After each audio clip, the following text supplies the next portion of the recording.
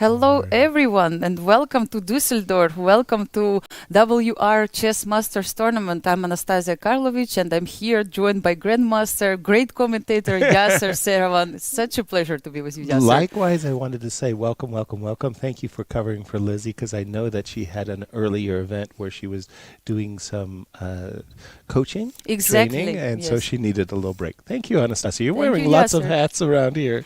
Exactly, and so great rounds so far. Indeed. Hello, everyone, and welcome to our coverage of the championship rounds. I always think of the penultimate round as well as the final rounds as those are the two rounds that matter the absolute most, because they will determine a champion. And yesterday, Anastasia, the whole tournament was thrown into an upside-down turmoil because our leader lost. Let's take a look at our current standings. Yeah, so we have still Gukesh and Levon sharing the first place. Yes, with wow. +2. Great. So Gukesh managed to join Levon on the first position, and Jan is coming also close to the leaders. With he has Wesley at +1. Yes, 6 points. So what's very funny, if you look at the field, the top 4 players have +6. The bottom 6 players all have -1. So they're sharing the 5th place.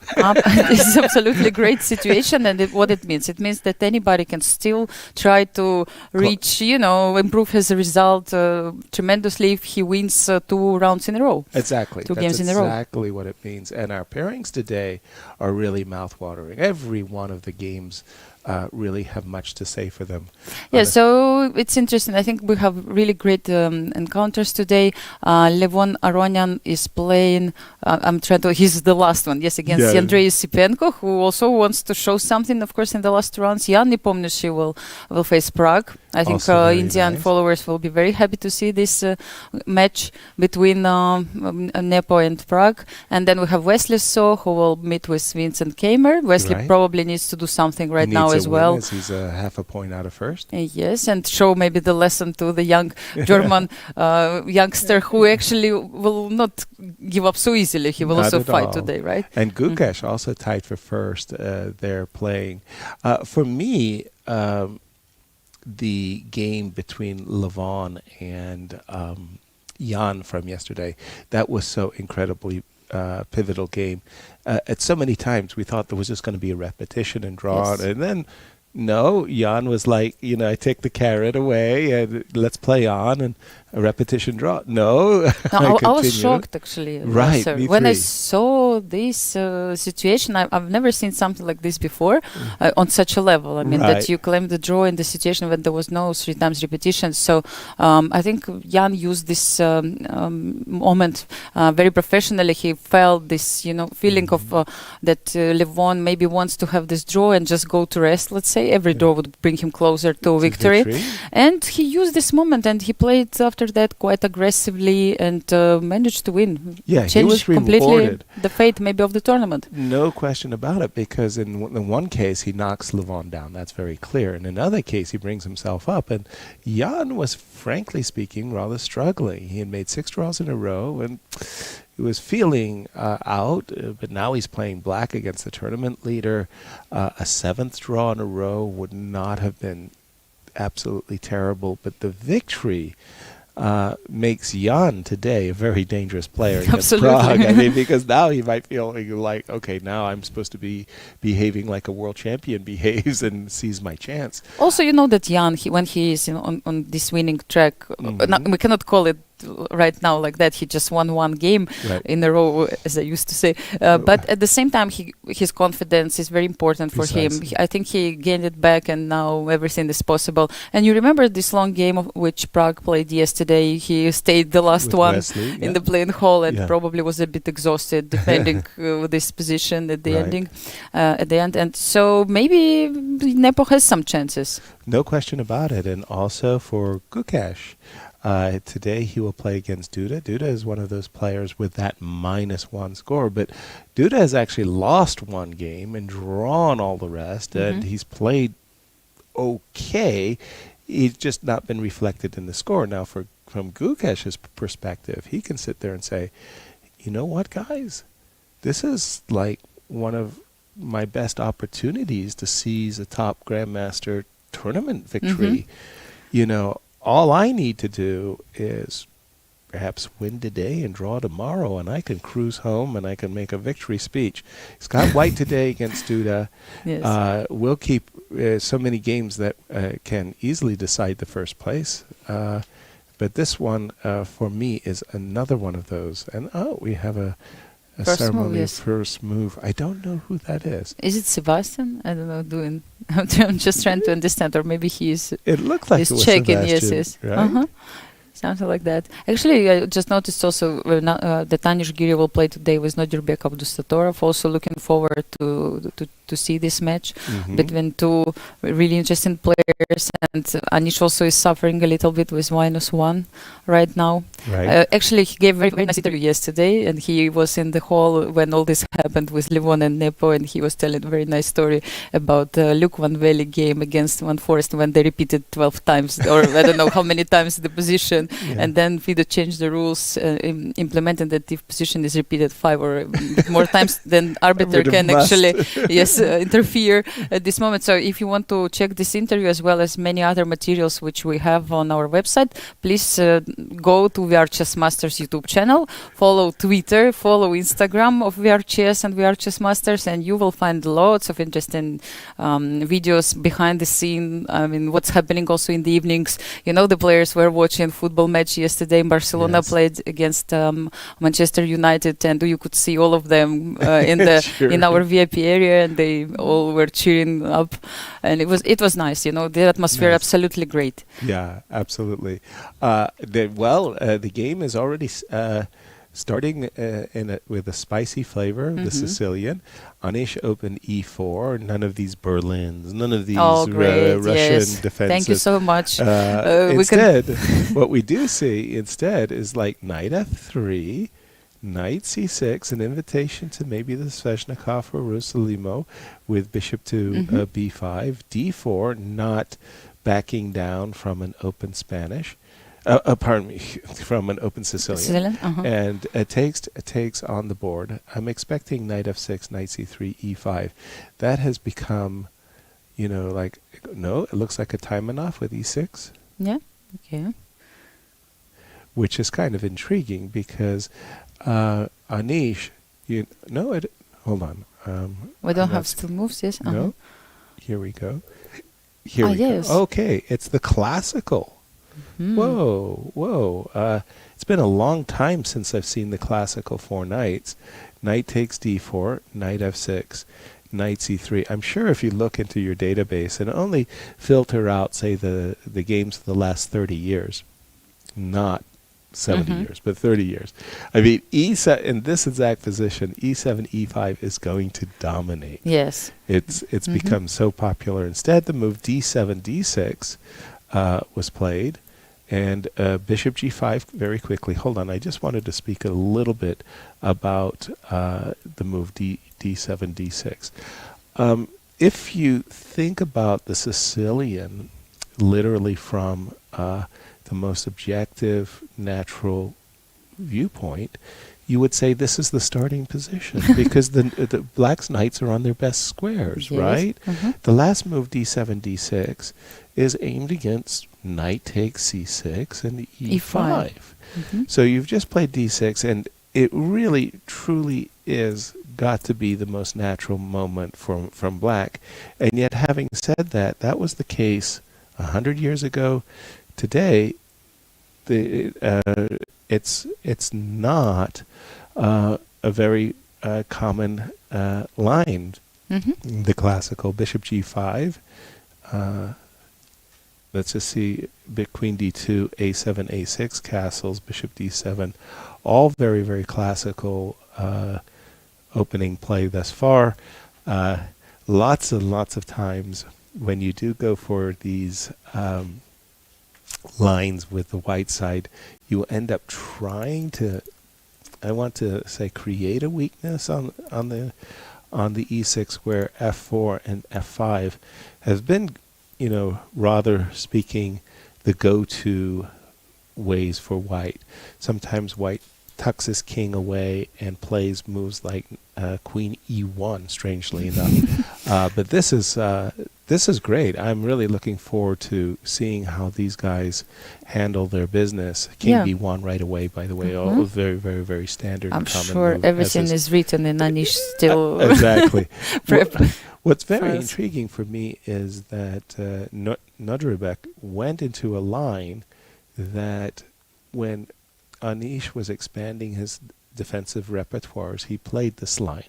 So he knows that this is a kind of a specialist. He's playing up against a specialist, and I am not afraid. Yeah, it's okay. We can still check what's going on here. Exactly. Yeah, I think Nodirbek works on chess so much lately, and he works with Rustam Kasimdzhanov. It's very known. I don't remember, of course, all the openings Rustam used to play, but I'm sure he knows a lot of things. Exactly. If you go back to the candidates, and that last round game that the Minister of Defense, I can't think of the name for a moment. He won against Sergey won against Fabiano in this line with sacrificing a rook. It was like, oh my gosh, that was crazy. Levon Aronian, tied for first, but it's a very different first place that Levon is enjoying. This moment he's tied. A few days ago, he's cruising and he's laughing and he's wondering everybody and the happiness and the sunshine, and it's really the loss. Just such a difficult game, Yasser. Right. One day you are enjoying your moment. Next day you don't feel the same at all, and you can be absolutely depressed. Exactly. Or I wonder, how is Levon today, and what is his plan? He plays with black pieces against Yesipenko, and definitely it seemed that draws is not like playing for a draw. It's not the best approach. Right. So I think it's going to be a big fight. No question about it, but in a kind of a strange way, Andrei's in the same, let's say, emotional doghouse, in the sense that Andrei yesterday lost to Gukesh with the white pieces in a way that Gukesh was giving a chess lesson, a master class, and Andrei must have felt like, my God, the guy didn't make a mistake. He didn't. The good thing about Andrei, actually, that yesterday he came to this VIP area, he enjoyed the match, we played some backhouse chess, and I think he was in a good mood, let's say. So I think he recovered already. Yes. And, the other thing is, like, I think he's the last one, right? And, by rating. And there are not so big expectations right now. And I don't know, sometimes it feels easier to play with no pressure. With no pressure. So Levon definitely has all this pressure on his shoulders right now. He still kind of has to even prove to himself that yesterday was this kind of aberration, unpleasant situation, but he can recover and he can still try to show his best. He still has chances to win the tournament. Absolutely. Yeah.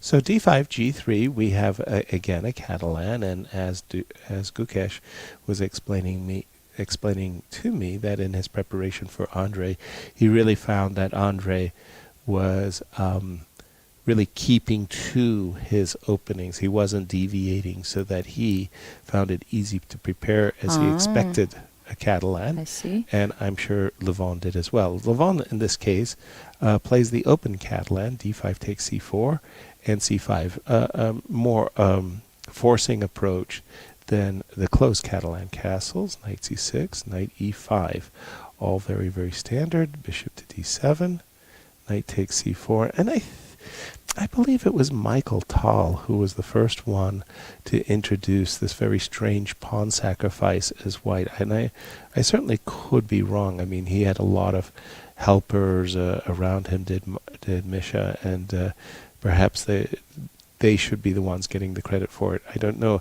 And I also remember Deep Blue.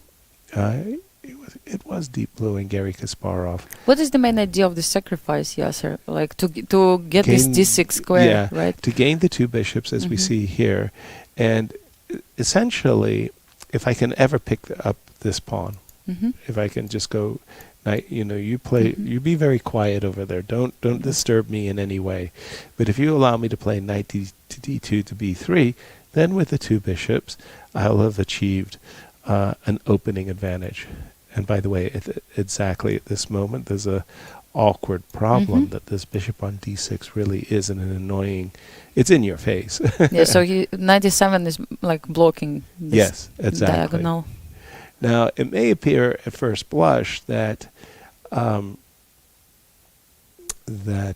white's just a pawn down, but when you start looking deeper and deeper into the position, there's a lot of problems in defending this pawn. First of all, a lot of times when you play the move like e5, yes. E6, E5, you're actually ending up making your center weaker. In other words, I'm going to play moves like queen A3 and knight to C4. And that might force you to play F7, F6. And then I'm going to play rook D1 and E3.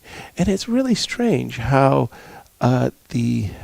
let's call it the passive pieces on E7 and D7 are annoying because they're not doing something. But Yasser, extra pawn. Extra pawn. Would you like I to love play it. for black or for white this position? I've avoided it as black. Let's say I purposely didn't allow this position. Even though you got the pawn. Yeah. Even though I got the pawn, I just felt like the cramp, the pressure was a little bit too much, at least for my taste. Now, today, if I had a supercomputer and I was really well prepared, I would be like, okay, no problem, ready to go, let's go, you know.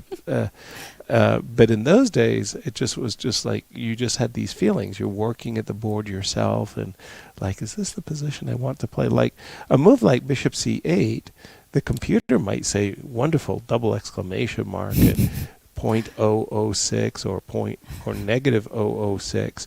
But if you're at home in your study and you come to the conclusion that Bishop D7 to C8 is your best move, you might not feel so good. I understand what you mean. Yes, it's just that probably Aronian has analyzed this position so deeply, and he knows evaluation. Maybe he knows the fourth way how to equalize even. Exactly. So he feels confident. If I would have if you put this position and give me black pieces and ask me Yasser to play it, I mean, so happy, also I don't feel secure with those two bishops open position. Exactly. And I think it's easier to play this position for white. Let's say for the moment. For the moment, no question about it. The move knight c4, very very standard. Follow up again. A lot has to deal with the d6 square. For example, if you were to play rook e8, and you would think, okay, I'm going to evict this knight, and just for argument's sake, let me just put a move on the board. What's a decent move? Okay, I don't know, rook d1, yeah? For example. Yes, for example, and you go knight f5, and I go here. Yes. And a moment ago, I was speaking about this idea that, well, when you advance the pawn, are you so happy? So let me just put the move e5 on the board, and let me go e4. And now, again, you know, like, where is this knight going? Yeah, like, it's a pin, and nobody can take en passant. Correct. So knight has to move. And where are you going? E7, H6. I don't like all the squares, to tell you the truth. Right? And I know what you want now, Yasser. You want to jump on d6, and maybe after knight h6, it's even already lost, yes? Because where you move your rook? On e6, yes? Or I don't know. I'm hitting at each and everywhere, and I know it feels like there should be something going goodly for black. I just have this, I'm going to win my pawn back. I'm going to be able to play knight takes b7. You can't play rook e7 and leave your rook on the diagonal. So these are the types of things that, you know, I personally would find frustrating. Yeah? Yes. And by the way, we do have a different move after knight c4. By the way, both players are playing the tempo, which for me very, very strongly suggests that all of this is their homework at home, and just rook c1 and just saying, okay, your turn, sir. Yes, just find a move. Find a move, yes, please. because bishop cannot move, pawn on b7 is struggling. Right. For example, bishop here, okay, so it makes sense. You want to eliminate this guy so you can eliminate this guy. Okay, but if you go down the path for just a moment, takes.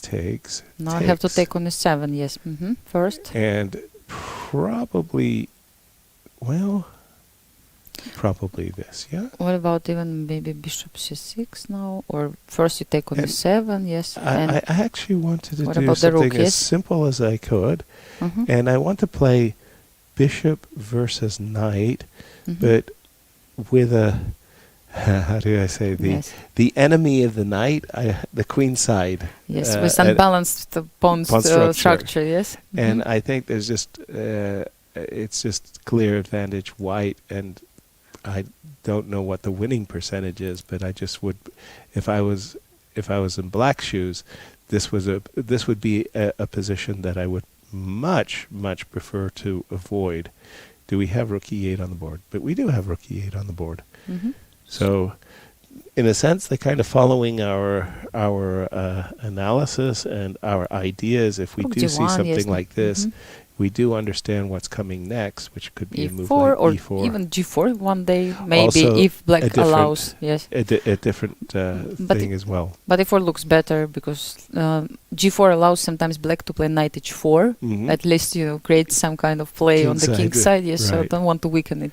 Okay, so again, this is our game, one of our tournament leaders, and this is our other tournament leader, Gukesh. And, well, we've been mentioning Levon's name so often in terms of first prize.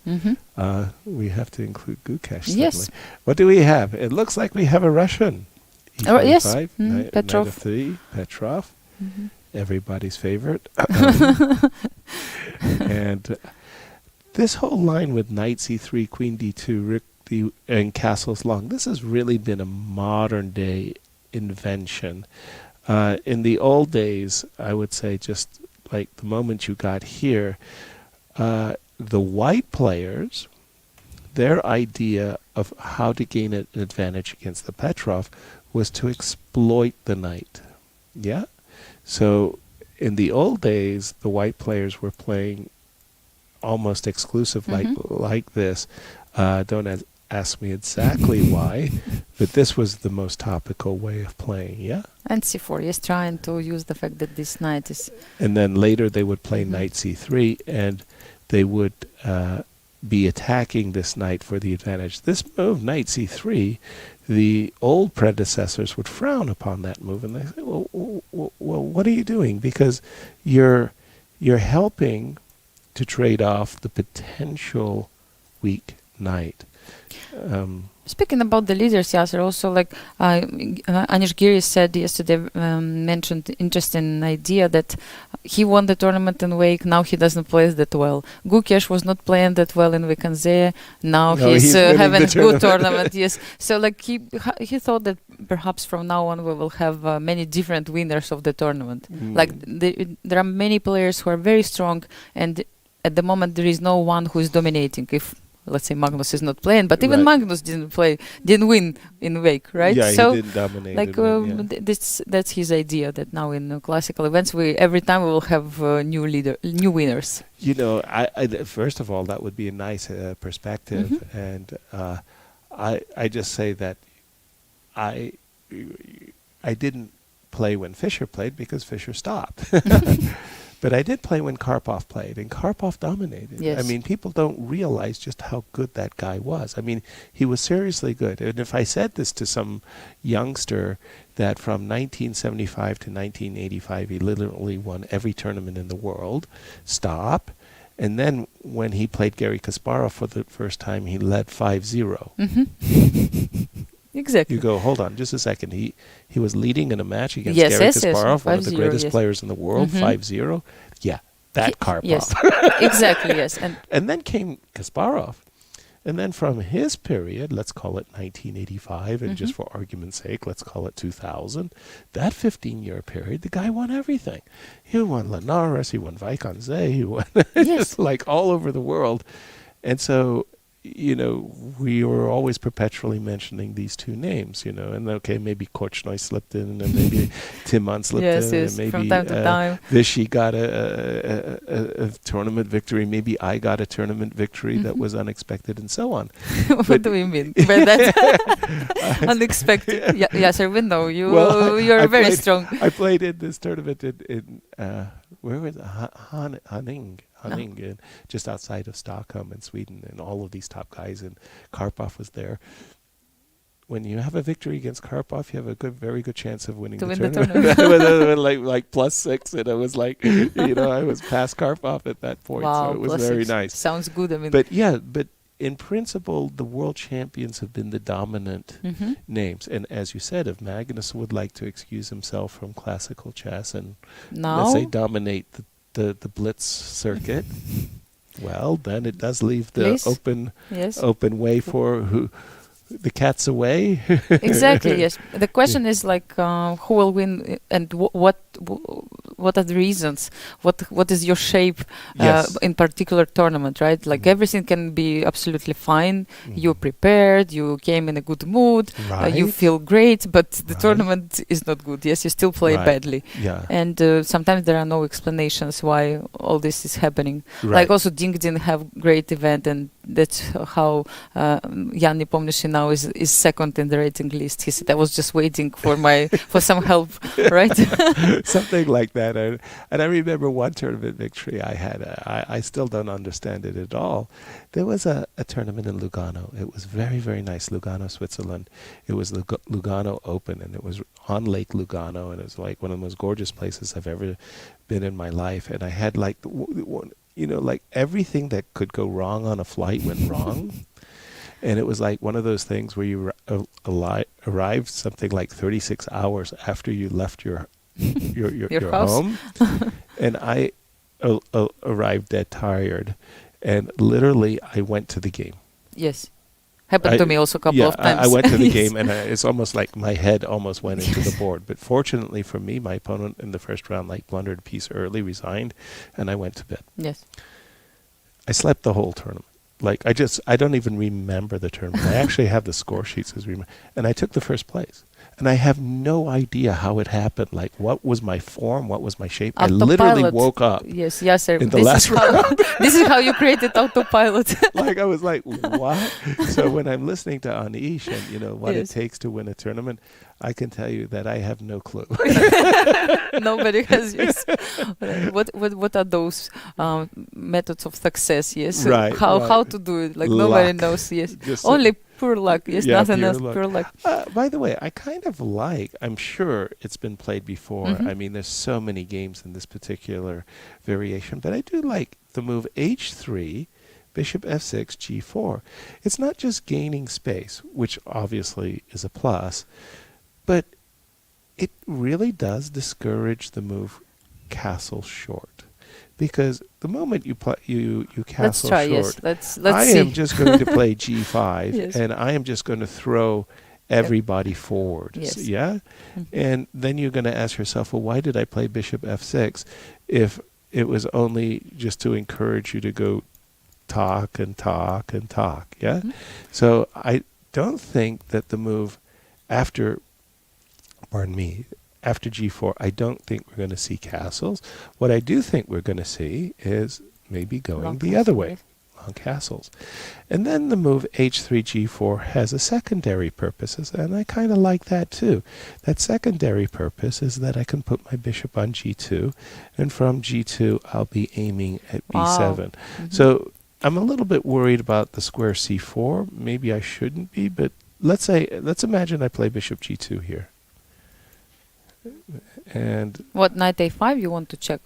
No, knight a5 I'm very happy. Yeah, I will b3, play b3. yes, just b3. I was a little bit concerned about knight e5, and then I stopped myself, and I started to think about the move queen d4. d4, wow. Oh, really? Yes, because if knight f3, queen a7. Yeah. Nice. And that bishop on g2 starting to say, hey, good But good let's going, check till boss. the end. Yes, Okay. if I take queen a7, then queen a4. Okay, Yes. wow. Or maybe bishop a2. And then Okay. queen a4. All right. I don't know. Let's get it going. I'm It's all getting right. excited. Okay, Yes, I sir. feel it. I feel it. You know me. Okay, knight takes f3. Yes, so Yay. Queen a7. Now, queen a4 immediately, I can play b3. That was why you maybe stopped a bit. Yes. But you mentioned bishop a2? Bishop a2, yes. And then The king takes. if king takes, then I give check. Okay, Right. and then I have to go back. Yes. The problem is that I still cannot move the knight, yes, because you will give me some checks. Maybe Yes, unpleasant. with a great deal of happiness. Then I can play queen c6, maybe. Queen I don't like C6. that much this move, but I'm trying to save my knight at least for the moment. Understood. Yes. Understood. I'm a bit suffering, but what to do? What to do? It feels nasty, that pin, though. Yes, I doesn't agree. it? Yes. It's not the most comfy, but maybe you have knight d2 check. Sometimes, because I thought that h4, for example, with some ideas like rook h3, yes, I have this knight d2 immediately. And then you're suddenly out of the pin. In this particular moment, though, oops, excuse me, I did it wrong. In this particular moment, though, after queen to c6, no. Bishop a2 we tried, remember? Right, we sure did. Yes. We got here. I was trying to get rid of this. Let me do something. I want to play rook d3, like you say. So, but this move, knight d2 check, prophylactic king c1, really is annoying, right? Because you save your pin. Interesting position. Here I want to, move my rook and d3. Yes. But what I wanted to say is that I really like this idea of h3 and g4 because to my eyes, it serves this nice dual purpose. By the way, h7, h6 on the board.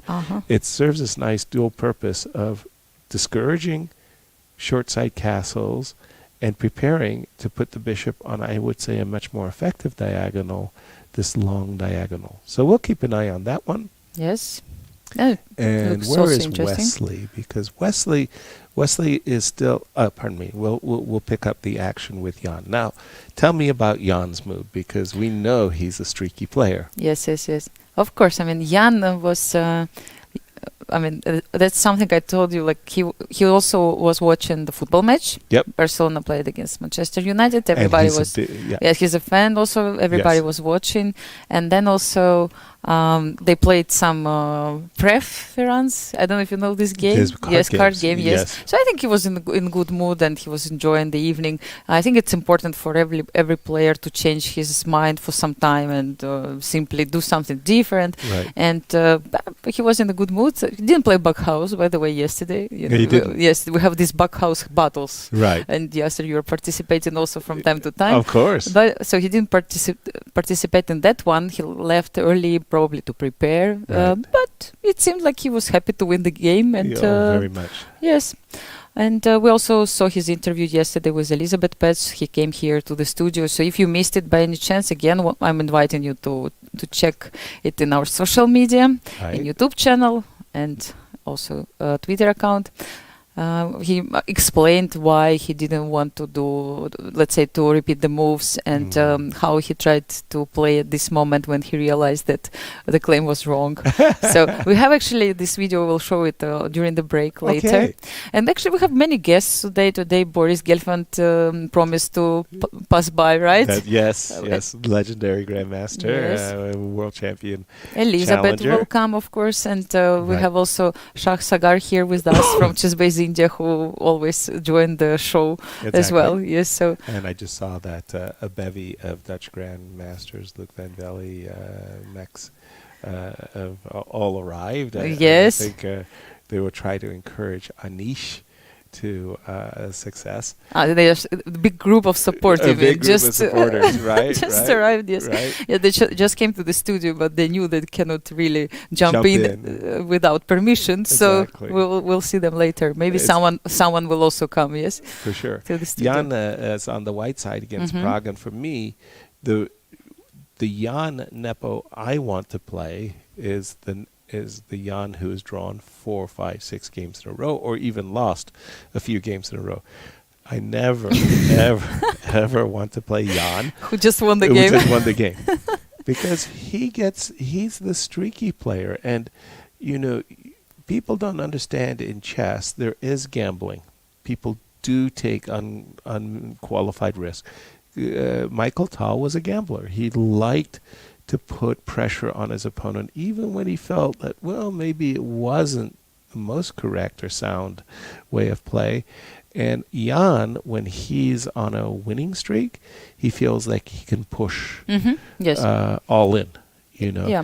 And that's a scary guy to play against because you know that he's coming after you. And today I think Pragg has a very big challenge in front of him. If Pragg can withstand Jan today, I'll have to tip my hat to this young man, very much so. So rook e1, h7, h6, all very, very standard stuff. In fact, my brain turns to mush in these challenging games because it seems like they've all played the same moves, and it looks so strange, does it not? And there are so many nuances, right? Why you played now h3 or not one move later? And why you play a4 right now? Not so many different consequences of moves, which I mean only these guys can understand. Right. I literally try sometimes because I played for white and black. Yeah.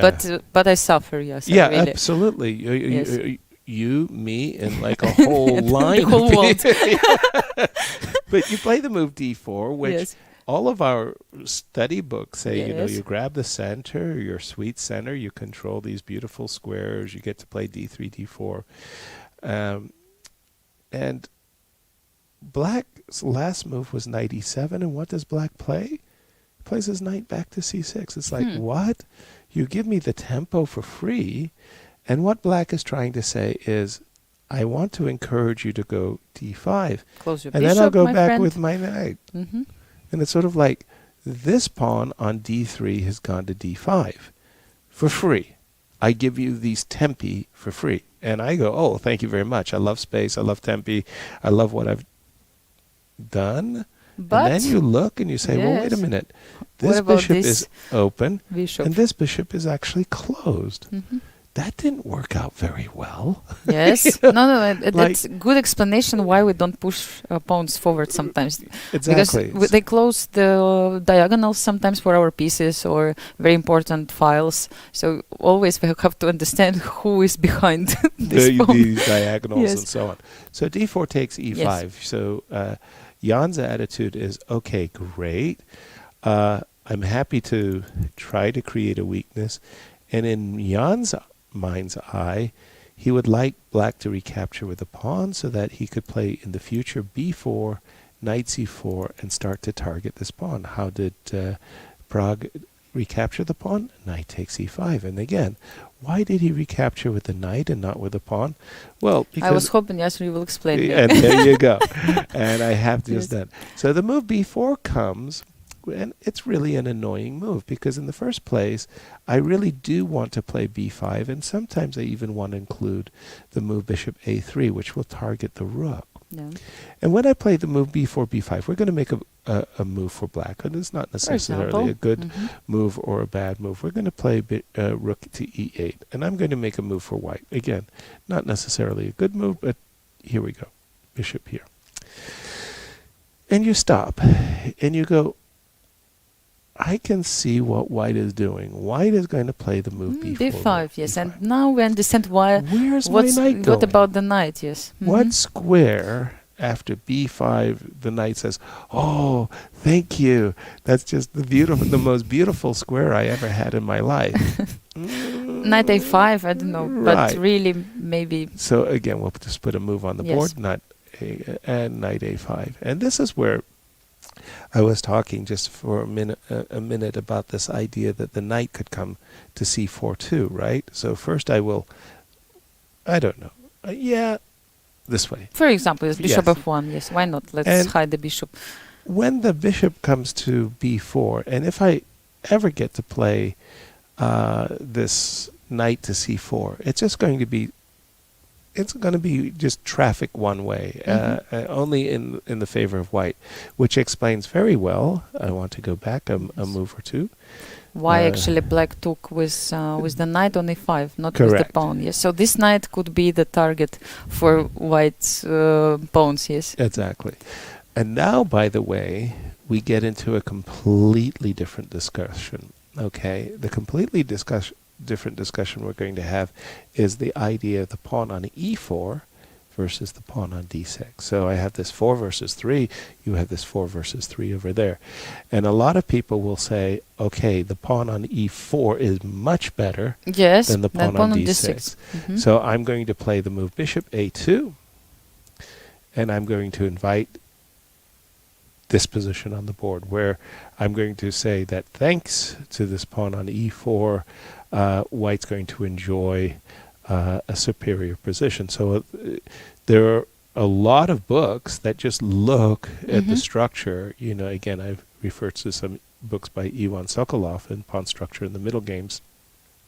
And so a lot of people, as white, might be a little bit reluctant to recapture automatically knight takes e5. Yes. In this case, Jan had a very specific idea. He wanted to clamp down on the queen side with a move a5. He wants to play b4. He wants to bring his knight to c4, probably by a trade. And eventually, even this queen can go to f3. Why f3? To cover also, yes, and some bishop h6 ideas later, yes. Exactly. I also believe that he had no maybe choice, because if you play bishop a2 in the position after knight e5, remember, if he, for example, doesn't recapture, if he doesn't take it, if you play bishop a2, there is knight d3 immediately, I think, which might be unpleasant. Indeed. Once again, because you leave the square d3 uncovered, and yes, the bishop again shows the strengths. And here, I don't know, is it good idea to... yes, it's better to keep the knight alive, yes. You can do we can three-time repetition. Yes. Yeah. Did you ever have a funny sequence in one of your games where you had a three-time repetition that was disallowed, or something caused a different... Oh yeah, of course. Upset. I mean, there were some stories, but my story was about this knight and bishop. I tried to give a checkmate with knight and bishop, but I didn't have much time, so I had to do it. But still, there was increment, and it was like a very long time ago. And I was given the checkmate with move 51, and, and my opponent didn't know how to claim a draw. So I was lucky to win this 51 was checkmate. Yeah, the problem was that this bishop and knight construction was not in front of me, but it was here. So somehow I was confused how to put the pieces, because it was reversed, you know. Please, can I flip the board, guys? You know, and then I see it from the other position. Can we change the places? So I was struggling, you know, to remember all these W ideas, because it was from the other side, and that's why it took so long. In the end, it was move 51, and he kind of understood it's 50 moves, but he didn't know what to do and how to claim it. I felt so ashamed. I mean, it was crazy story. What a pity. Did he sign the score sheet? At the end, yes. Yes. Your victory. Okay. What about you, Yasser? Three times repetition, three times positions. Many confusing moments. I want to say that one of the most awkward, it was Russia versus the United States in the ladies. I was the team captain for the U.S. women's team in Baku. Okay. And our arena crush was playing against Alexander Kosteniuk. And Arena had an awkward position, a difficult position, and somehow she was struggling herself to an exchange up, but Alexandria definitely had the initiative. And there was some time mess, and there was some repetitions, and Arena stopped the clock and said, draw with this move. I played this move, and it's a draw. Yes. And I was like, whew. I was so happy about this draw, right? Yes. And they moved to another board. Let's say, if it's three times repetition. Kosteniuk said, I don't think it's a repetition. Okay. And the arbiter was very, very, very careful. And I was looking. Arena was looking. Yes. Once, twice. No, not three times. Arena was not allowed. I was like, oh, no. So they come back to the board. And the first thing was that the arbiter started Arena's clock without really informing her, and it was actually Alexandria that said, Arena, yes, your clock's ticking, it's your move, come and sit down and play. So that was, I thought, great sportsmanship. Yes, of course. Alexandria is like that. Yes, so she played the move that she said she would, because she said this was my... But now Alexandria was in this awkward position. She had just made this big show. I don't allow the draw. And now, and now what? To repeat the position again? Exactly. Probably objectively the best decision was to make a draw. To just make a draw. Wow. So she continued, and not surprisingly, Irina has won. Wow. Because What a situation. because of the because it's psychological, right? Yeah, Again, right? actually, that yes. So it's very strange. wow, If interesting. Irina had not claimed the draw, but just made the move, Yes, maybe she would just repeat it, and and that's then it. it would Yes, have been a draw. and it would be a draw. But because she said no, it's not a 3-time repetition. She felt obligated to play. To play on, yes, like now you make a draw after all this. What happened? Exactly. Yes, it's also like interesting, yes, psychological Yeah. situation. And I that- had the same problem, Yasser, in the Bundesliga. Like I could What has repeat the happened? position. I was playing with black. My position was a bit worse, and and white wanted to repeat quickly, let's say, Right. and make a draw. And they had quite decent opponent. But you know, Right. this rule in Bundesliga that everybody wants you to play and see how the other How the teammates fight- are doing. Right. So I had to go for worse position because, like, not to finish the game quickly. Right. And they played another 6 hours, made a draw somehow. I was Disgusting. like completely dead after this game. I was completely crazy. But everybody was very proud of me that I That you managed to refused the make it. I draw. said, guys, I could do it on move 15 and go home and enjoy. Save myself Yes, an but- enormous burden. Sometimes it happens, yes. Right. There is psychology here. Well, maybe my worst example was I was playing in these knockout tournament, the very first knockout tournament. Now we call it the World Cup. It was the World Championship at the time. And Where? In India? in I don't Groningen. remember. In Groningen, oh, yes. And then Mhm. it went to Lausanne, where the finals were played. Vichy has lost against Mhm. Karpov in Yes. the finals. Yes. But I was playing Zvagintsev, and we'd made a draw, and I was... You had to play again, yes? Yeah, The second with game? white, and I had, let's say, a very large advantage. Of course, I was aware of it, and I repeated once, just to gain time on the clock. And that felt so good, I decided to repeat just once more, 2-time repetition. And I checked my score sheet very carefully. And he said, I'm sorry, it's a 3-time repetition. I was like, No. no, it's not. It's because of this. He goes, yes, it is. It's because of that. Because the 3 times repetition of the Maybe position sometimes, more, yes. It's not yes. about the moves only, Yes, it's about the exactly. position, which repeated And 3 times, yes. He was, And and his he was claim right. was upheld, and it was like, no, I just Oh threw away my the white. gosh. Yeah, it Yes, was yes. pretty. But these 3-time repetitions and the claims It's and tricky. the psychology behind them, Mhm. yeah, they have, they're very impactful. Yeah, Very, by the very way, impactful. Kostyanyuk herself, she played this, there was a final match between Russia and China in Baku, if I'm not Okay. mistaken, Olympiad, and she, or Batumi, this I'm somehow already so many pictures in my head, Right. and that she played against Ju Jun on the first board, and it was decisive for all standings. Actually, Everything, this game was the most decisive at the Right. end, and she claimed draw at 3 times repetition, and she actually understood that it was wrong already, but they were checking it for another few minutes, Right. and at the end it was wrong. So there were examples even on the top level when the claim was wrong. But Right. again, she felt very, very upset that she, let's say, took time of her opponent, arbiters, to check it, and it made her feel very upset. And I think also, even though she was on the side who was defending, still position was not lost, but she Right. made a couple of inaccuracies and lost the game at the end. I see. Yes, so I see. psychology, of course, is Is important right. factor. Like after 6 hours of play, how can Right. you, at this moment when everything is like so crazy, it's hard to tell to yourself, just forget about it, like Right. keep playing, Yeah, and we will speak about it and think tomorrow. exactly. So Yeah, it is a challenge. In my day, we talked about 3-move repetition, but it was kind of a psychological challenge. Was I offer you a draw? yes, something what we discussed with you. It's also Yes. nowadays sometimes it's not possible and make to the do it, but offer. But then when you Mhm. did receive the offer, then you spent like 5 minutes thinking about it and declining it for whatever Yes. reasons and so on.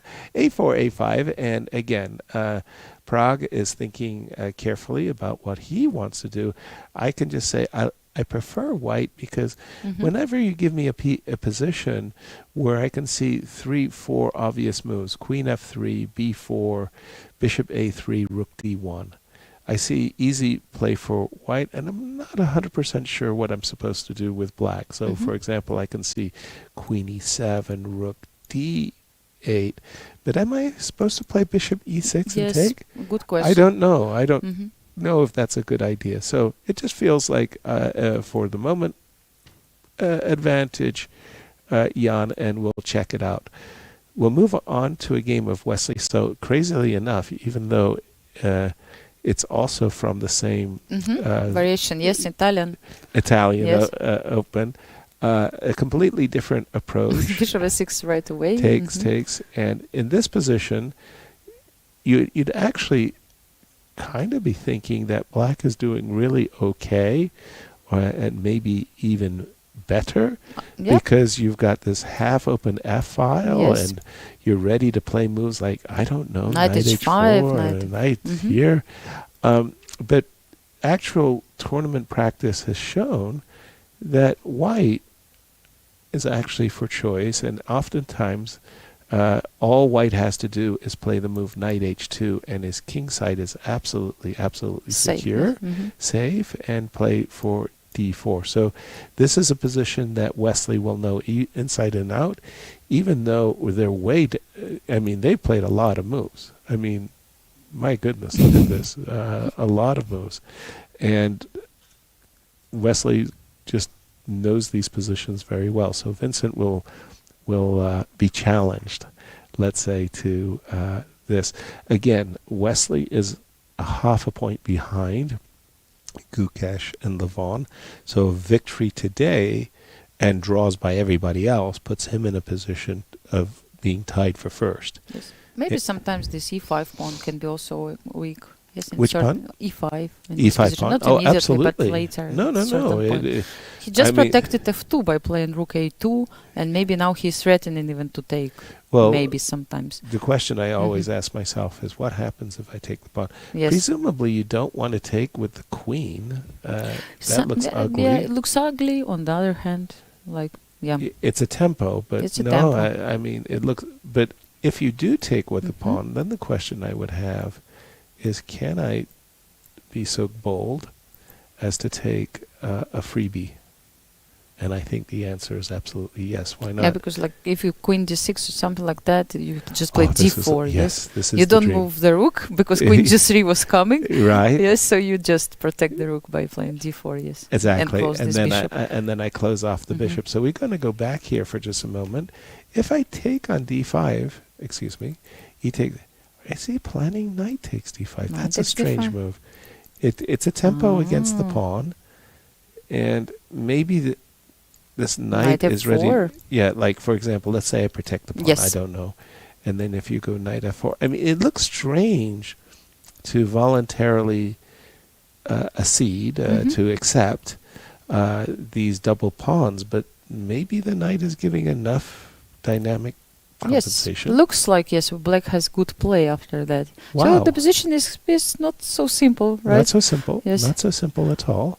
So that is that's an intriguing possibility. And finally, as we walk around the playing hall, we have the game of Anish and Nadribek. What's going on here? Let's check it. What happened in the last few minutes that we left the game? I'll ask you first. What's going on, Anastasia? Yeah, I don't know. Bishop g5. Let's go. Okay, so the players were all playing very happily their opening prep. Knight takes d4, queen takes d4, bishop e7, f4, bishop c6, f5, all very standard stuff. Oftentimes, I want to go back oftentimes before the move f4, back once more. Here I'm not 100% sure about bishop takes and bishop takes c3, but oftentimes we see this pawn structure, before playing bishop to c4 and f5. But that was not Anish's approach. Indeed, Anish played after bishop e7, f4, bishop d3, f5, all standard stuff. f1, and black took the pawn. Knight e4. Wow. Wow. Okay, so we're in some very, very heavy theory that I am unfamiliar with. I will tell you take on f6 immediately. Yes. And now bishop c2 or not? Absolutely. To include or not to include bishop c2? Well, okay. I'm afraid with my king in the center. I'm afraid very So much. one of the things I Yes. would like to do, if I could, is try to force the trade of queens. And I keep you, like your queen can't leave because of, I beg your pardon, it could play queen takes b7. That's actually yes, legal. and protect b2. Yes. Yeah, that's actually legal. Yes. I was thinking I was forcing the trade of queens, Yes. something like this, and I was saying, okay, what do we think about this bishops of opposite color ending? But there is queen b7 with some threats, queen f7, rook e1. Right, It's but becoming okay. tricky, yes. So maybe the next move is bishop takes c2, king takes c2, but at a certain moment you're going to have to take this guy, right? Yes. I agree, yes, sir, yeah, yes. This is... You don't need even to say anything. You don't really want to do this move. No, if you can avoid it. I really don't, and I definitely don't want to leave my king in the center after. Sorry, let's go back here for just a moment. I definitely don't want to leave my king in the center after something like this one and a check. Like, and now what to do? Yes, queen d6 is coming as well. If you Precisely. play king f8 or something like that, I think it just should be some checkmate soon. I don't doubt it at all. So we have to see what the current position is, and do we have the current position? I think yes, bishop f6. Or But this is Anish at the board that we have, yeah? Yes. Let's update or not. Yeah, Is it possible? So we just update like this. Okay. And this is our current position. So probably he's still thinking or what? So let's see. Let's think about his choices for just a moment. In my mind, wow, they would include bishop takes c2 check. That I think is an obvious one. They would include bishop takes f6. Could it possibly be d5? Yeah, exactly. I don't know. I'm trying to create something also. This is like yes. No, Well, I just can't imagine that leaving the king in the center. Queen g7. Even you should start looking for some checkmates ideas immediately. Yes, queen g7. Sure. If you take the bishop, then anything wins. Yeah. After that, checkmate in one. for sure, there's going to be a harvest here, and I don't like this at all. So I would avoid this at all cost. Let's go back. So I would exclude the move d5 in this case. Let me just refresh. So no d5. Bishop c2, bishop f6. That's... I don't know, really yes, sir. Unless left. they know, Nadirbeck knows what he's I'm doing. sure It this can is be theory. the position can fall apart if you don't know what's going on. What was really extraordinary for me was yesterday there was a game between Nadirbeck and Duda. Yes. And they investigated this line of the of the Russian Petrov. That's very obscure, and it's only recently been played, and not much theory is gone on this variation. And Lizzie looked at me with all sorts of glee in her eye and said, my coaches have been teaching me this position. I was like, what? Yeah, we have the supercomputer. And I was like, what? She goes, let me show you the file. And she showed me this most obscure piece of analysis that was played by the supercomputer that was completely ridiculous. And I questioned every single move. And of course, they played it the whole line. Wow. The entire line. So after that, I'm beginning to trust that both of them they know what's going on. Rebecca is really prepped. And by the way, Anish Giri is really one of the world's great theorists. But what happened right now? Anish wanted to make a move and then he stopped and he started to shake his head like something.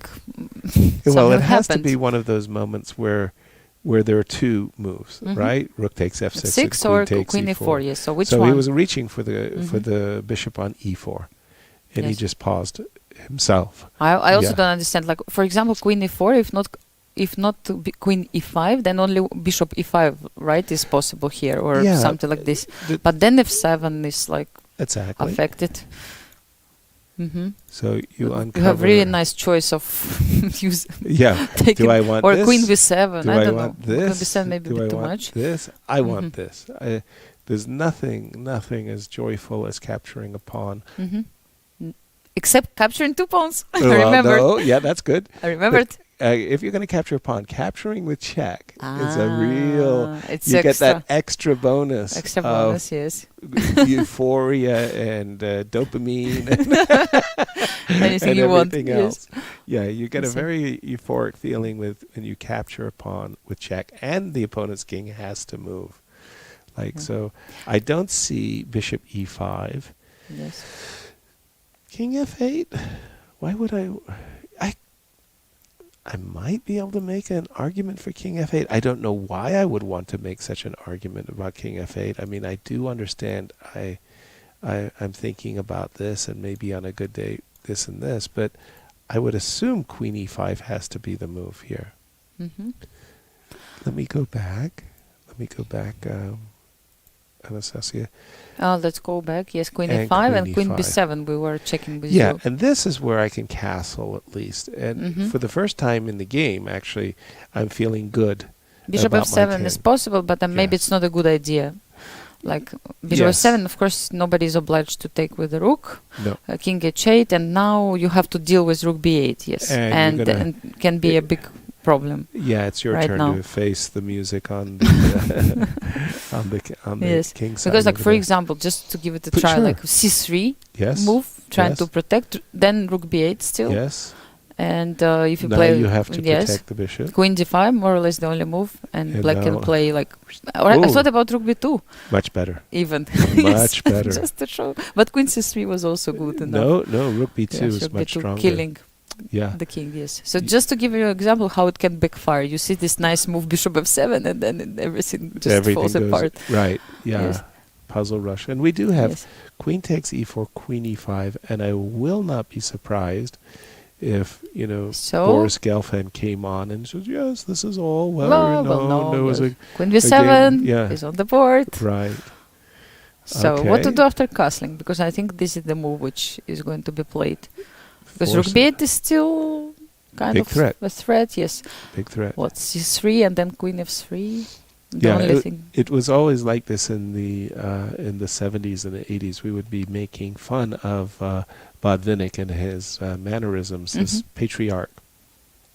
So, some young boy makes some move like queen takes b7, and then we would imitate Botvinnik and said, don't you know my game from the Soviet Youth Yes. Championship in the 3rd Division, where I've The date shown... of it's the 5th of June, I don't know, 19, who knows. Don't you know your classics? Yes. So one of the things was like Botvinnik and these world champions, all of these world champions seem to think that we all had encyclopedic Yes. minds and remembered all their games. Of course, the most important ones, right? Right. Every player believes that his game is the most important, And right? we would be like, no, I don't remember your game from the Soviet League. Yes, Yeah. yes. Wow. So castles, and again, taking the pawn on f7 is... can I don't backfire. know if I would call it necessarily a taboo. I would just say that you have to eat responsibly. Yes. Healthy food only. Yes, yes. Yes. Yes. Healthy pawns. Don't eat poisoned pawns. Maybe I can include this move first. Maybe rook e1. I was thinking to chase move away- this. Yeah, this to chase this the queen. battery really is scary, right? Yes. We don't like it. I don't say that the black's queen has to move. You could also now do the same, no? I was actually checking this variation. So like queen b8. Queen b8. I Bishop don't know. f7. Yeah, I don't know. Bishop f7, yes, is maybe Bishop even better. f7 Yes, is king kind of funny. h8. And now if you And like now to play queen b8, Okay. threatening queen f8, so you don't have time for queen e1. Right. And now what? Take the queen, bishop takes, right? So what about descending? And now it's important to estimate the position. Wow. Maybe bishop c4 was... no, it was not possible. Rook b2, sorry. Rook b2. Yes, so... So 1, 2, 3, 4. I mean, sorry, I would say draw. Maybe I prefer white, but somehow we went from opening to ending. To the ending right away. In a flash. Yes. like yes. What, where did it go? Oh, Anish, look, he's trying hard to remember, to count everything. Wow. You can see that he's under pressure right now, trying to remember maybe his lines or like what he has analyzed. You know, it's kind of funny watching Anish struggling at the board to remember his lines, because I was playing, somebody reminded me of it, and I thought it was hilarious.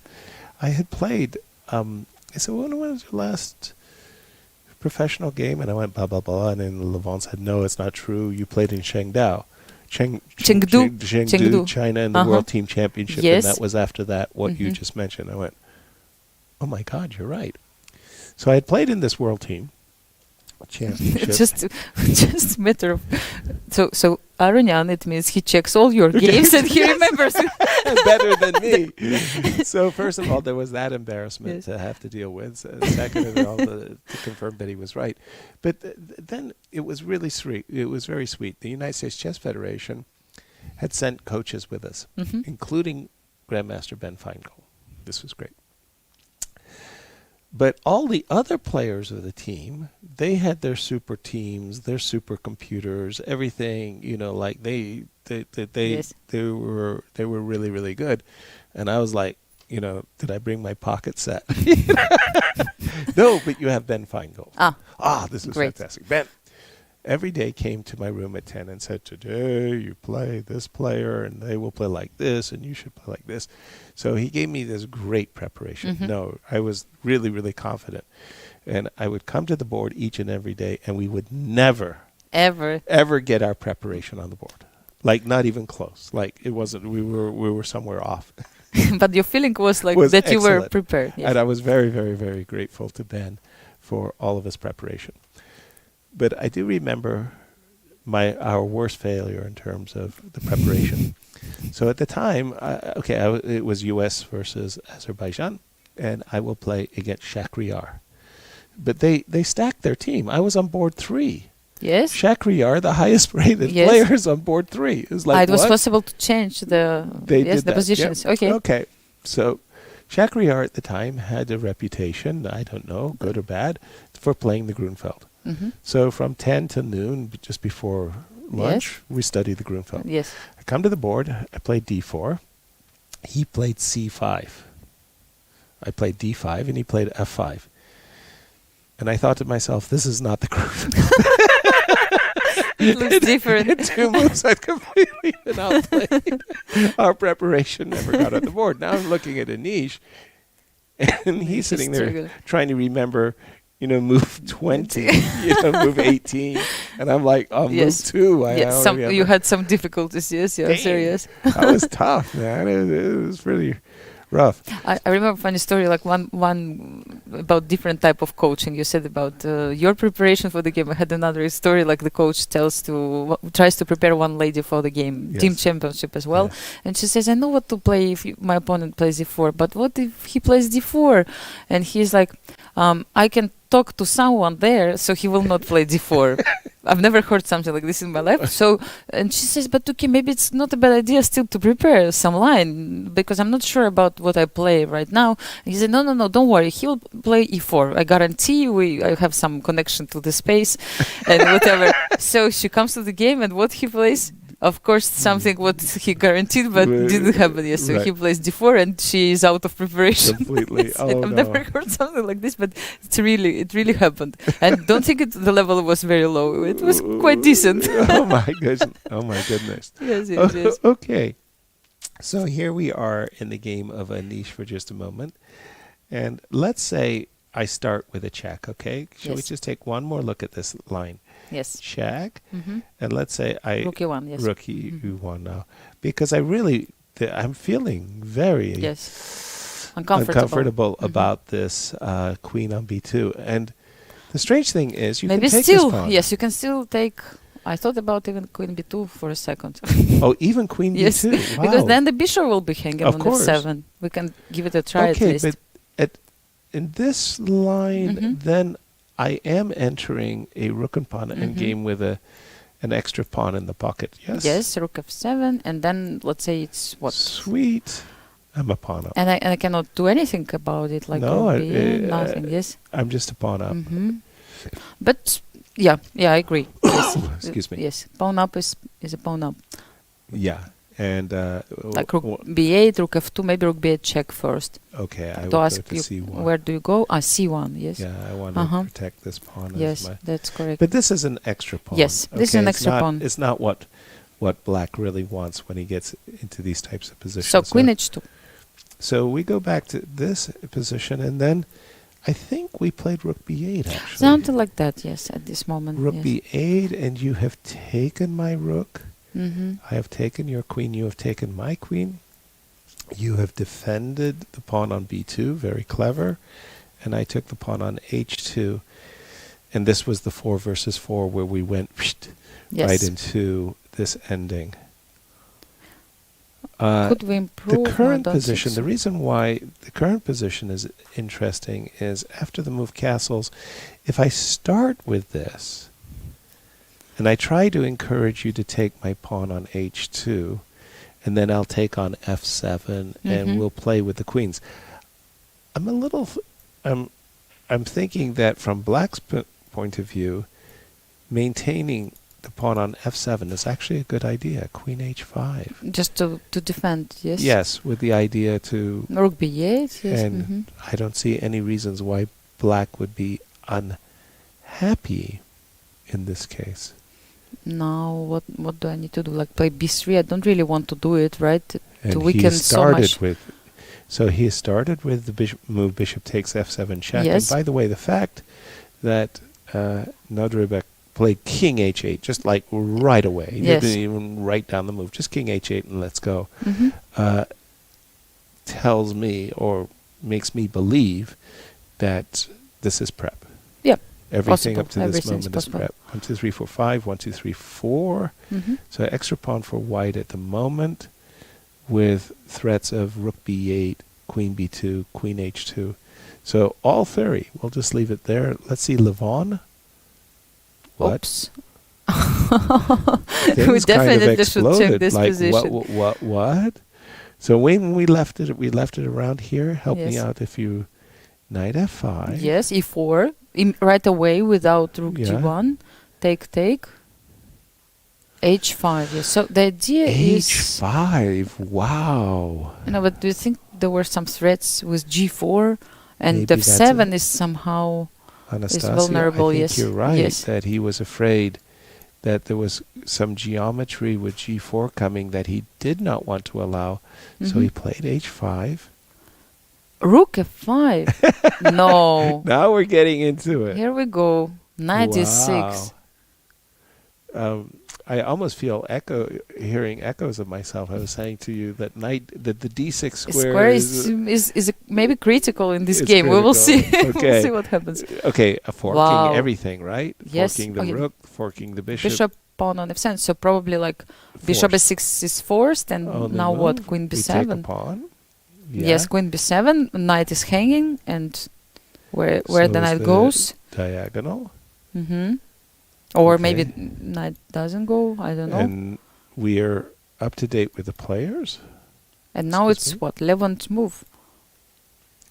But Levon, I was under the impression that he was playing all of these moves like he has been here before, he knows what he's doing, that this is somehow his preparation. And the fact that he's now head in hand, a little bit surprising. What's the body count here? It's Yes, let's check two the pieces, yes. right? So at the That's moment, not good. it's 2 pieces for the rook. Yeah, that's not good. No, I'll take white and I'll take the 2 pieces. Thank you for asking. and I mean the position is still like white also has some initiative, not only 2 pieces. This is the update. Sorry. So that's what I meant. The board didn't update itself. So Bishop e6, queen Yes. b7. This is the Lvov-Aronian we Queen would g5, expect. yes. Queen g5, playing for the initiative. Rook Rook c3, e3. defending e3 pawn. And this is Lvov-Aronian. Knight d4. This is Lvov-Aronian. Uh-oh. let me- This move it's easy to miss. Miss. Yes, it's really easy. But let's try to Wow. find out. I mean, Yasser, I don't understand anything. Let's just take the knight. What happens? Okay. Just for fun. You're a lady after my own heart. Why can't I capture? You can exactly. I like always want to find out. Like, Okay, is it possible is or it not? possible to It's take? possible. But then Okay. black probably will take on d4 Yes. because I don't see any other move, right? The Black- options yes. are very limited. So the rook is hanging. Correct. What's happening? Actually, if like I still don't get this answer. I'm sorry. No, it's okay. Please. Yes, I don't understand. Please don't. Like No apologies Yes. at all. Yeah, okay. Now maybe we see it. Like if rook moves from third rank, then we have queen e3 and queen e1. That is very clear. Yes. Then we have and now And then where it to go? starts Yes. no, we don't allow Yes. the rook to come. Pardon me, the queen Mhm. to come E3. to e3. So if the rook Takes. goes somewhere else, then queen c1. Maybe. But if I maybe go not. here- if you go here, then Queen c1 check. I'm Mhm. willing to answer with rook f1. yes. But in this particular case, Something like bishop d5 is coming. Yes, and with that's kind many of weird, threats. Yes. right? So Mhm. and it allows rook e1 E1. check. Now that I find And queen very d2. frightening. Oh. Yes. So what I would say is that after takes back here, Yes. let's imagine rook to d3. Yeah. Rook to g3 and Now you have queen c1. queen c1 and Bishop f1. bishop f1, bishop h3, but then queen f7. Yes. Yes, And what's then happening king, here? and then I got Queen your h5 rook. also is possible now. Oh, good. Yes. That's And a queen a h3 super sometimes. extra bailout. Mhm. Okay, so that's great news for me. Yes. So we're going to have to go back from this. That did not work out well. Yes. So check. Your desire is to play rook to e1, no? So But- maybe then we You have don't need to go give back a check. little Yes. bit, yeah? Not to Mhm. give the check. So in case of rook to d3, Bishop d5. bishop d5. I don't know. I mean, it's just the first move which comes to my mind, but maybe Oh, it's not gosh. good. Because I like rook think e1, I can just take you it, just can right? take and rook e1, king f2 or something like that. Exactly. My idea It's was that not- you need to move the bishop, but you can play just. It's not deadly. And no. yes, in these situations you have to finish your opponent if you're Yeah. ready to give up a couple of pieces. Um, So what else? What else? So if I want to get my bishop out of the way, it's not because I just Mhm. want to get my Yes, bishop out rook of the e1. way. And you take a rook, I take a rook, and here you're piece up. But Levon, I don't doubt that Levon has this at home. Really? You think that he for has? sure. Queen g5 and knight d4 Wow, are knight spectacular d4 moves. Is like yes, Like- could be a very hard blow if Le- if it is the case. Yeah. Yes. Okay, because here you are. Just a Mhm. moment. Let me go back one or two moves. As white, you're super happy. You've got this position. Your knight is on d6. And you go queen takes b7. And you're very self-satisfied because you're exchanged down, but you know this rook is hanging. Yeah? Thanks to this diagonal. Yeah? This knight is hanging. This rook is hanging. Attacking everywhere, and you're drinking your tea very nicely. Everything is going in your favor. You're thinking, Life is good. is there a first brilliancy prize? And your opponent goes queen g5. Already it's a little bit upsetting Mhm. because you were hoping for some crazy Resignation defensive soon. move, Yes. rook b8, and Yes. so on. So that's already upsetting, especially as you see that that's a genuine threat, Mhm. and you defend the threat. And then you get knight d4 out And then of your blue. opponent doesn't move his rook that's attacked. Instead, he plays knight d4, moving it to a square that's clearly defended. And you suddenly have this sinking feeling that you're playing against an opponent who's actually prepared this crazy He was line. waiting for you to play all these And moves. you walk like into the web. You are now the fly that came into the web, and Andre is thinking, "Oh my goodness!" And I can imagine Well- what Levon is thinking now. I can only imagine, Well- if you were waiting for a few years to get to show finally your prep in this line, you are now in a very interesting emotional situation, right? Yes, Like no, I'm sure you are emotionally- trembling inside and you are like Exactly. shaking. So, Yes. going back to China and that World Yes. Team Championship, Chengdu, Chengdu. yes, where the pandas are. So, where the pandas are Our born. pandas. And I was playing against from Israel, Smiran. Yes, Elias Mir, Yeah. yes. And we were playing some very, very sharp variation of a advanced Karo-kan, and he's made a move. It sacrifices a pawn. Every fiber in my being wants to take the pawn, but he's playing very quickly, and I know it's all prep. I just know it's all prep. So, gosh. So I convinced myself I should not accept the pawn and challenge my opponent's preparation, because I would just be playing against the computer and not against Ilya. Smiran. Yeah. So I don't take the pawn. I do something else, and I struggle myself into a rook and 3 versus rook and 2. I'm on the worst side, and we make a draw. Yes. So I say to him after the game, "What would you have done if I take the pawn?" He said, "Sorry, yes, sir, I made a finger failure." I played the wrong order of moves.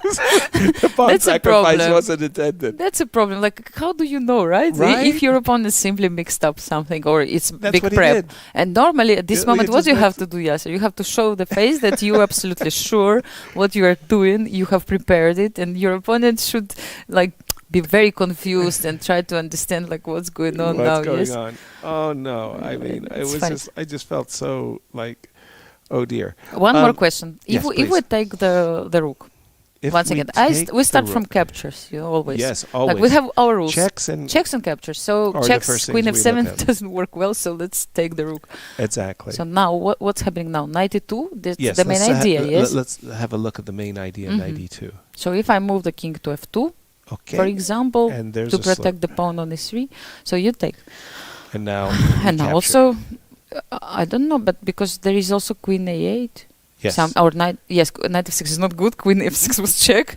Yes. But just We keep could in take- mind that this idea this is a threat working. of double Mhm. checkmate, by the way. Yes. Okay.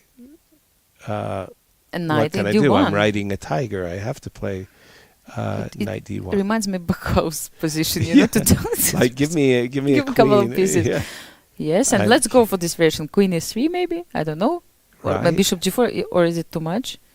Yes. No, I think this is right, and I take. Yes. And now I'm afraid I can make a draw, a Yes. perpetual. The perpetual, check. yes. Queen and bishop f5, yes. Correct.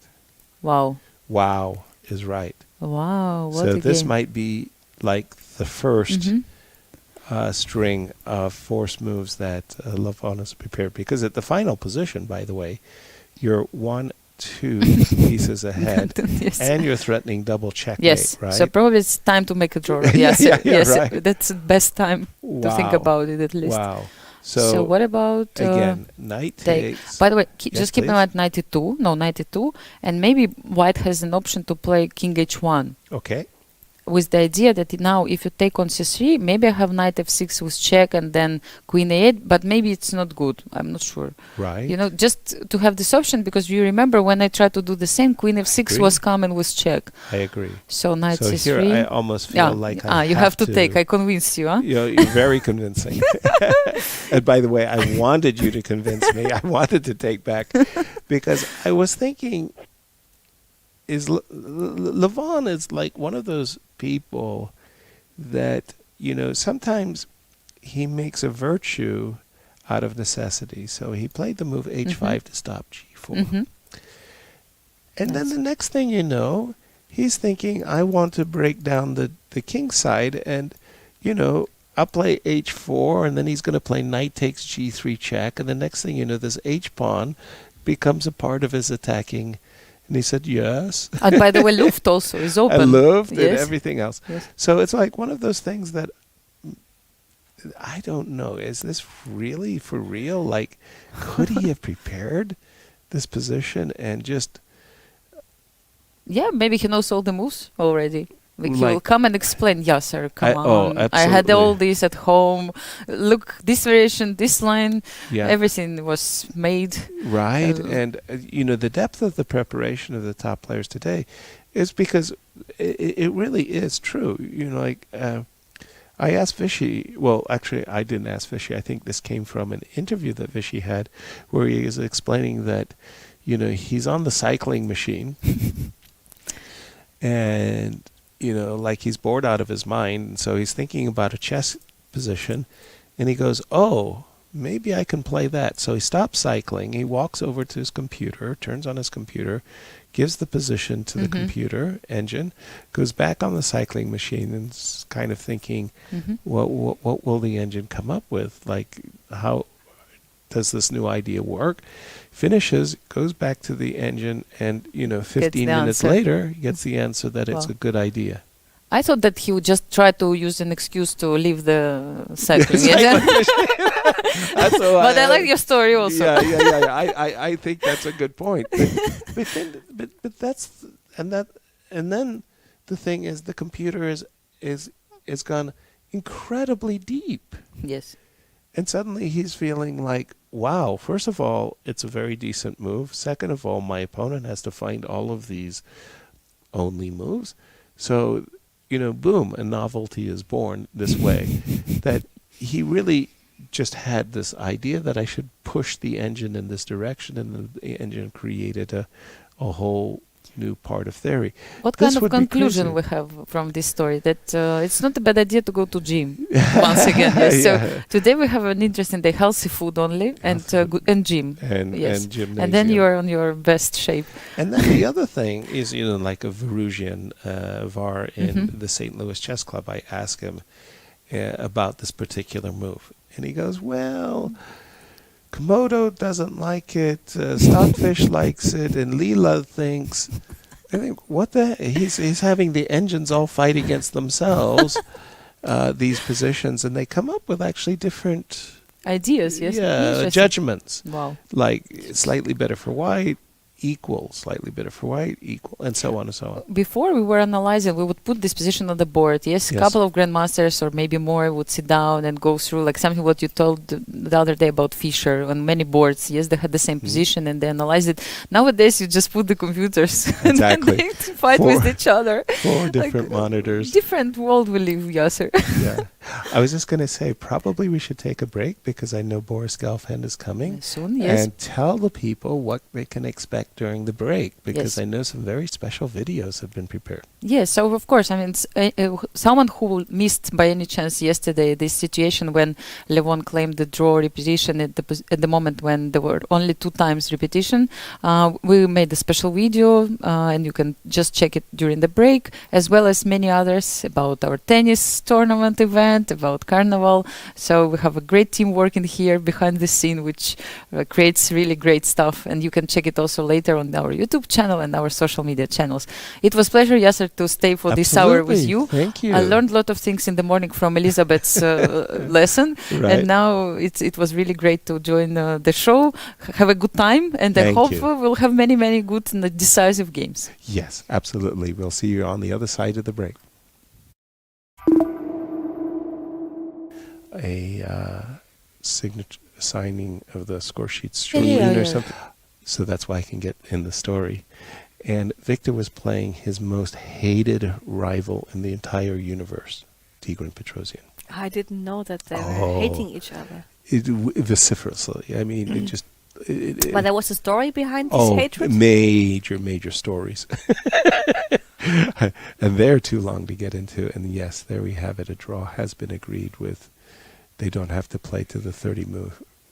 Well, they can repeat up to the 30 move if they want to, but it would look a little bit ridiculous. Yeah. Apparently, Levon was a little premature with his I claim draw, and since it's a false claim, his opponent is going to get 2 minutes added to his Oh clock. boy. But this is like, I mean, I understand rules and I understand German rules, I mean, especially because I am German. But sometimes, I mean, you can keep things a little bit more relaxed. You don't have to be such a stickler. Anyway, the point was that these two great rivals were playing this World Candidate match. They had drawn some games. Now they had 2 adjourned positions. And Victor thought he was winning in one of the adjourned positions. And we had to analyze it all day. And I had suggested a move for Victor to play the move G2, G4. Victor couldn't win it. And I said, Victor, please look at G4. He goes, oh, this is such a disgusting move. Look, I can play Rook C8. And I went bang, bang, bang, bang, bang. You lose. He went, oh. So I have to play H6. And I go, yeah, now H4. And then I go, okay, now I go here. And bang, bang, bang, bang, and you lose. So I go and I go into the audience, and I'm sitting in the audience, and after the opening sealed move, they played the perfunctory move. They get to the position instantly.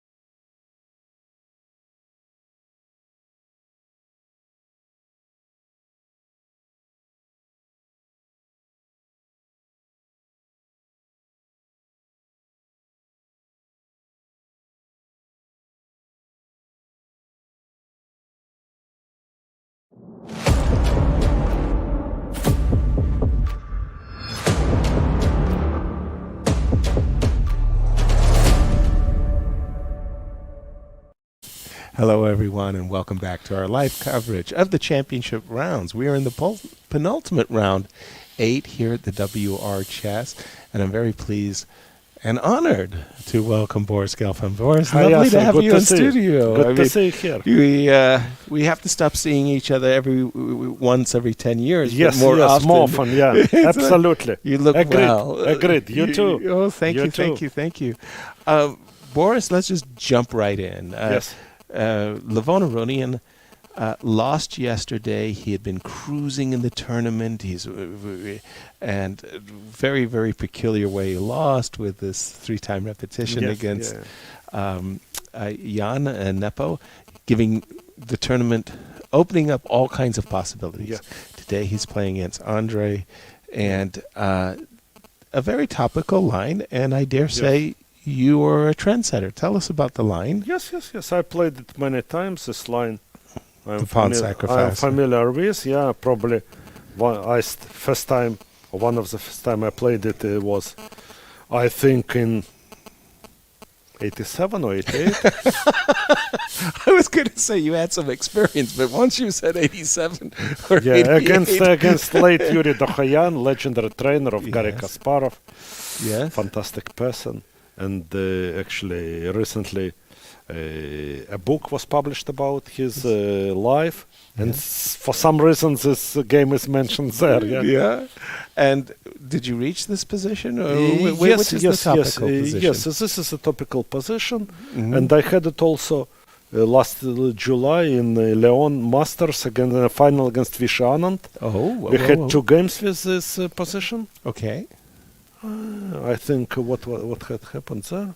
I think, wait, how you do it? Yes, I think in one of the games Vishy played b6. Okay. Actually, I don't fully remember what happened. Okay. But one game I lost, one I won. Okay. But this is a critical line, I remember. Yeah, I remember. This is really critical line. And then what has happened, however... Yes. I think also I lost a game like this against Anatoly Karpov. Somewhere mid the way, around 2000 or something. Halfway point. Yeah, halfway. 87, 2000 and 2022. We've been around. Yeah. E4 takes. And up to this point, you can see that Levon, at least, had been playing very quickly, whereas Andre had slowed down. Move h7, h5, is this still in your, let's say, awareness? Somewhere, it's one of the ideas, if I remember. It's one of the ideas. I think it's semi-forced line, which is always dangerous for both players, Yeah. Because if you forget something, you may get in trouble, Completely. You get wiped out. One false move. Queen g5, he cannot take on c6 because of, I think, queen e3 and rook c8, Yes. Maybe you make a move if you don't mind. Not at all. So queen g5, inviting, queen takes c6, queen e3 check, and just as you were about to say, rooks to c8, And then after I take... Rook c8? Yes. Okay, I think you take twice, but still queen e1 is a really deadly threat, Yeah, and you will be, even though I have 2 bishops and a rook... now we can maybe even understand why h5 is useful, of course, that it can be disturbing. No back rank issues. Yeah. Also, it's funny maybe that bishop c5 seems working, but queen c1 and it's a pin, That's pretty funny, actually. You're very happy at this moment until he takes the rook, Nice. But Andrei played something else after h5, Well, here's the point. Here's the thing that we're confused about is after queen g5 attacking the pawn, he played instead rook c3, which makes perfect sense. You just defend the pawn and you say, okay, then the knight is hanging, the rook is hanging, and do something. So I think, the solid players amongst us but did he play it quickly or not? Knight e7. Rook c3? Yes. No, he spent already quite a time. Yeah. But here's the point. Is just... but knight e7 makes sense, Of course. Black have to be pretty much okay, But here's the point. Levon, instead of playing knight e7, which is the solid man's choice, he played knight d4 rather quickly, and then Andre thought for 30 minutes. Mm-hmm. But the crazy part is this move just feels like a bluff.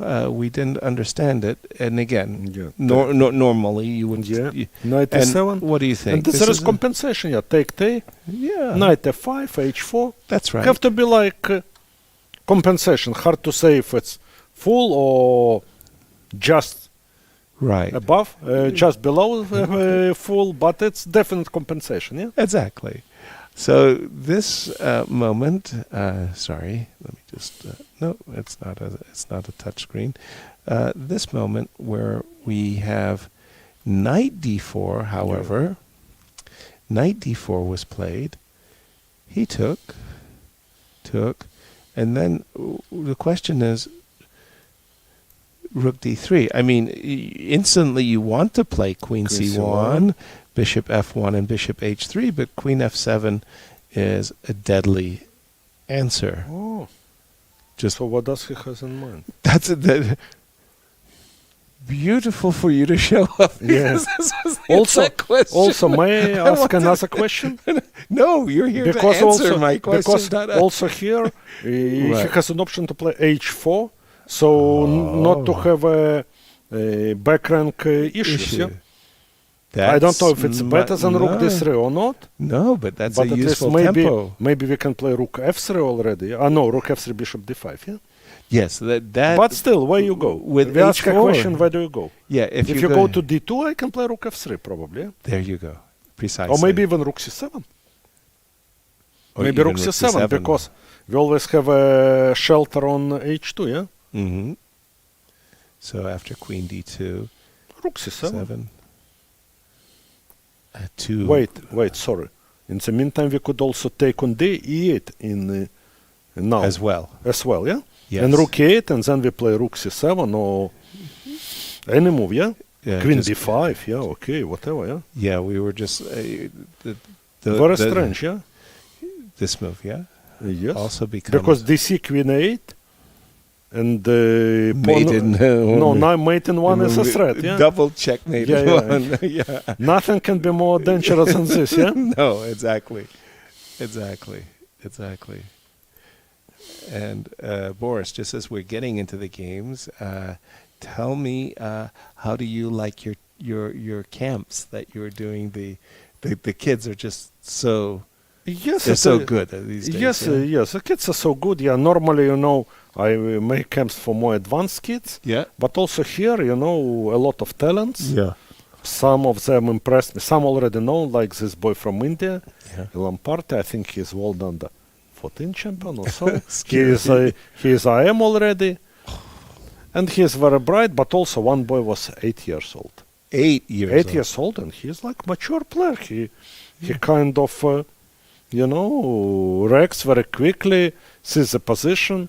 Wow. Some girls are really impressive. Wow. Maybe it's not good to name it here, yeah? But some of them, I believe, I will follow their careers. Right. And they have really bright future, yeah? Incredible. But all of them, okay. All of them are already, as they got here, it was some qualification. Yes. It means already good, yeah, but some may be extremely good, yeah? Exactly. And these creme de la creme, if you will, but they represent 50 kids that couldn't come here. Yes, of course. Competed, who would like to have been here. No, we are living, I think, in this sense, we are living very good time where chess became much more available, yeah? Exactly. For everywhere in the world, yeah? Yes. Because you remember in our time, it was huge advantage to live in some chess metropolis, yeah? Absolutely. No question. Okay, especially in big city, at the time Soviet Union, Netherlands, ex-Yugoslavia, right? Maybe some parts of US. Right. You know better than me. New York City. New York City, yeah? Yes. New York City. That was the place. And that was the epicenter of chess. That was where the Bobby Fishers and the Sammy Reshevskys all played and congregated. But I remember I was surprised there is some guy in India playing well, yeah? Right, well, who is this guy? We heard about him. Yeah. But he'd never used any time on his clock. Yeah. He only played with 20 minutes But this is a story about Yefim Geller. No. That Yefim Gellerov, he was already maybe around 60. Okay. And he went to play a tournament in India. Okay. And he lost to a boy. And he came back and people started laughing at him that you already cannot play chess. Right. You're so weak, you're losing to some teenager in India. And he told him, no. You wait. Wait. You will also be it's a special teenager, yeah? But then, okay, maybe Visha was, I don't know, 17, yeah? Right. Nowadays it will happen against the guys who are 11, yeah, or 12, yeah? Now I'll tell you a story about yourself that you don't know. So you just tell the story about F.M. Geller going to India and facing a very young Viswanathan Anand. So a friend of mine from Seattle, because I was on the West Coast, Michael Spiegel, he said to me, "Yeah, sir, you're in trouble." I said, "I'm in trouble. Why am I in trouble?" The Soviets, my God, they have these two talented kids, Vasily Ivanchuk and Boris Gelfand. The guys are amazing. They're so good. You just look at their games, you'll see what I mean. So the first time I played Ivanchuk, he spent all the time looking at the ceiling. You know, he was there 5 hours. I started looking at the ceiling too. Maybe I will find a good move there. And then I played you for the first time, and you were looking at the square E0. So you had your eyes down all the time, and then looking at the board, and you were looking. So he's looking at the macrocosmic, and you were looking at the and I went back and I said, "Michael, you're right. These two guys are good, they understand the universe between them completely." But you always had the habit of actually looking down, and he always had the habit of looking up. Where did that develop for you? No, for me it worked, from early age. I somehow learned to visualize a board. I think it's very important. Yeah, absolutely. I think here we have this coach of Prague, Ramesh. Yes. And he wrote a book about it. Okay. I think last year it went out a book, Calculation, and he talks a lot about visualization. Yes. And I think it's very important, and I know how I developed it. Okay. Because I liked, to read chess books without board. Me too. The same. Yes. Nigel did the same. Right. I think in our generation it was popular, and it's great. Yeah. Because we learned to visualize. Exactly. And then also I developed it by, analyzing, after a tournament. I remember we played some tournament, let's say, Linares, yeah? Okay. And after the round, we go with Vladimir Kramnik for a walk. Right. And we discuss in our paseo, Right. And we discuss in our head all the games of a round. Exactly. And then, you develop your visualization. Yes. And also how it helps. It helps that it doesn't take any energy. When it becomes automatic, you don't lose, you can calculate variations. You don't need to waste your energy and time to check if this position or not, visualization. And probably this guy developed it also from a young age. But I think it's very important. Yeah. Because maybe some young players are watching us, so I think it's important tip for them to practice this visualization. Yeah, absolutely. Let's just do a very quick snap judgments, if you will, for our audience. I'm going to throw the position at you. Interesting. Oops. Already? No. I think that it's true. I last time I saw it, let's say maybe 20 minutes ago on my way to studio. Yeah. And there were already a lot of pieces of the board. But this is impossible because this was the variation that Anastasia and I calculated like 12 moves. You're in good form. It means both of you are in a good form. No, it might be because they're in a bad form. Quick assessment. No, I think it's very concrete. I don't see how black recapture a pawn. No. And if they don't recapture, maybe not so easy, yeah? Maybe in time rook c8, there is rook c6, right? Yeah. Yes. So maybe he has to play some h5, and then rook c8 is a threat. Yeah. And if rook c6, then maybe already rook a8. Yes. To chase, tackle. Yeah. Maybe rook g3 also tackle. Yeah. Looks like he has enough to survive. Yeah. Pawn down, but should be. Yeah. Okay. So because I think also if he'll trade one pair of rook, his pawns have to be in the meantime quite advanced to compensate, yeah? Exactly. And white's pawns are not threatening so much. Yes, they're not A4, isolated. A5, yeah. If it will be BC, it will be much more Yeah. dangerous, yeah? To paraphrase, apes together stronger. Apes together stronger, yeah. But separated, not so good. White's better, extra pawn, but maybe draw. Okay. Next snap judgment game, Wesley. So Against Vincent. Keymer. This is one of those Italian, yeah. that became so popular these days. Yeah. Break the position down for us. Why would you like to play white? Why would you like to play black? I think I will rather prefer to play white because, they have black has difficulty, to do something because these knights on f3 and g3 kind of defend the king, and so I don't foresee real threats, unless black will play somewhere rook cf7, knight goes rook f3, etc. Yeah. And the exchange sack on f3. Yeah. But otherwise, I think maybe if white can manage to attack e5 pawn and grab it, but also otherwise nothing dramatic for black, No, e6 is not a weakness. No. But again, I didn't play much of these positions. Yeah, these guys are playing 5 games in a tournament with this pawn structure. So they know much better. Right. I'm Sicilian player, Yeah. But here, actually, I don't see anything dramatic for black. No. White is doing fine, because no threats, but also how to improve position, It's all, I like what you're saying. It's all about breaking down the pawn on e5.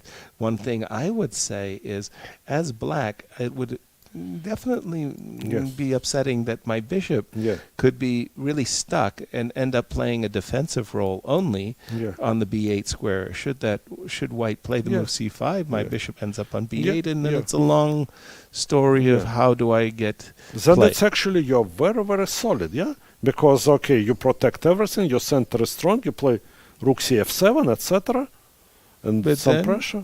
but then, what white can do, Exactly. e5, it's only so-called weakness, Right. but also if so bad, you will play knight d7 to protect, So c5 takes away any dynamic from white's position, I think. Okay, so let's just put a move or two on the board. We'll play c5 for just now. No, the point is now the pawn is maybe hanging. The pawn on e5. Yes, maybe now. rook e7 we start. Okay, and then let's say I've seen the great gods. Bishop b8. Yes. And do I want to put the knight on h5 or the knight on g4? Let's put the knight on g4. Okay, maybe still rook e f7. And I haven't forced you to do anything untowards, no? Attack with a queen, maybe even. Even the queen. Okay. Because now, you can never attack e5 pawn because it's overprotected. Many times. Yeah, but now, maybe king h7, not to blunder a piece. Right. And maybe none of the sides has potential to improve position, Right, we're just kind of like stuck with one I another. play e7. Or Yes. I don't know if it makes sense to trade queens. With queen But h4. maybe I always have this option, maybe. Right. Or maybe you play g3. But still, I fail to see how you will improve your position. Yeah, it's a standoff, We're kind of like mutually stuck. Okay, now this, for me, was a very intriguing position. Boris, break it down for us. Break it down for our audience. It's a very good question. Again, they played 5 times a tournament. The same He's begging for a Sicilian, the Djokovic. Yes. Look, I'm a Sicilian man. Please, yes, sir. Why do you like white and why do you like black? Good question. Because white, I think, I don't know what white will be a dream for white. To play maybe somewhere knight b3, bishop e3, trade the bishops, put knight on c5. That's a nice outpost and if then, I can get it. And then try to maybe put some pressure over d-line, even so I don't see much threats. Bishop c6, rook d6. Well, I was actually talking with Anastasia about putting the queen on f3, the knight on c4, knight on e3. So the last move by Prague seems to have been the move bishop here. So let's imagine I play knight c4, Boris. Yes. My point is bishop c6, you have queen f3, but then maybe you don't have the knight, never have knight e3. Let's say I play bishop c6. And now I never queen have f3. And I play, I don't know, if I may play something like queen e6 or rook d7. Queen e6, hard to say d7. how we start, But it's not easy for me to... I think you wanted to play queen e6, so you were anticipating that I was going to play queen f5. Yeah, but this I'm not afraid. Maybe I can even take a knight e4 to make a fork, or maybe knight e4 immediately. Take on e6, we win a pawn. No, knight e4, we win a pawn, Okay, some ugly pawn, but still a pawn, Well, excuse me, according to my way of thinking, it's better to have the extra pawn. But also bishop f2. No. Queen e6, bishop f2, we win a game, Right. Queen e6. Bishop f2, another intermediate move. Yes, nice. Oops. That stops that whole idea. So Jan played knight f3. But what does maybe he wants to get to f5 through h4, But hold on, he did it in a strange way, because if you don't mind, I just go back a few moves. I'm trying to understand the position. So we started from here, and I have a feeling I saw it in some of the games of this of some strong players, this pawn structure. I have a feeling.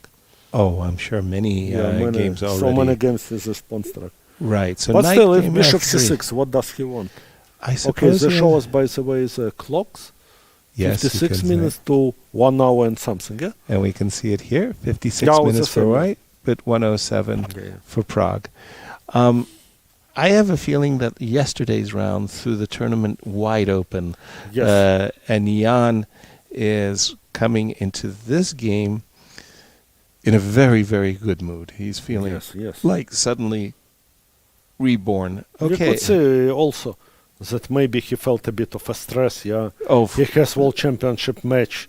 6 draws in a row. Yes, coming soon, He feels like he has to perform like a world champion.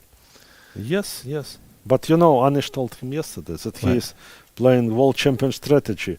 +1 is enough, to win a match, To win the match.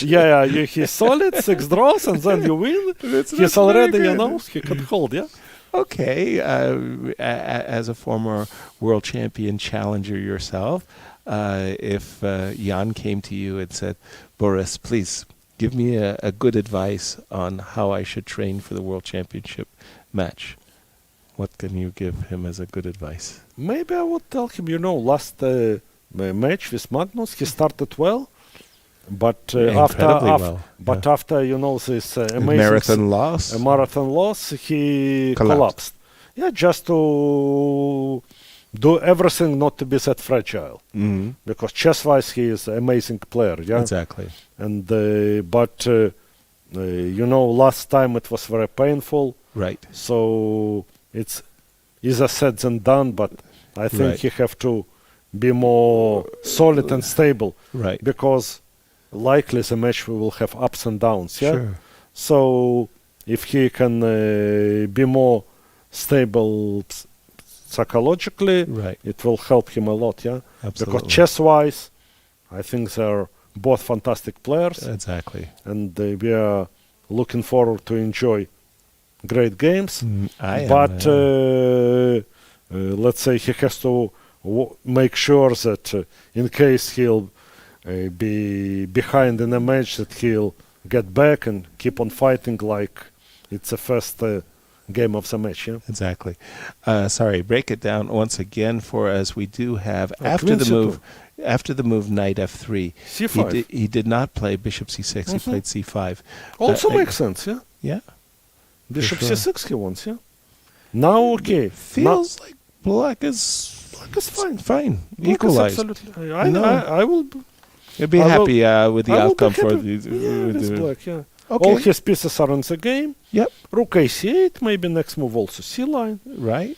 Then he may decide if the bishop goes to c6 or b5. Right. Both are possible, yeah. Absolutely. In the meantime, white has to think pawn is hanging, yeah, on b4. Correct. What he'll do, yeah. Exactly. Rook b1, bishop d2, bishop a3. Right. Okay, but he did something. Bishop b2, I guess. Queen b2. Queen b2, yeah. Queen b2. It gets out of this bishop b5, what you already mentioned but before. also maybe bishop c6. How will he protect the pawn? Let's have a look. Bishop c6, how will he protect the pawn? He can play queen b1, of course. But this is kind of maybe somewhere already g5 he might get, g5, g4, okay. His pieces are maybe even with bishop on d7, g5 makes some sense, yeah? So to cover f5 in case. Put back, can you put it back, please? Of course. Here, yes. Maybe here g5 makes sense, no? Wow. But the very fact that you're considering the move g7, g5, Boris, indicates to me that not only are you satisfied with black's position, you're ready to seize the initiative by making maybe a risky strategic decision. It's easy to do here in studio, yeah? You'd be amazed how many rook sacrifices are featured right here on this screen. We sacrifice all the pieces that we can. But even, I agree, g5 might be a move that, makes me uncomfortable. But I must tell you, frankly, bishop c6 is much more discomforting because in blitz, everyone will play bishop c6. Yeah? Right, and then I will be feeling, why is white? I feel like I'm on the defensive here, and it feels better. You're right. Queen b1, he can play whatever. Prague played bishop c6. Oh, no. It's our diagram. That's our board over here. Prague thinking. Prague is thinking. All right, we continue, and we look... we come to Gukesh and versus Duda. And this is a variation you will know inside an hour. You have so much... Petrov, I played Petrov. Yeah, you have so much practice. No, but always, there are, in this system, there are two schools of thought. Okay. One mostly Chinese players. Yes. They castle bishop e6 with castle long. Yes. And Vladimir Kramnik and myself, we always castled short. Right. I think also Anish castled short. I remember he won a good game. Right. But this game, Jan-Krzysztof castled. My idea was always that if I castle short, okay, it's dangerous. But also, I can see how I can win a game, yeah? Yeah, b5. And b5, or just overtake e-line also. Right. I want some game. Here, with bishop e6, queen d7, it's hard to foresee how black can win a game. Right. Maybe black are more solid than there, less risk. Right. But absolutely, okay, very low chances to win. I see. Okay, let's continue. b3, king b8. Knight g1. Very interesting, yeah? He wants to play knight e2, knight f4. Or maybe f4, f5, yeah? Maybe f4, f5. Very interesting, yeah? Oh, games becomes very interesting. Maybe. h4, I like this move, yeah? Just to fix a weakness, yeah? To fix a weakness, yeah. And break down, we have one last move, and break down the position for us. Let's think. Okay, because... Okay, pawn is hanging, yeah? Yeah, it's very concrete. Either has to take on c4 or play d4, yeah? Correct. Makes sense. I don't like knight e7 personally, but... Knight e7 too passive, yeah. Queen c3 maybe. Yeah. All these pins... I'm not a happy guy. No. Yeah. So, d4 or dc? Let's say d4. d4? It's the more ambitious. Most ambitious, yeah. What we want? One play bishop f5, yes, and as you said, take over the e line and fix the weakness. And so what does he has in mind? b4 will never work. Yeah, it's too much. Yeah. I see you like these moves g5 for black. Well, I'm in aggressive mood today, yeah? What's in that espresso over there? I think we don't got know. A double shot. We have to ask a guy who brought us. Exactly. Mark brought you a double shot of Java there. I mean, wow, whatever it is, boy. D4, Boris. it's not so Actually, easy. I like d4. Yeah, it's not so easy to give up. Because rook never can leave h1. Right. Bishop doesn't go. Right. Bishop from f4, can go to h2, which doesn't make much sense, yeah? No. Pawns doesn't work, so maybe rook d1, yeah? Rook d1. But also some way d3 can be already... I lose control over d3 a little bit. Yes, no? yes. Absolutely. Bishop f5. Yeah. And then d3 is a threat. Almost a dream for Petrov Russian defense. No, this I will be happy with black. Exactly. I think black... And also yesterday, I think Jan-Krzysztof played Petrov, yeah? With Notterbeck, yeah? Yeah, that was a great game. Yeah. With bishop c5. Bishop says bishop on a2. Yeah. Same half court, yeah? Yes, exactly. Yeah. Are you one of those players, Boris, that when you were playing early in your career and you developed certain ideas of the opening, now today you have these supercomputers where you can say, check my old ideas, and you find that you have to completely rethink your judgments about positions that you thought were bad? Absolutely. But also, it's true. I actually enjoy it. During this lockdown, I checked quite a lot of games and old ideas. Yes. And some MMAs are still working, yeah? Right. Still working. Okay, some details we missed, but some are working, yeah? Right. Or some old games, very interesting that engine refuse some of them, but also support Approve. some. Approve, yeah. Nice. Also, most common case, that they improve an idea, but shows a lot of details which had been neglected, yeah? Mm-hmm. Adds things, yeah? Right. And what also I noticed with these engines, that we used to think that, in this position, this is an only move. Right. This is an only move. But now engine says, no, it's not an only. There are two choices. Three choices. Even fifth choice is not that bad. Wow. In most of the positions, yeah, Right. if solid. So it gives us, I think, a good future, yeah? Yeah. In a way that, potential of chess is huge, yeah? Yeah, because this is also very contrarian. Exactly what you just said.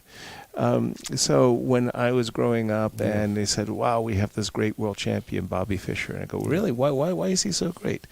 Because he's always trying to find the truth. He's always playing the best move. Yeah. He's found the best move. Yeah. And we constantly heard this expression, like look for the best move. Yeah. So I was raised with the idea that in every position there's one best move. Yeah. And then you come, like you were just saying, with the supercomputer, and he says, no, this is not a position for a best move. There's 2, 3, 4. And even, as you said, the fifth choice isn't. So that's completely contrarian to how I grew up. It's true. But also, some positions are really only moves. Yes. And then to tell where you can make any move, which is good, and where you have to focus and find the best, this is a mastery. This is a mastery. Right. But also Gary, he always played like, I need to find the best move. The best. I remember that each tournament, he came always well prepared, right? But also still, after move 20, he had maybe half an hour. So he played slowly. 1.5 hour for first, let's say, he knew maybe 12, 13 moves, and for 7 moves, he spent 1.5 hour because he wanted to really get understanding. To get understanding and to find the most ambitious setup. Exactly. We think that actually I think Duda is playing very well. And by the way, for Gukesh, a victory today and what it would mean. For Duda, this would be his first win, so much on the line. This is exciting. And then let's just go ahead. But still, honestly, I don't think it's a kind of... Duda is doing fine, but it will be overstatement to think that... He will convert it to... He'll convert it, Yeah, indeed. It's so hard to... it was a funny... round 7 was the strangest round. Round 7 was the strangest round. So before round 7, we had something like 9 games, I want to say, that were victories. And each and every one of them were with the white pieces. And then suddenly, out of the blue, 2 black victories. And the very impressive black victories. Yes. They weren't an accident, and they were really. Gukesh's victory over Andre was outstanding. It was just a great game by Gukesh. Yes. So Gukesh at his best. Yeah. So it threw the tournament wide open. And now it means that you can win with the white and black. It's okay to win with black again. Yes, it's true. I mean, how nice it is. Let's continue. Yeah, D4, by the way, is played by Duda. We like that move very much. As it perhaps good positional move. We were not afraid to open this diagonal to G2 bishop. No, because we are solid. We are solid there. Yeah. But while pawn on D4 is really. Exactly. You're feeling it near your throat. Bishop F5, Rook E8, and Duda says, "Okay, Gukesh." And what is the station on the clock? Oh, equal, 55-55. Okay. Yeah. None of them have trouble, but okay, and they're balanced. I loved it. Yeah. So they use in this time control 40 moves for 2 hours, 20 in one, and no increment. But these young guys, they only know in their whole life increment, right? And then the players come and they say, I had 5 minutes for 2 moves. And I was feeling the time trouble because there was no increment.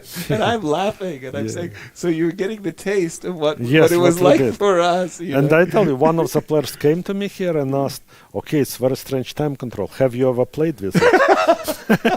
And I said, yes, even World Championship matches, this is time control. I'm used even 40 moves in 2.5 hours. 2.5, I remember, Right.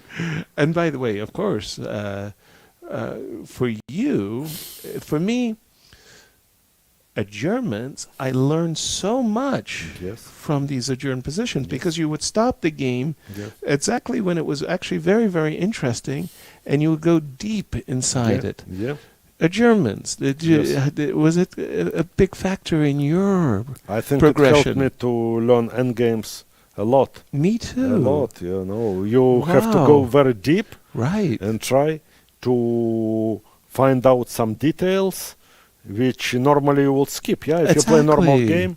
If you only had 30 minutes and you were going tuck, you would never have that idea with such a rich position. I remember some rook endgames. Yes. I think even I include my old analysis to my book, Major Piece Decision Making. Yes. We rechecked it, and basically most of the things analyzed as a teenager were correct. Wow. Of course, engine corrects certain details. Certain details corrects, Right. But I was curious to check. I found some notes by hand notes, That's how we did it. Yes, and because curious, I remember some crazy rook endgames, and I analyzed it. Yeah. And okay, some things are correct. Some, of course, engine finds some depth which human cannot even know. Yeah. But still, I think it because of course. There are books now, and I'm sure all these top players they know endgames very well as well. Mm-hmm. The guys who play here, but we had an amazing experience with this. Like Lev Spolagevsky's book, this Grandmaster Preparation. Grandmaster Preparation, And I remember this was great. So he has some adjournment with that Larson in his book, and he says, after painstaking analysis, we made the discovery. But painstaking, we really had to work really hard. I really was feeling it from him. By the way, I returned for a moment. Did you play with him? Yes, a few games, and I remember losing a very classical. I have played Cambridge Springs. And it was a Cambridge Springs pawn sacrifice. And he had the center, and I had an extra pawn. It was in the interzonal, and I remember he played real masterclass. I've won on the black side of an English and some draws. But for me, Lev was this. I worked with Viktor Korchnoi for his World Championship cycle from 1980 to 81. But for me, Lev. I will always remember Lev for his match with Victor where he introduced d4, d5, pawn sacrifice, and the Queen's Indian. My God, Michael Steen and we spent like 2 weeks trying to understand the sacrifice in Buenos Aires, and it was perpetually in our minds like, should Victor play into it again? Yes, of course. And it was great. It was great, yeah, and he was really a wonderful attacking player, and his Poligajewski variation. Amazing match, actually, in Buenos Aires. Yes. Buenos Aires, amazing match. Right. But you know this fantastic story from the... okay, so 2 games to go. 2 games to go in the match. And Victor leads by a point. So Victor is white, and the penultimate game, and he has big advantage. Should he win? Game over. Match over, sorry. And from this very nice position, out of the blue, he offers a draw. Poligajewski accepts a draw, wins the last game, and now the match is tied, and they have to go into the overtime. I was shocked that Victor offered the draw, and Victor was too. Can you explain it to me? I asked Victor. No.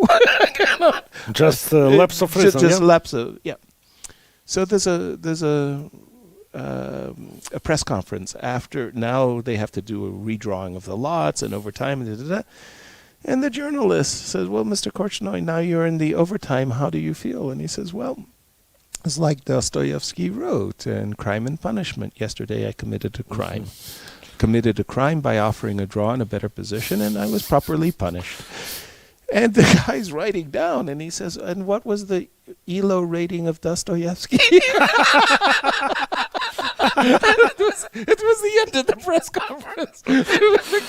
Victor started giggling, Victor couldn't continue after that. It was the end of the press conference. What was the rating of Dostoevsky? It's cool. It was great. Cool. So, we had so much fun. But I always associate Paulo with that match, and that was really, really great. By the way, I loved your H4, H2, H4 move here just a moment ago. But I also don't see anything wrong with this, because Queen C1 check, Bishop F1, and I have 2 wonderful minor pieces for an exchange, but I also agree that H4... Just it's more secure after H4, yeah? Yeah, it feels like I've got this little... Let's king on H2 very, like Gary liked to play, yeah? Yeah. Always king on H2. Okay, we continue our look around. This is the D4. Not much is happening. Queen B2. What was the last move? What? Yeah, that was Queen B2. And we expected Bishop C6, right? Don't we have Bishop C6 on the board? I thought we did. I thought we did. I don't know. I don't know. Probably not. Probably is that what we... Yeah, what we were anticipating. But Bishop C6... Did Prague play Bishop C6, Mark, by chance? Do you know? Do you know if... Prague played Bishop C6, yeah? Against Jan. Because I just don't know if I have an update on my board. Just a second. Let me just check it. Not much. He did. He did. Okay, he did. Good, and Jan has been thinking 47, 48 minutes for Prague, 54. Okay, more or less balanced, yeah. Yeah. Normally, Jan is always has more time and Prague less, always, yes. And Prague less, so, yeah. But I'm a little bit... Okay, maybe there's some unpleasantness in the position, but could you give me a move for white that you... Nothing else but Queen B1 comes to my mind, yeah? Okay. Knight D2 has no logic. Especially because pawn on D4, square D4. Yeah, maybe loses. And Queen B1, at least we keep the... Everything. But also I have a feeling maybe Jan got overexcited after yesterday, yeah? Exactly. Because, okay, maybe still his position is okay, but if given a choice, I will take black. Exactly. It kind of feels like there's some awkwardnesses. You need to play, I don't know, rook A2, rook to D2. You need to figure out how are you going to complete your development. B4 and play Queen E6, so you cannot play rook A2 because of Knight E4. Yes. So we can also, just in case we take control over C4 square, who knows if we need it or not, but... You just stop me from playing the potential bishop C4. Maybe you don't want, but still, yeah. Maybe now also, maybe you want so a knight H5 and get there from G3, I don't know. Yeah. We are doing very well, yeah. The point is bishop e3. He can never play because e4 is hanging. With the tempo, that's exactly it. So how can he what do you unwind? Think? What do you think? How he can continue? I'm not satisfied at all as black. As white, and I start to think. I mean, bishop b2. I start to think that at a certain moment, I'm almost. It's not joy. I'm not doing this with a. But still, a5 pawn. A5 pawn can be. I know. I see your point. Yeah, you'll trade one pair. Maybe you liquidate and... this bishop is bothering me on c6 so much. But here I'm a little bit afraid of this. Bishop e4, yeah? And take, rook d1 and... Mamma mia. Mamma mia, right? Maybe... King h2, bishop f2? Maybe bishop b2, maybe we are still okay, but... Still okay? Yeah, okay, the trade, e5 is hanging, but... Okay, bishop c4. Bishop c4, or first bishop c4 maybe instead of bishop b2. But yeah, I understand what you're saying. But of course he has to be very careful, yeah? Mm-hmm. And you say that Jan played the move. Okay, what he played? I refresh my board. It's not queen. Queen b1. Played queen b1. Yeah. But I can see that he doesn't look like he's happy with his position. Yeah. Right. Okay, Boris, I promised my audience that I would ask you maybe an uncomfortable question. Yeah, sure. So in this uncomfortable question, I have to ask you, I am one of those players who I almost, after I capture a piece, it's sort of like I put it behind the clock, like so it's out of the way. But you are one of those players who take the clock and you play with the pieces. Yeah, sure. Where did this habit, and I want to say to you, bad habit, where did this bad habit come from? It's a bad habit, I admit, but it's you can't cure it. You cannot cure it. I think I have a picture of me doing it when I was in my chess school at age 10, yeah? Wow. Maybe 11. Okay. So it's... you've kept it for a long time. Yes. Did you have coaches who were saying to you, stop, young Boris, stop this? I said, okay, yeah. Coaches probably loved me and, they didn't want to... They didn't want, they were happy. Boy loves chess so much, he's doing well. They didn't want to... reprimand you. Yes, to... But of course, I admit it's not nice habit. But also, honestly, I'm playing for 40 years, and only 2 players said anything. Okay. And one was correct. It's very reputable grandmaster from older generation. Okay. And I stopped. And another one also. I don't think he behaved so nicely over the board. So, maybe he didn't like his position in this game.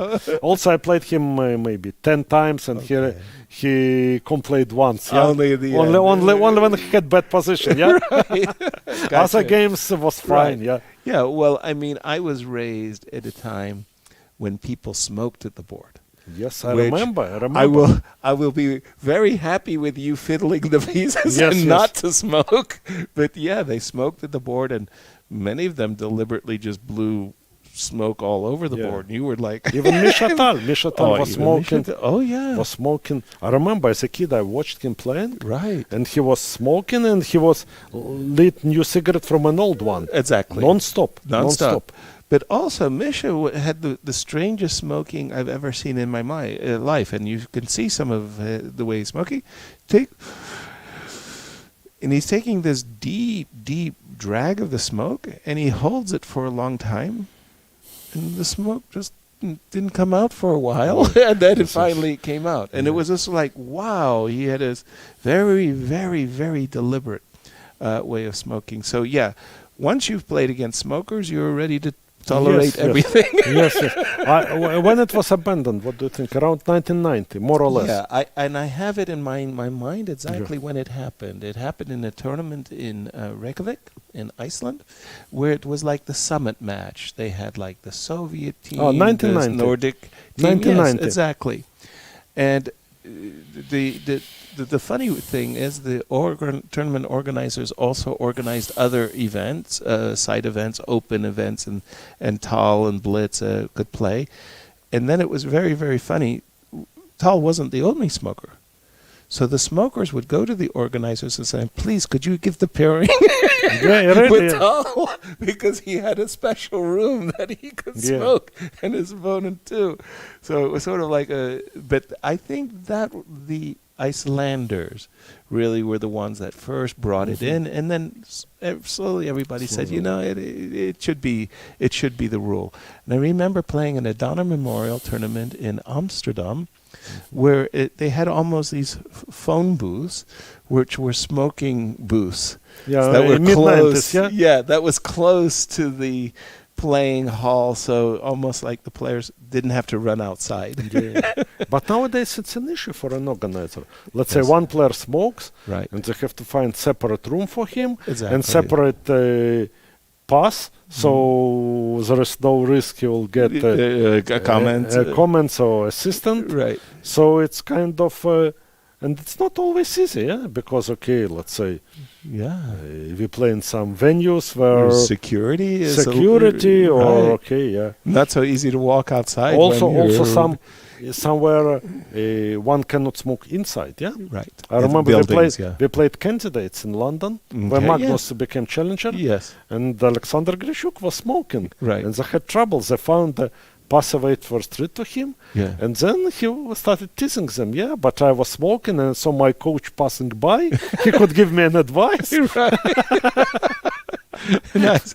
I had this idea too that Vladimir, it was from his match against Topolov in Elista, where it was the bathroom scandal that he was going to the bathroom, and I said, but I understand you were going to the bathroom to smoke. Yeah. And he said, wow, that's a really good excuse, but if that wasn't the case, I was going to the bathroom just to wash my face. But now I think about it. Yes, that time he smoked quite a lot. Yeah, exactly. He's back smoking now, Is he really? I think, what is this, vape or how? Oh, yes, this e-cigarette, what do you call it? Right. Okay, by the way, it's all one draw already, yeah? One draw? Anish's drew, yeah? Aha. So, let's check if they followed our suggestion, h5 or not, that position. Yeah, we go back to that moment when Anish, at this moment, is kind of enjoying an extra pawn with h5. And we thought that the active black pieces, black rook, was enough. Yeah. Boris, are you having the feelings that I'm having? At times, it seems in the modern chess, the players jump from the openings to the endings. It's like you have the Berlin open, and then suddenly you have the Berlin ending, and the middle game the middle game got erased in this game. Sometimes, because maybe certain lines, the plays a bit forced, so some forced line pieces go off the board. And you have I know in one of your games you prepared a game that went like 34 moves, and you made a novelty. Yeah, with Gatakamsky. Gatakamsky 90 something. Some Grunfeld. Yes, a novelty on move 35. And I was like but okay, it's okay. He just repeated some game. He would maybe play but his own, he would never be caught. But he was happy with my game, I think, with Ivanchuk, and he decided it's a good way to follow, That's what happened. But also it was a very imaginative idea, easy to miss. Exactly. And what Levon is thinking, Levon is thinking, and he has 1 hour set on his clock. Yes, because again, the move knight d4 froze Andre. Andre was so expecting the move knight e7. Maybe likely, so maybe it also prepared it, Yeah, that he probably had this idea in this position in his mind that they were going to reach something like this some moves before, and the move knight d4 came as a complete shock to him, and he had to readjust. I love your move h4, by the way. It looks to me like Levon is suffering a piece maybe material he down. missed something. Yeah. Oh, bishop d4, by the way, very concrete move, very concrete move. True, but it was funny. I was actually reaching for my rook a moment ago, it was like something I wanted to do, so that I might be able to help. But I have an idea here. Bishop c3, bishop d2, and rook d2 maybe. Exchange sack. And then take b4 and a pin. Maybe rook d8 first. Rook to the 8th first. Yeah, I have to. Rook d1, I don't know. And bishop b4. Quite difficult for you to untangle. Yeah. Untangle. Yeah. I'm not happy. I am not happy. Okay, he can play rook a3 actually in initial position. Okay, let's go back. So rook a3. Rook a3 maybe. But then, never bishop a3. It's never an idea. By the way, sorry that rook takes. I'm not. I'm the one usually who loves to take the pawns here. Queen b4. Maybe queen or the rook. I will rather take with a queen. Okay, so I pause for just a moment because there is bishop d2, right? Bishop b2, rook d2. You cannot take on e5. I cannot take on e5. So probably you have to take. And bishop e3. Well, just with the two bishops. In general, with the pawn on a5, are you feeling like white takes a risk? I don't think it's a big risk, but black is a stronger side, I believe. Okay, fair. Maybe also, I will just play bishop e3 with an idea to get it to b6 somewhere, yeah? But okay, bishop d2 is a clever move. You're asking where the rook goes, because maybe b3 is an only square, yeah? Yeah, and I tickle you a little bit more. No, if you tackle, I play rook b2. That's correct. So bishop c3, rook c2, and now you have to trade, knight d7. And this was the position I wanted to ask you about. Yeah. Okay, I'm pawn down, but good defensive, how to say. Right, thanks to the a5 pawn especially. I mean, it will be difficult to win. Big margin, yeah? Very difficult, Yeah, so the move bishop d4, as you called it, very concrete move, but maybe in some ways white is happy. But there was another turn, rook a3. As well to consider. Rook's not terrible on a3. Yes, rook lift. Yeah, maybe knight h4 now. Knight h4 and rook c3. Yeah. Thank you for prompting me to go in this direction, right? Yes. So maybe he has something in mind. No. Exactly. Let's check. Boris says no. We're going to continue our analysis. Thank you so much for being here. But I must ask you as well. Yes. What are your future plans? What are you doing with your life these days? Are you becoming the grand old man of chess, the professor? Do you have students? Do you accept students? How is it? I try to combine. Actually, next month I'm going to play a lot. Yes. Yes, but also I kind of like professor, mentor, mentor some guys, including players in this tournament. And then including? Yeah. Nice. But okay, not like a full-time trainer, but helping, the best players. What are the good qualities of a good trainer? You've had trainers in your career, throughout your career. What is it about a trainer that in your mind says, I was lucky to have that guy? I think the main quality is to be curious and ask proper questions. Yes. Ask proper questions. Right. Not to tell to a player what he has to do. Right. But to evoke him to to think what can be done. Yeah. Right.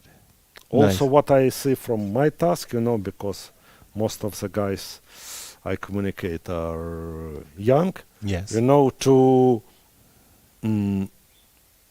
widen their horizons, yeah? Right. Because they see chess in their own way. Right. But also to show them that other aspects are possible, yeah? Right. Yes. Let's say some player like to force me, play very concrete. Right. Why not to improve your position? Right. And also opposite. Some player likes to improve his position, but misses a point to when he has to play very concrete, yeah? Right. For me, when I started, like many people, I started with this ambitious attack. And then it was sort of like, learn to improve your advantage. Yeah. You can play this quiet move, which improves the position, and the sacrifice doesn't go away. And it's sort of like, there's another way to play chess. That's a different way to, and that is one of the things. You can put it to, let's say, not extreme, but okay.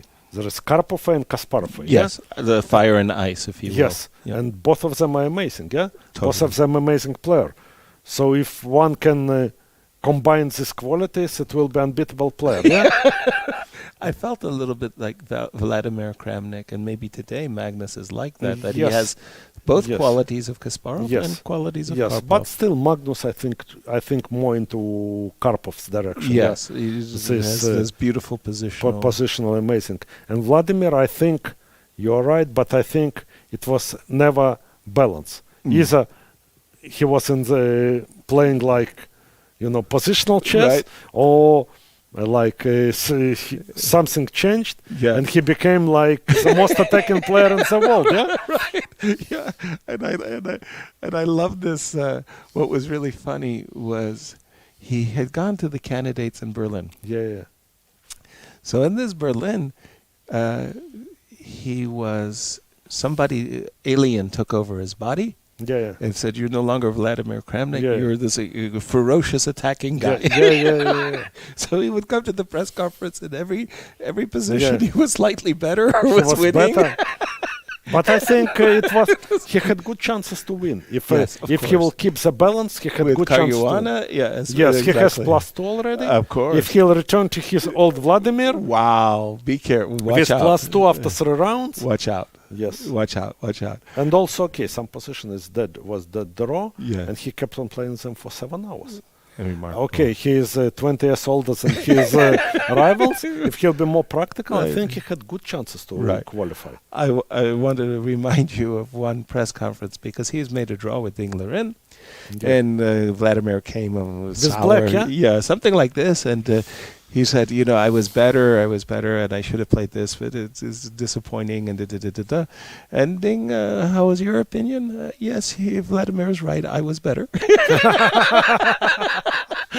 I respect Vladimir. Yeah. Like it was just really funny. I remember he played black, some totally unbalanced position, and they're fighting crazy. We're going to let you go very shortly. We'll take a break, we'll just... One more look.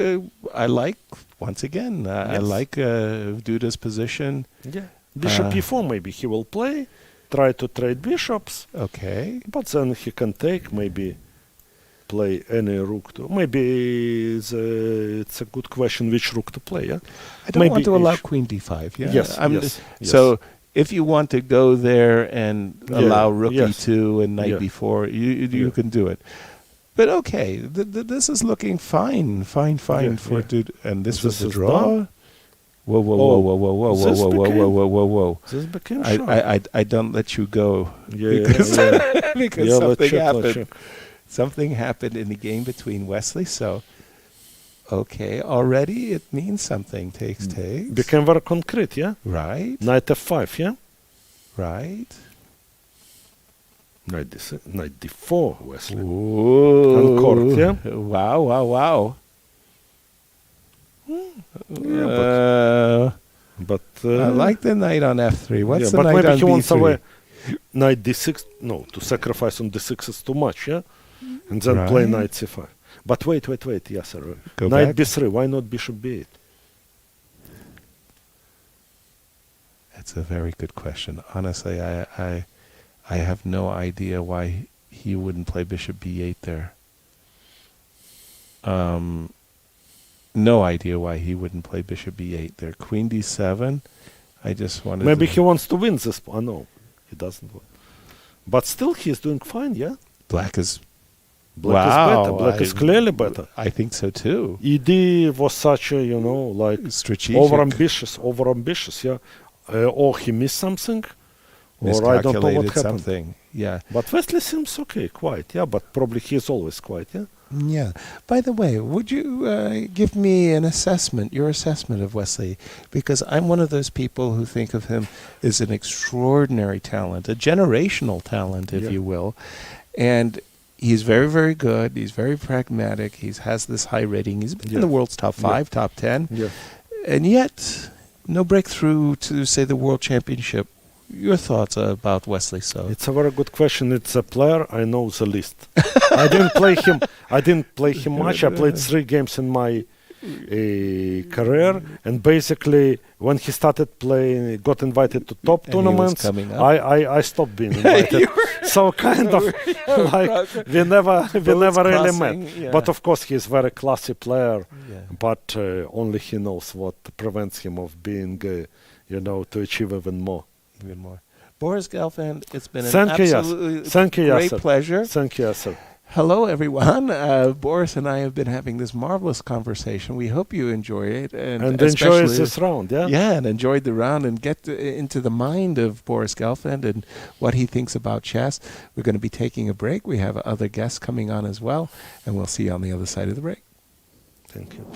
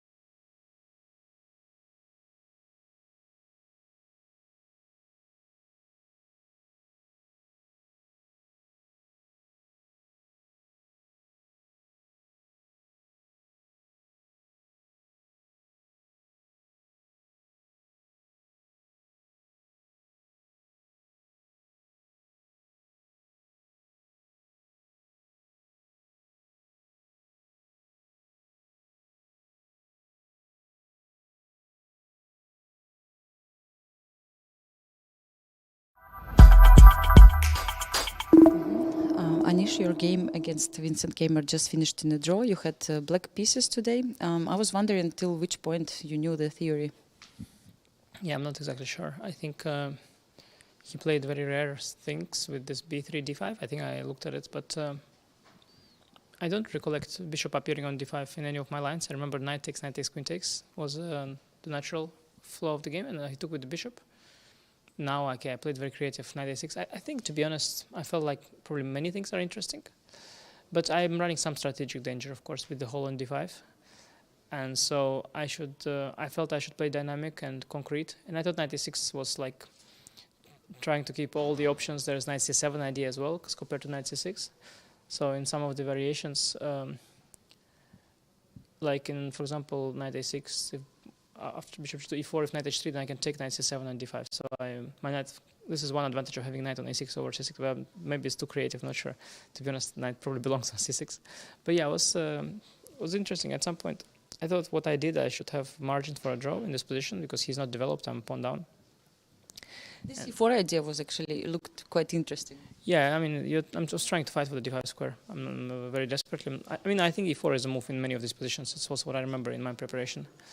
Because as I said, like you have to, at least I feel like you probably definitely have to do something, because if you imagine that white develops everything and then has a grip on the d5 square, it looks much better for white, especially if they trade one pair of knight maybe. So black has to do something at some point, like e4 d5 related probably. So yeah, I was trying to make it work. I think it was okay in the game, and I was trying to be very accurate in the end, not to suffer a bit. And it worked out really well. I think the d5 probably was okay, although I was planning initially bishop e6, then he has knight d4 and some slight pressure, because sometimes like when you're so equal, you don't want to suffer at all. And in the end, like I think he played a bit inaccurate. That I'm on the good side, but it's too drawish. I like this kind of endgame. Rook endgames are nice for black, but now he's a pawn up compared to the usual stuff. So whenever he gets the counterplay, he'll have an extra pawn. So I don't think it was anything either, but it was just, good to be on the good side. But, not too exciting. Yeah, but, okay, one more draw. How do you feel yourself after? Now it's already 7th round is over, like 2 rounds to go. Like, what are your feelings about your play so far, and what are you fighting for now? Yeah, I think it's good to just 2 rounds to go. The tournament will either be recovered or it will end. I think both are good scenarios for me. But of course, I was the result so far is not very good. So, but nothing you can do. Sometimes I think my opponents are really good, playing very well, and I think 2 really interesting games are still coming up. Yeah, but do you feel the lack of energy or something like this? Like what went different from Wake so far?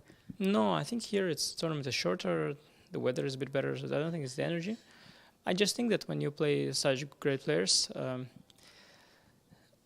I think it's just going to be unpredictable. I think that's what we will see in the future. In top tournaments, you will see that it will be completely random who will be at the top or at the bottom, because I think everybody is extremely good and extremely well prepared. I don't think anybody is better than anybody else at this point. I really don't see like why. For example, Andrej Beck was crushing like, and now he's in minus. Jan was also struggling the entire tournament, but he's also very good. And so Gukesh was doing bad in Vike and good here. So I think it's just random, to be honest. So many things depend on details, like in preparation or in some small nuances later in the game, that I don't think that it's up to one player to, even if you do everything right, it's not like you guaranteed anything, because the opponents are just very good. So we'll see, but I think in the future there will be a lot of players that will. The tournaments will be more random than ever. Because back in the day, I remember we had still, at some point Magnus was number 1. Then we had Fabi, Ding, Wesley at this period. I had my period sometimes, but now so many good players, and I think it's no longer easy to dominate. Yeah, and speaking about nuances today, I'm sure you paid attention to the game between Levon and Nepo, and there was this kind of strange moment that Levon claimed to draw. And so, what do you think about it? Did you witness it? Yeah, no, it was such an unpleasant psychological situation for Levon, because he thinks they're repeating moves, so he thinks the game is over, and Jan's so nasty using that to his advantage and keeping the game going. I think what we see so far, that Jan has good fighting spirit, but he's struggling. Maybe today his game looks good, but well, fighting spirit is what he's working on here. It's clear, and okay. But Ding also has fighting spirit. But other than that, I think it's going to be an interesting World Championship match. Yeah. Have you ever had such a situation with draw repetition, like moves repetition, and something then happened, or have you ever seen something like this before? I have seen. I don't recall much in my practice, but I had seen people doing like 12 or fold repetitions or something. There was this famous game between Benjamin Bock and Luke van Velde. Then they did like 12, 20 repetitions. And then FIDE put a rule after a certain number, like 8 or now, or I don't know, 5. After 5 repetitions, I guess, the arbiter has to intervene because they were just going forever, yeah? And the rule was that an arbiter cannot stop it. So nobody claimed. It was like a showdown. And they did like, I don't remember, you have to check it out. It was like 20 or 12 moves. I don't know. It was just hilarious stuff. But the rules are not for allowing. And okay, it's funny, like I'm curious if Lev didn't claim if Jan would play on, but good question. When after Levon claimed, it was a great psychological decision to try and because it's a very different mindset to think the game is over and to actually still play a sharp game. Absolutely, and today we got the news from Grand Chess Tour, and they announced the field of players, and you are one of the main participants, as I understood, in Grand Chess Tour. Are you looking forward to the events? Enormously, yeah, for sure. I think this is going to be great. After this tournament, I'll have some time to rest, and I have so many different games, and it's nice that I also play badly sometimes, because then I can see, because when you play badly, like you see what you do wrong, and it's some opportunity for me to learn. And because when you only play good, you think everything is good, and then later you realize nothing is great. But yeah, I think it was good. I've had some good games, bad games, and I think I will try to learn from that. And Grand Chess Tour is going to be a great challenge. It's going to be your next event, let's say in May. Probably I play maybe I play the Champions Tour or something like that, but it will be the next big tournament that the Grand Chess Tour will be the next big thing, and also the World Championship cycle, so this Grand Swiss and World Cup. So a lot of exciting challenges, and I think it will be good after this tournament that there is some time to, reinvent myself, because before this, I can say I didn't play at all classical chess, only kids were playing. But I wasn't playing, so I didn't know where I stand, what's going on, how to play, and now I got a lot more games going, and it's nice because I see how it is nowadays, because it's different all the time. I see how well people are prepared. I see how well they're playing. It gives me some information to work with. Exactly, and still we have 2 games to go. So thank you so much for the interview, and all the best in the last 2 games. Thank you.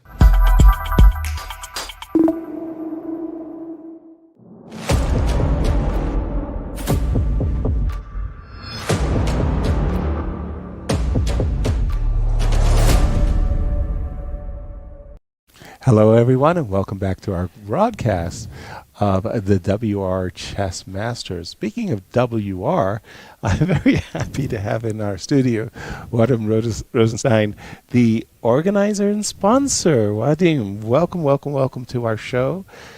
Nice for you to join us. I know it's a very busy schedule for you, but I have to ask you the most obvious question. Are you happy with the tournament? Yes, and the players are happy, I'm happy too. So there is nothing somebody can complain on. Exactly. But now that you said it, do they try? Is there anything for them? They try. So somebody mentioned he has no swimming pool, but I hope they will survive. Yeah. Funny that you should say no swimming pool. In 1990, we've organized in Mazatlan, Mexico, the World Rapid Championship. And it was an accident, a complete accident. During the tournament, I kid you not, they had the Miss Sinaloa contest. So there was something like 100 beautiful, extraordinary model girls competing for the title in the swimming pool every day with photo shooting. And the guys came to me and said, "Yes, sir, come on, please. How can I concentrate with this beauty contest going on?" So don't worry, they'll find a way to complain. But yesterday, Vadim, it was amazing. Our tournament leader, Levon Aronian, has lost. Blew open the tournament. Now anybody can win. What did you think about this when that result has happened? Yeah, I believe Levon is not so happy, but he made the others happy because yes. Now it's unclear who will win this tournament. Yeah, exactly. And he made it interesting. So at this point, thank you, Levon, for playing that game. Wow. Because for the viewers, yeah. it's uncertain, who will win it. And now in this position, penultimate round, we think that Levon made a move, knight d4, that was bluff. Andre took the knight, and what's your opinion of the position? I like the move h4 and queen g6. Andre to play. Yeah, as far as I understand the chess rule, Andre should change the pieces, so... 2 pieces for the rook. Yeah, but if he trades the queens, I believe he will be better, but... Andrei and Levon are playing so amazing. He took your advice. They know better how to play, No.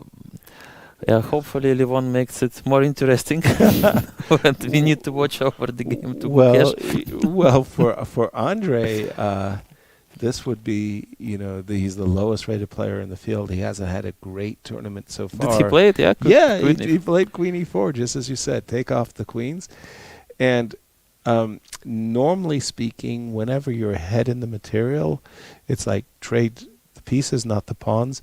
So as opposed to just grabbing this pawn right away and allowing bishop takes, I would also play b3. b3, and then next turn, slowly, and this feels, frankly speaking, terrible. Just terrible. Yeah, I prefer white in this position also. Yeah, it feels really, real terrible. If Levon could save it, it would be miracle is a strong word, but it would be lucky, fortunate.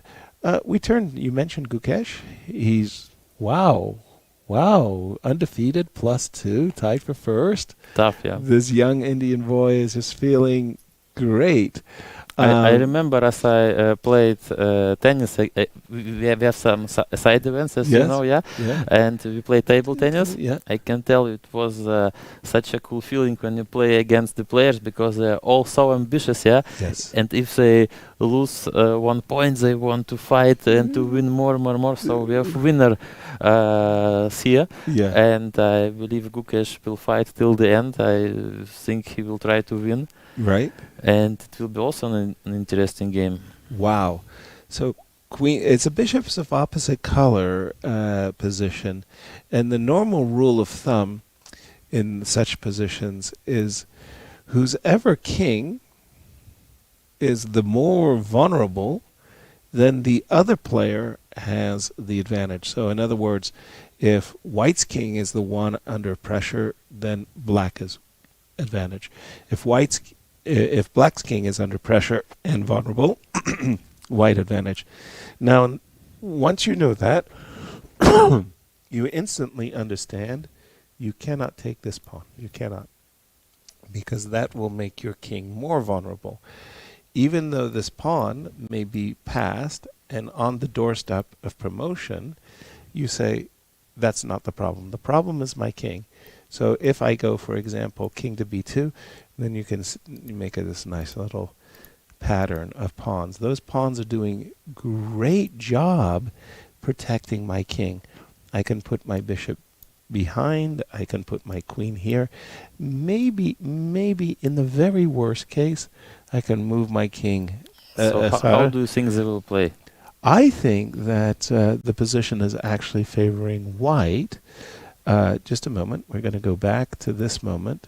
After d3, we do have on the board the move queen b4.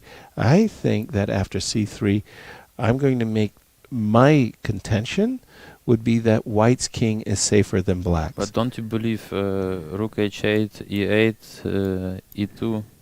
Yes, that would terrify me, and that was why I would... but I think Gukesh will see that rook e1 lose, yeah? Yeah, I'm not interested in in allowing the pawn to take my rook, right, with a perpetual check. But I'll stop the rook from attacking my coming to e2. But how to protect queen c5? Precisely, you can. I think it's important that you do that. Actually, is to stop me from playing that, and then I'll move my king. And again, it's one of these positions where the bishop opposite color, it's again, whose king is more vulnerable? This is a great game. I mean, I feel like 3 results are possible here. Again, coming back to your tournament, I want to say that I was interviewing Boris. Not interviewing Boris, I was more like learning. This man has a lifetime of knowledge, and it's like he's here and he's pouring his knowledge into the brains of the young people. And he said to me that, yes, sir, the children that I'm teaching, they're not only talented, which is expected, of course, but they had to qualify. That's right. To come into my camp. And I thought, wow, this is really cool. I got to ask Vadim. So the children that came here and got an opportunity to work with Boris, they earned it. Yes, right. But not only with Boris, with Elizabeth as well. As well. And yeah, we invited, like I said before, 190 federations to participate in this tournament that the children can play. Right. But it was difficult, of course, to organize 190 places. It's difficult to manage, and we decided to make a tournament to do the qualifying. Yes. Yeah, and the best player qualified and have the opportunity to learn from Boris and Lisa. Yeah. And look how the players are playing. I think it's a very good motivation. Oh, it's fantastic. Maybe in 20 years somebody will invite us to their tournament also. Yeah, it would be great. It would be great. But yeah, I mean, come on. Is the opportunity for the kids. I mean, I would be like stars in my eyes, I'd be like, this is really, really, really but great. Everybody wants to make a photo with the players. I think they love it, and it makes absolutely fun to watch them. They enjoy it. Oh, no question about it. Again, B3, by the way, was played by Andre. Rook B6 immediately by Levon. Levon is putting pressure on the knight, clear. He would love to sacrifice the knight, but also, for example, if we do take the pawn on D4, then he is thinking, aha, maybe I can get some counter play down the A file with the move Rook A3. So this is how he is kicking. Let's see. And we already have one game finished. When we left it, Boris and I, we were both mystified. We thought that Wesley was enjoying some advantage, and he made a decision that for us was really remarkable. Right in this position, the double pawns on the E6 and E4, and Wesley decided to trade, and I can tell you that both Boris and I looked at each other like, what? Because we were just praising. Was it bad for Wesley? Yes. So in this position right here, we thought, that is to say, Boris and I both similarly felt that it was advantage Wesley. After this trade, we were completely doubtful, and Vincent is fighting. We think, or when we left it, we thought that Vincent was fighting for an advantage now. That you can see Wesley is cramped. Yeah, he's the one with a weakness on F2. Vincent is all beautifully developed on the F file. But Vincent is very dangerous. Yeah, and look at this move, knight H4. It's already an indication. I very much doubt. Is it an indication or he played it? He played it. Wow. It's an indication that he's on the attack. That Vincent Black and Wesley is in deep trouble, and once you see that move, I don't believe that you can take it. I think that you will lose the game if you take it. And Wesley agreed. He played the move knight D2. We're up to date. We see the players from the playing hall. Beautiful production here. By the way, we see all the players, their faces, the interviews. They made a very nice production team here as well. Yeah, the more we go to the finals, the more interesting they play, yeah? Right. Now, speaking to me about the finals, of course, tomorrow will be the final round, and who knows who's going to win. But then we get, on the weekend, also the Bug House tournament. Yeah, I think it was a bad idea to play against everybody in the evenings, because now they prepared, yeah. they learn so much. But we play every evening. It's like the same atmosphere I had 20 years before, where we was playing in the youth camps, yeah. So the same atmosphere. I mean, the guys are also enjoying, and they're also young. So I feel it like I was young too. So I just came into the past, yeah. So it's incredible feeling. Yeah, and by the way, regarding the Book House game, it's so undeveloped, and I'm looking for somebody who can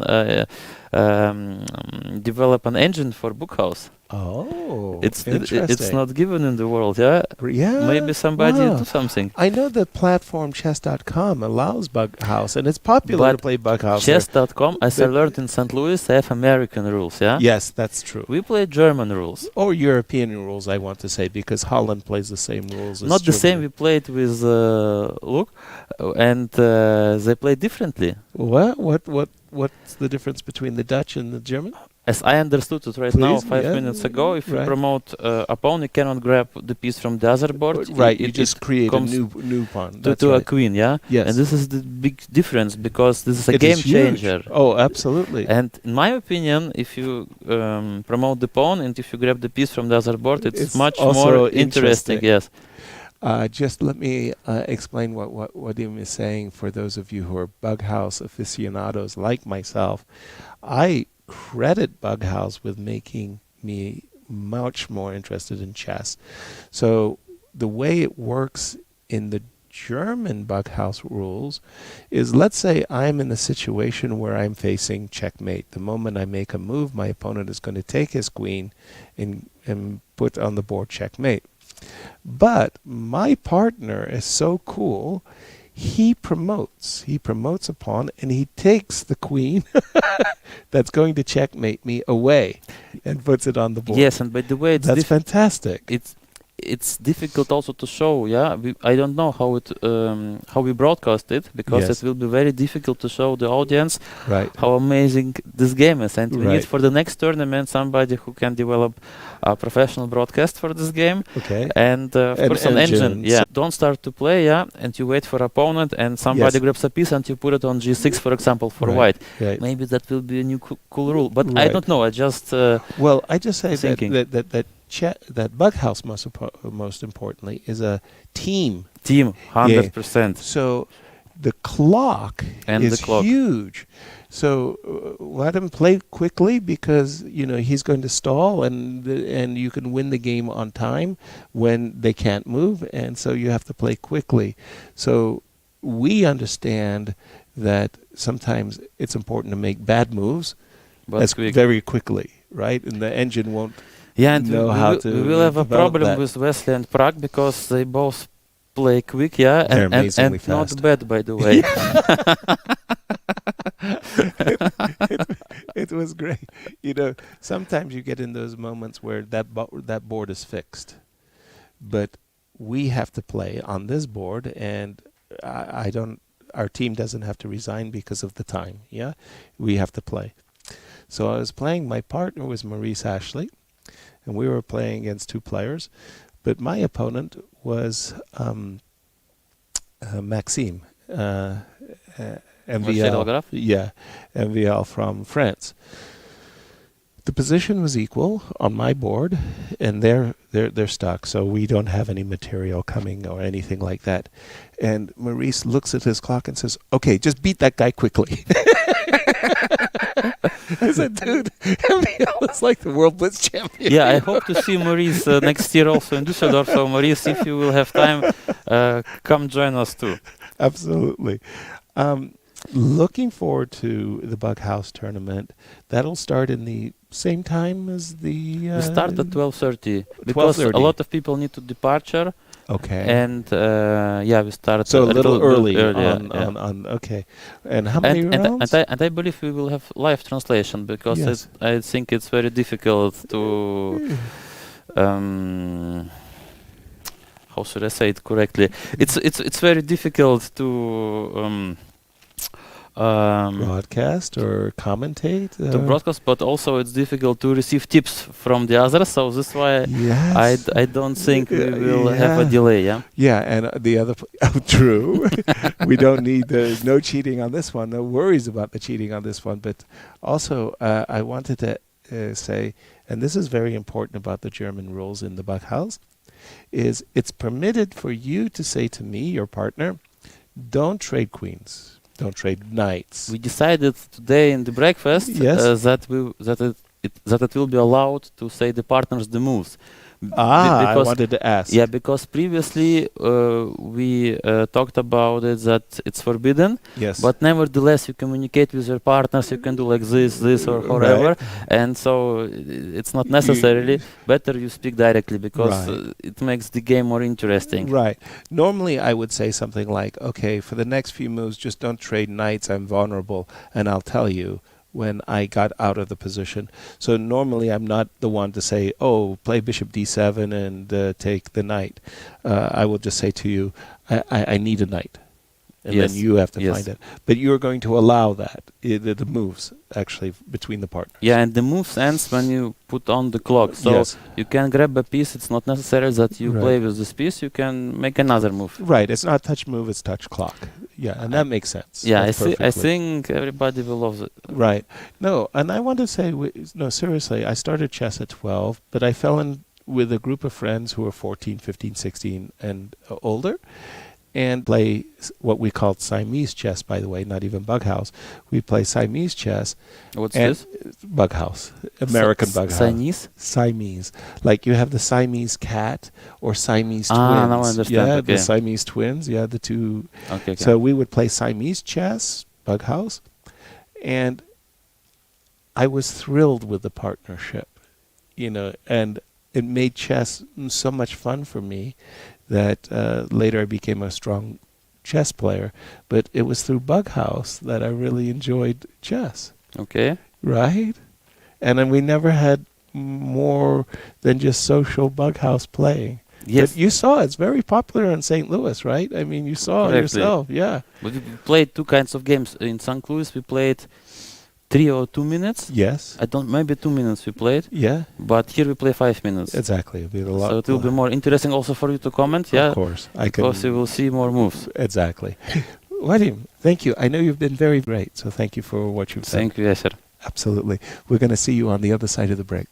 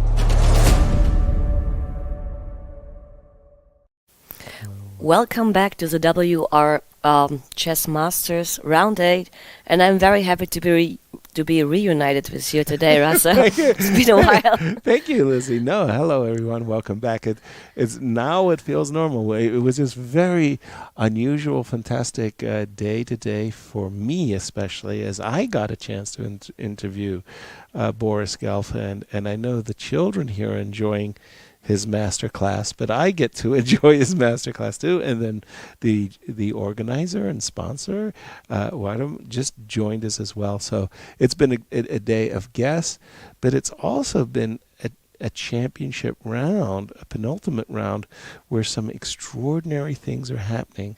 A number of our leaders are in deep trouble, and I'm referring first of all to the game of Wesley So and Vincent. Vincent has an awesome position. That's true. I just love Vincent's position. I think that it's a kind of a geometry, if you will. This knight is hitting the pawn on g3. The rook is lurking to hit the... Yeah. So what I want to do, Lizzie, is I want to magically make an illegal move, yeah? So in my mind's eye, I want to take this pawn on e5 and drop it on the e3 square. That would be awesome, Drop it on the e3 square, and then g3 just falls like a house of cards, yeah? So if I'm black and I'm in Vincent's shoes, the move that I'm finding myself drawn to is the move rook e8. What I want to do is I simply want to go e4 and then e3. And I just think it's a terrible position. I'm going to say it. I think Wesley's lost.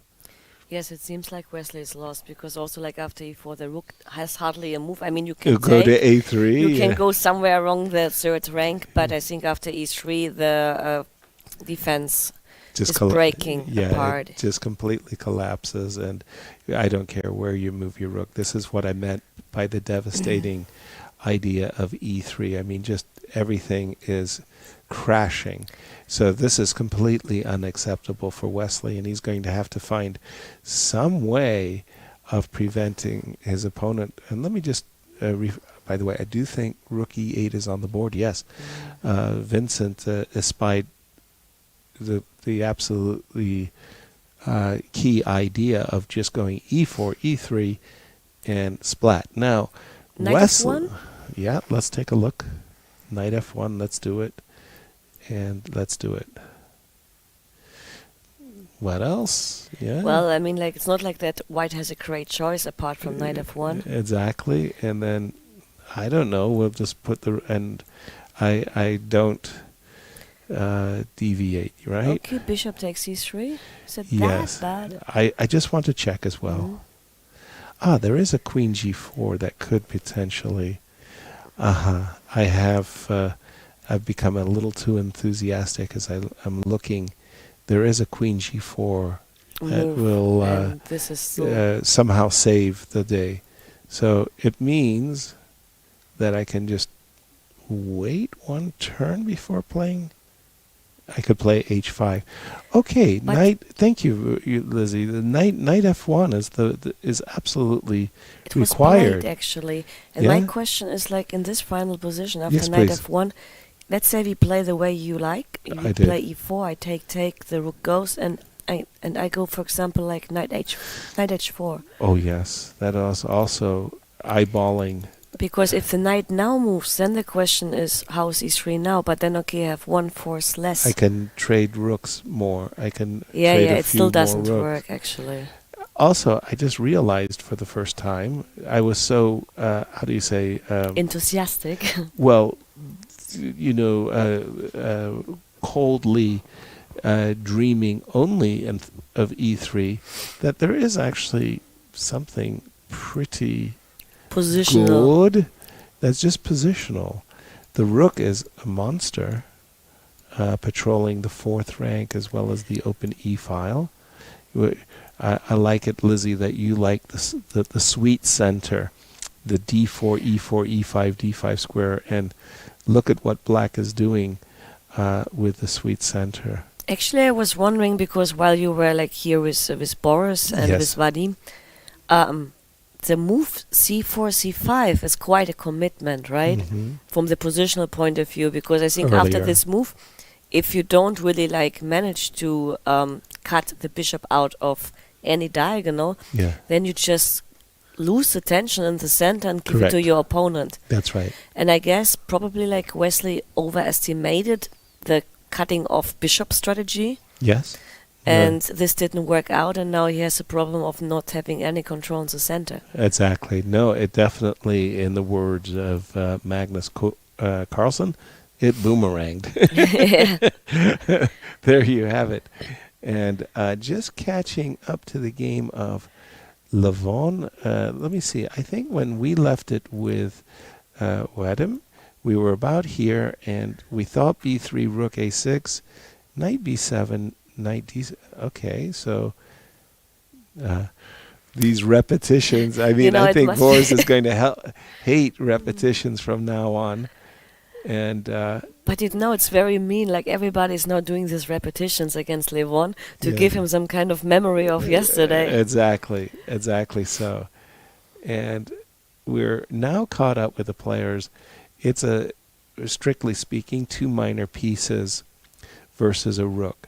Normally speaking, materially wise, for Levon to have a balance, he needs a rook and a pawn. Yeah. So he's materially down, but white still has to coordinate, or, the bishop on a3 is not on a good square. It should be, let's say, on f2. f2 would be a dream square. Actually, let me ask you a question, because in such kind of material imbalances, we should wonder whether is the rook exchange, I mean, I believe it's good for white, but I just wanted to make sure the rook exchange would serve which side? Black. So when you're playing with the 2 minor pieces against the rook, it's strange that the 2 minor pieces would like to have some more supporters. Okay. So the 2 minor pieces on their own cannot overwhelm a rook. But 2 minor pieces in a rook can easily overwhelm 2 rooks, which is very interesting, and it's a little bit counterintuitive because we're talking about a material advantage for white. Yes, whenever you have a material advantage, trade off. Yes, that's why actually I was not even sure. I was thinking that if you trade 1 rook, maybe it's easier to attack the a7 pawn, for actually. Example. But what you say actually makes also perfectly sense, because there are a lot of circumstances where, let's say, bishop and knight against rook could backfire, especially if there's an a or an h pawn involved, right? There is, as always, whenever we have these guidelines, there are exceptions to the rules. A big exception is where there's 2 bishops. So right now we have a bishop and knight, and then the idea that white should preserve the rooks is absolutely true. When you're in a situation where you have just 2 naked bishops versus a rook, it's oftentimes that the bishops need no help. They just and sometimes the king can actually be a very powerful piece as well. So that's a difference. And by the way, we have a very nice view there of the clock. It 3.5, well, almost 4 minutes for Andre, but the truth of the matter is they're on move 36. Yes. So he should not be feeling the heat from a ticking clock. So, for example, if I was Andre in this position, after rook here, I would be playing here, here, here, with the idea eventually kicking the rooks away. With bishop c1, for example, but of course in a more coordinated style. And yes, exactly, in a coordinated style, as you say. And I'm dreaming this knight should be back home. Yeah. f4 or even c4 would also be, I think, fine. C4. But it should be anchored. I agree with you. Bingo. That's the key thing. It should be anchored. And then the bishop should be playing a role on the g1 diagonal. And once Andre gets his pieces in proper working order, I would put it like that, he should be winning the game in a technical way. Technically winning. Let's just see what happened. Come on. There we go. I thought that this was a really fascinating struggle going on right here, because it was at this moment that Gukesh, after the move bishop f5, decided to go for it. bishops of opposite color, and always, and I was speaking with Wadim about it, always whenever there's bishops opposite color, it's king vulnerability. That's the key factor. And I loved what Gukesh did, which was to play check and c3. It might seem counterintuitive to allow this pawn to be literally on your doorstep, 2 squares away from coronation, but the pawn on c3 really is a help for White's king. So there's no check on the diagonals. No checks on the diagonals. That's exactly right. And at the moment, the d pawn is not threatening.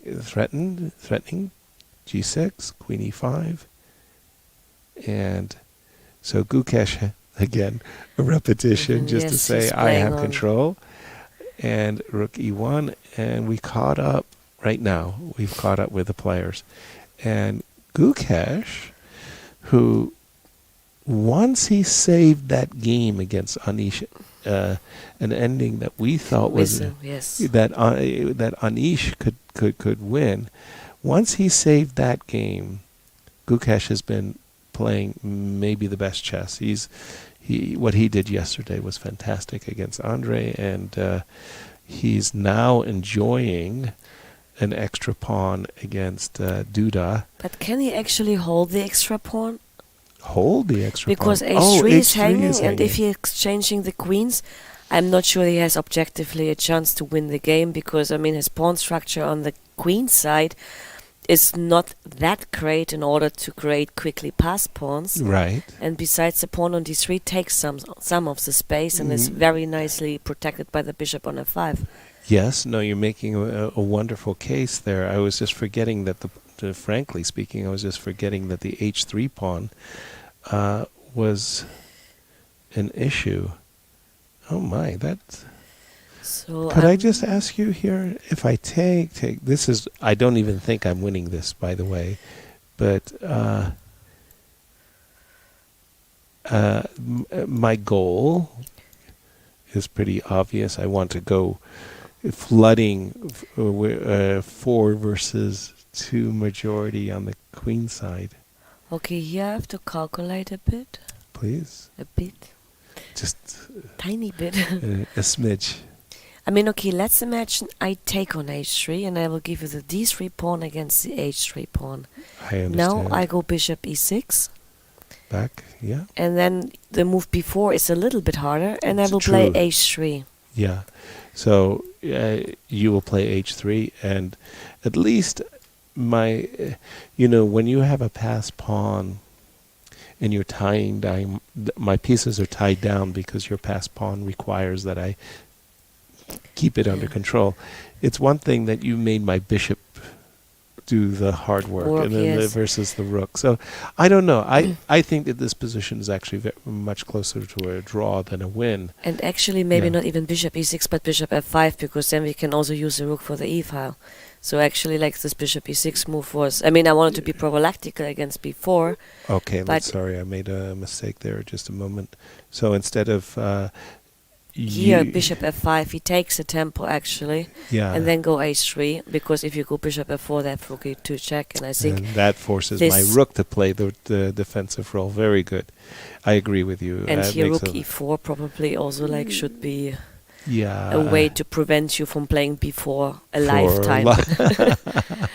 You're right. It's going to be hard for me to utilize the majority. You even have to be careful, because I have a very simple plan. Rook g4, rook g2 at some point, maybe first bishop e6, but it's not that simple. I would even prefer black in this kind of positions, maybe. Sacrilege. Pawn down. Remember your pawn counting. But in any case, Gukesh did not go for any of these endings. So what he did instead, he kept the queens on the board, at least for this moment. He played the move queen b4 check. And I guess that's inviting queen b6. By the way, just a game finished? It sure looks like a game between... Levon made a draw? Wow, he's so lucky.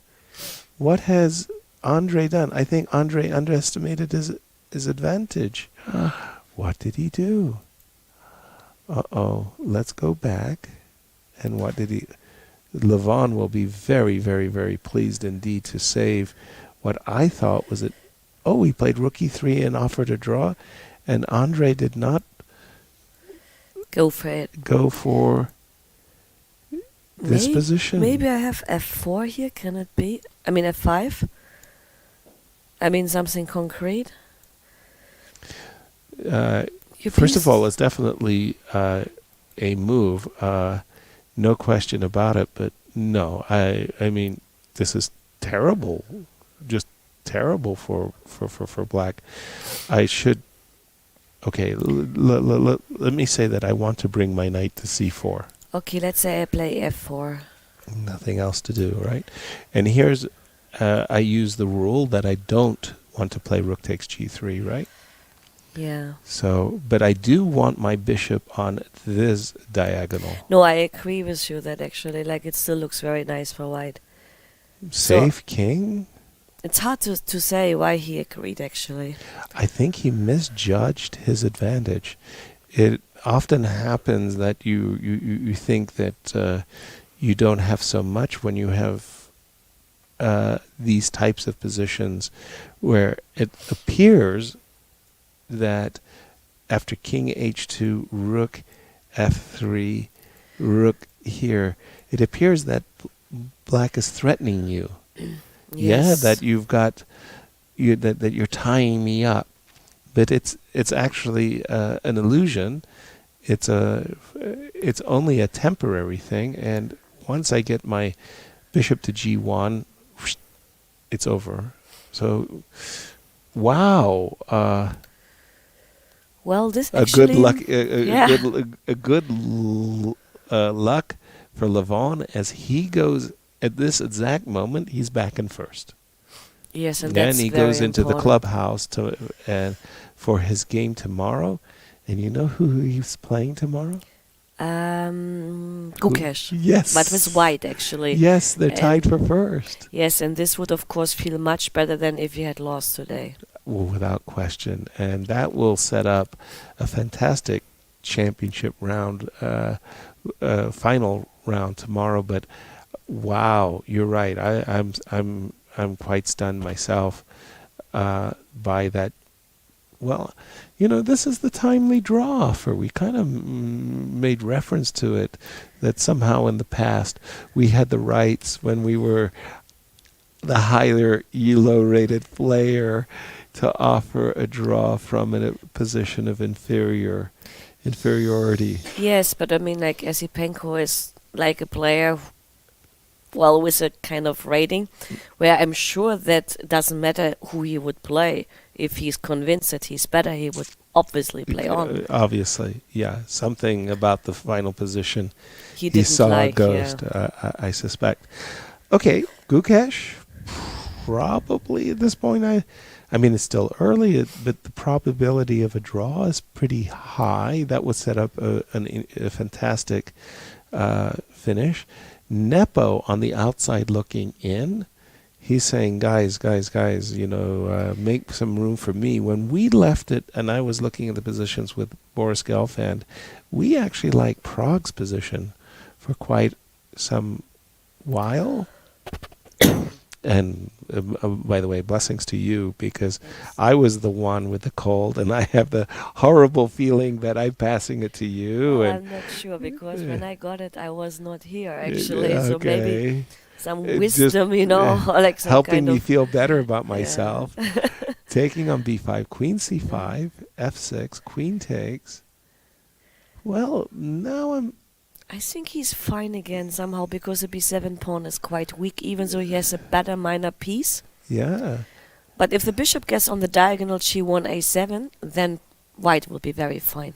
Yeah. It's a long way, but I'm just having a little bit of a lack of understanding here. In the game, queen b4 was the choice of Jan. I love pinning my opponent.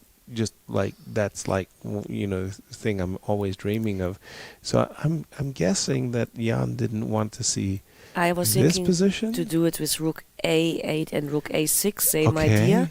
So But your rook would be here instead of yes, on. but I think it's probably even indifferent. Okay. None of this happened, unfortunately, or fortunately. After the move knight d6, queen b4, and we'll catch up with the players quite quickly. And here we have it. First impressions, balanced position. Well, I don't think that white is in trouble anymore, because I also looked earlier and somehow had the feeling that Pragg outplayed him a bit in the middle game, right? Right. I do as well, and unfortunately I think that for the fans of Pragg, they're going to be disappointed when they realize that their guy, the advantage is kind of slipped and gone. I like moves. I like pinning my opponent. But you like also tightening up your opponent. And I also like reducing their options, right? So when I play a move like rook d5, and I kind of like thumb my nose and go, ha ha ha, I close the queen. I kind of secretly pat myself on the back, like good understanding, yes sir. I'm beginning to warm up more to Jan's position than Pragg's. Yes, but I think the advantage has slipped. It slipped, but I don't believe that actually Pragg is yet in problem. But it's a long way from anything decisive. But once again, just as you said, let's say I want to play rook a6 maybe. Okay, good to for at you. least put some pressure. But you anyway go bishop c3 and you bring the bishop to f2 diagonal, right? Correct. Absolutely correct. And now you immediately realize that once I get to the f2 diagonal, not only can I play bishop b6. Yes, and then you tighten me up in all the ways. Yeah. And by the way, rook d5, and there was a certain... Okay, by the way, not for nothing, that's 2 minutes and 36 seconds remaining for Pragg in the position. And I'm just going to refresh my board. And I'm going to take away this arrow.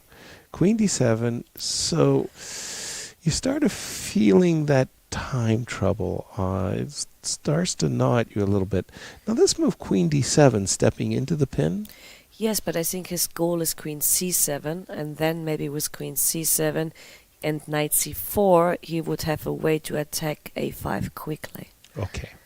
I guess this could be the reason to get the queen on c7. Okay. But what I wanted to say is that this gives me an opportunity. The moment you put yourself in a pin, I go, what's the pin piece? The knight on d6, obviously. Can I attack the knight on d6? You Yes. mean like you want to play f4? Bingo. You are absolutely right. I want to play the move f4, and I want to ask you, did you give me the opportunity to develop a monster? Okay, if I take on e5... And I take with the bishop. And now I play queen f5 and counterpin you. Okay, so... First of all, I didn't see that. No, I mean, like, so if you yes. pin, I can do the same, right? No, anything you can do, I can do better. But then I have queen f4, but... I will take, and I would claim that I'm okay after knight c4. Probably because I have rook g6 in the voice. True. It's somewhat true. It's close to be problematic, I agree. But yeah, okay. I mean, I still like that the bishop. Maybe actually, it isn't. you're right, because bishop c7 is also on the stake. Right, but by the way, I guess Jan did not feel that he had the tactical opportunity. After the move queen d7, he did play bishop c3. Again, just as we've been discussing, bringing the bishop to c5 and possibly to b6 is his goal. But I'm going to be curious. I mean, I know the guys after the game, like they literally run to their chess engines just to get to check on themselves what they were thinking was right or not. And I want to check if f4, because queen d7 was not a natural move, Lizzie. No, I agree with you, but somehow I have the feeling that maybe after f4 and e5 we missed something. But this is my feeling. Maybe I'm wrong, because also, like, for example, if you go back, after e5, your rook on d5 is unprotected, and this gives me some feeling that maybe we have a trick here. a5, fe5. Even like queen e6 perhaps is a trick. Well, don't forget that this king is more vulnerable than... I know. Wow. But I would also say, don't forget that I have f3 still in the pipeline. That's true. That is true. So queen b1 check. I don't know if... No, queen b1 check, maybe you go knight f5? Perhaps, yeah. Well, I don't know what I should be doing here. But F3 even if check. I go king g8, is it that's a problem, or you have some tricks then? Then actually b7 might be... No, but even not hanging with a check, so it doesn't matter. Okay, fair enough. Let's jump to the current position. After bishop c3, we did see the move queen d7 to c7, by the way. Bishop e1, yeah. And bishop e1. And now Pragg is feeling a little bit better. When the move rook d5 was played, the queen was being neutralized. Mm-hmm. Now you're at least doubled on the c-file, so you can make some pretenses. But here again, I just feel like Jan is the one with the better minor pieces. Well, obviously the rook on d5, queen on b4 versus their counterparts.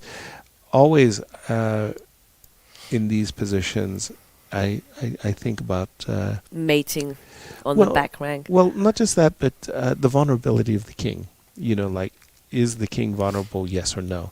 If I can get in queen f8 and rook d8, sometimes I flush out the king, but there's no problem, yes, right? but it's here I think I can still defend with rook d6, right? Rook d6, maybe also queen e7. I'm not sure. Oh, then I could trade and play rook to d7. I think I would prefer to trade the rook, because usually they say like queen and knight against queen and bishop. Yeah. If the king is not so safe, then the knight might be even preferable in some ways. Exactly. That you know, this is one of the things I was always raised upon. Queen and knight versus queen and bishop. The queen and knight coordinate better. So that was just taken as gospel. And then later, International Master John Watson did a thorough analysis and just completely refuted this old wise tale. And I was like, it depends on the position, but I mean, like the logical explanation is that the knight can always operate on both squares, colors, and the bishop cannot.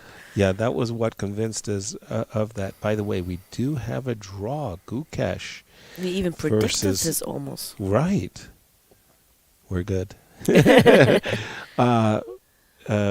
So this sets up a fantastic, come on. I mean, it's like somebody in Hollywood looked at our tournament and said, what we're going to do is we're going to arrange for the match between Levon and Gukesh, because those two guys are going to play for the championship between themselves. And that's what we're going to see.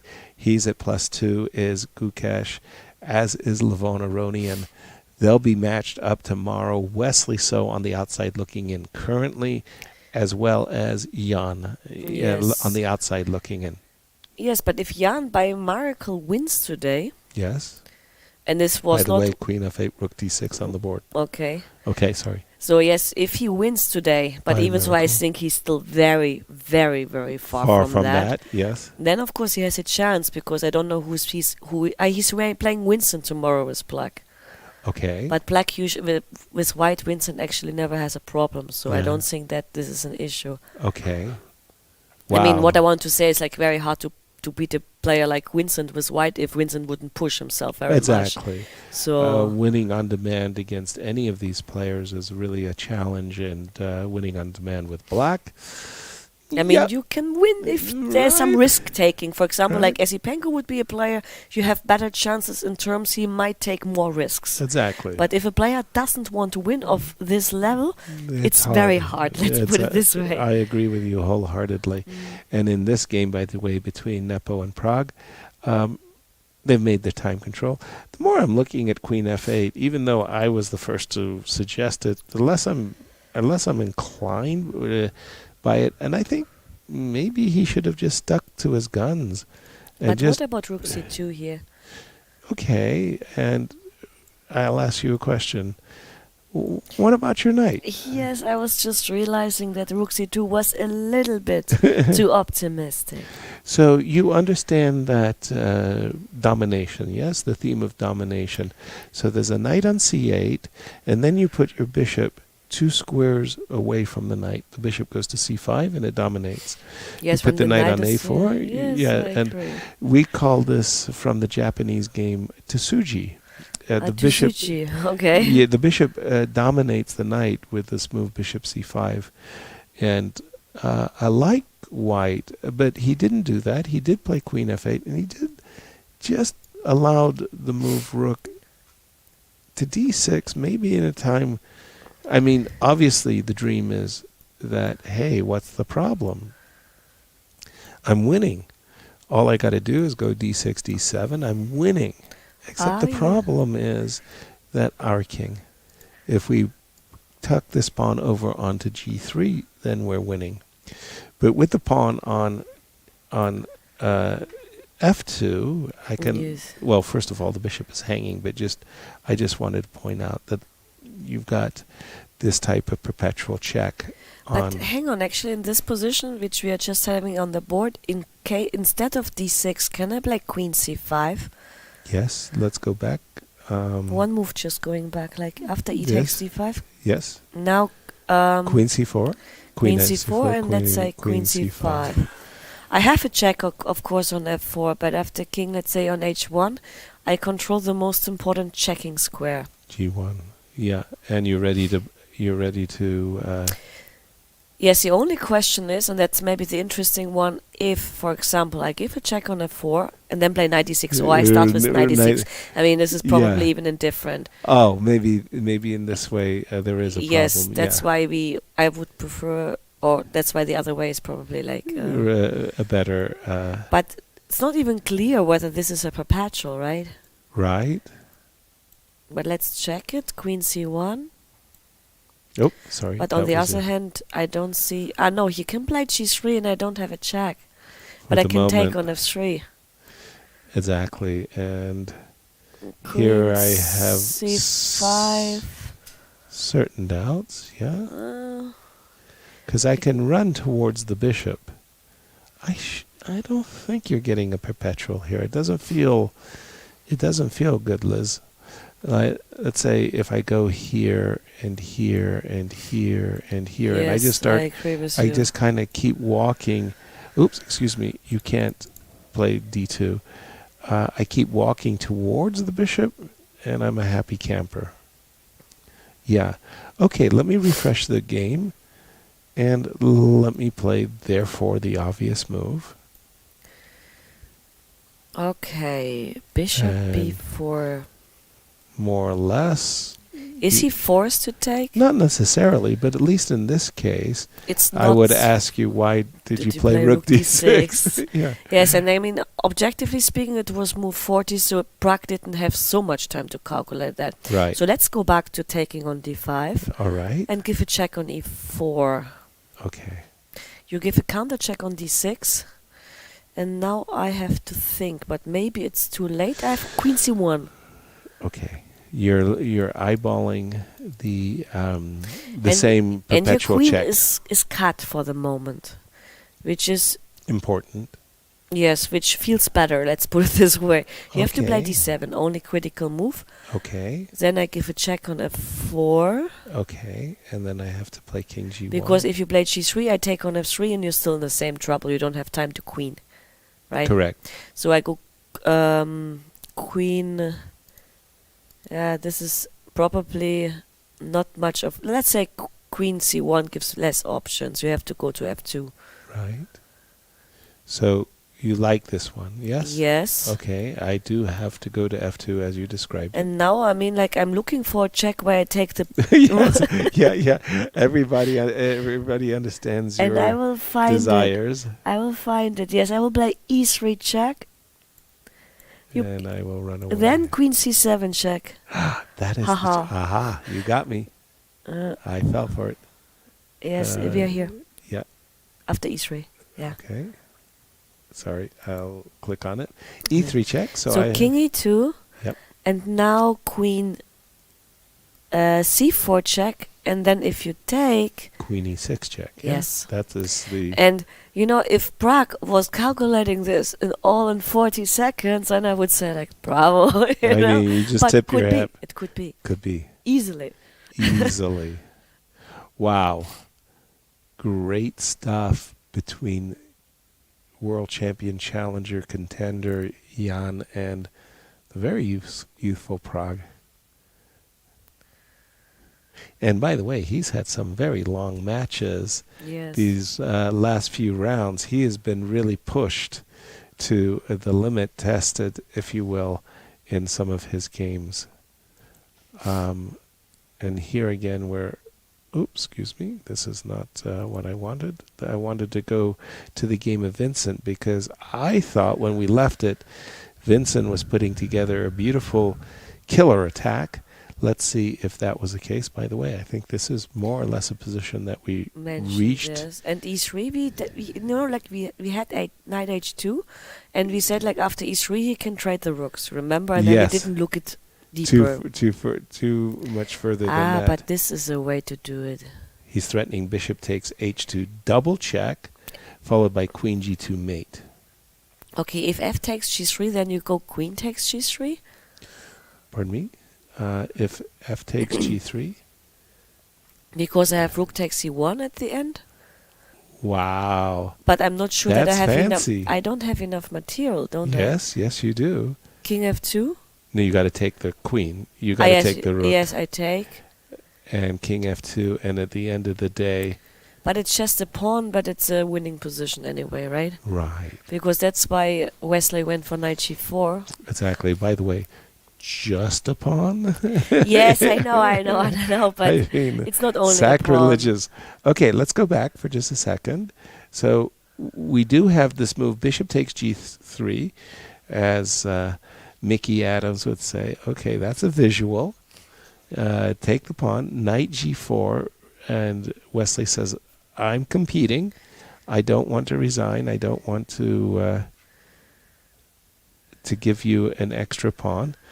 And Wesley, I think Wesley has played a very poor game up to this moment. But even having said that, somehow he's still struggling. He's still here. You haven't won the game, yes. So let's just imagine bishop takes. I guess Vincent wants to play queen e4. Do you think I'm right in that? I think you're very right, and I'm not sure how to treat it, but okay. Queen f1 doesn't work. Well, I was thinking I was going to get on my walking shoes. I'm going to go check and exit. Bless you. Bless you. I just ready. I'm ready to walk away. Walking the line? Yeah, I'll walk the line. There's a song, right? Yes, Johnny Cash, I Walk the Line, one of the great songs. You can't move the bishop. Queen takes h4. So this is not okay, maybe it is the right way, but Vincent, when he was going for all of this business with e4, e3, I'm sure in his mind's eye he was expecting to come out with more ice cream than what he's getting. Bishop takes e3, and once again, if the bishop has to go back to c7 to stop queen h4, Wesley can sit there and go, whew, the worst is past. Well, not true, maybe, because, okay, the knight on g4 is still in a kind of opposition. Let's say I go with this prophylactic move. Right. Bishop c7. You're defending the d8 square for the moment. Maybe you have to go something like queen d7, but there you could be made on the back rank, right? So queen b1 check is a problem. And you have g2 and h2 under control. So the queen, objectively speaking, cannot activate. Right. And if this is the case... Yep. Then maybe after bishop c7, yes, it's very hard to defend, no? Well, once again, I have to... I agree with you. h5? Yeah, I agree with you. Ooh, h5? Oh, my. Where is... Queen? Where is the girl going? Where's your knighty gun? It's not going anywhere, as it turns out. But here I believe this is over. It must be. It must be over in a. I mean, I have queen b1 check also, but maybe just to calculate this, and yes. Something. I definitely have the same feelings as you that I'm living on the edge. Actually, you're winning the queen, I saw. Oh, show the line. Bishop takes. Bishop c7. Yes, queen d7.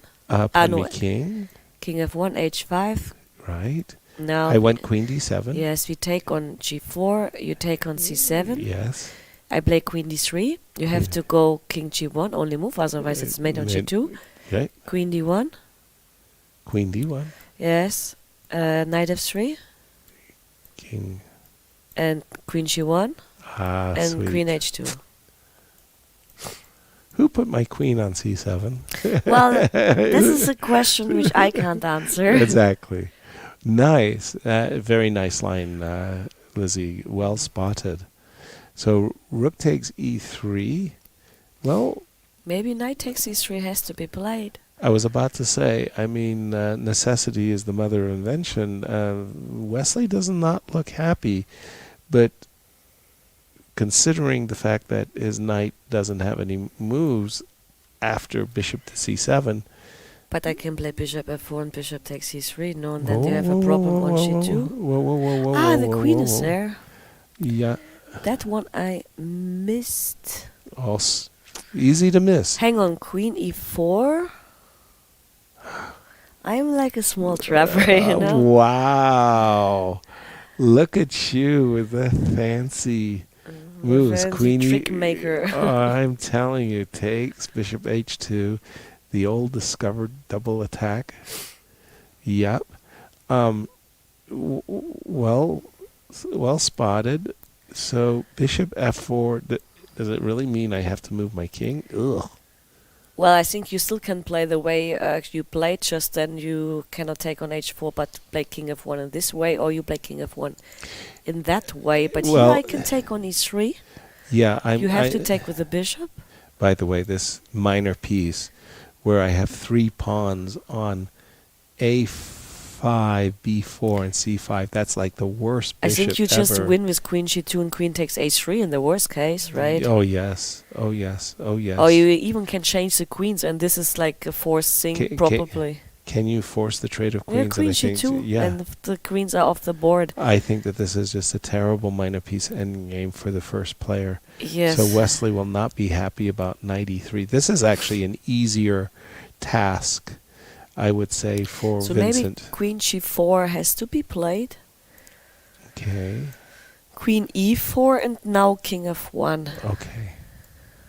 That makes a lot of sense. I will join you in I would have liked to have queen c4 check, but I don't have it. But here, queen d3 check.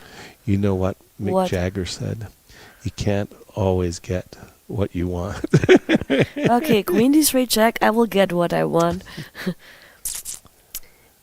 And what's that? Bishop takes e3. Okay. Darn it. And here I thought like I can force the exchange of queens, but maybe not immediately. Where's the force exchange? No, it's not yet force, of course. Okay. I agree. Like knight f5 is still looking winning, but yes, I'm not arguing at all that I'm a happy camper. I'm at this moment. If I'm in Wesley's shoes, if I can draw this game, I'm just the happiest person on the planet. Indeed, you say it. You said it. You said it. 3 draws, 2 games remaining. We're going to just take a short break and make sure that Lizzie's going to get her teas. But we hope you've been enjoying the coverage of this WR Chess Masters. It's been a marvelous, marvelous event. Also, I just want to give a big shout out to Boris Gelfand once again. I mean, he's a real class act, and having him at the event and teaching children, I mean, come on. He's really, really happy. We're going to see you on the other side of the break.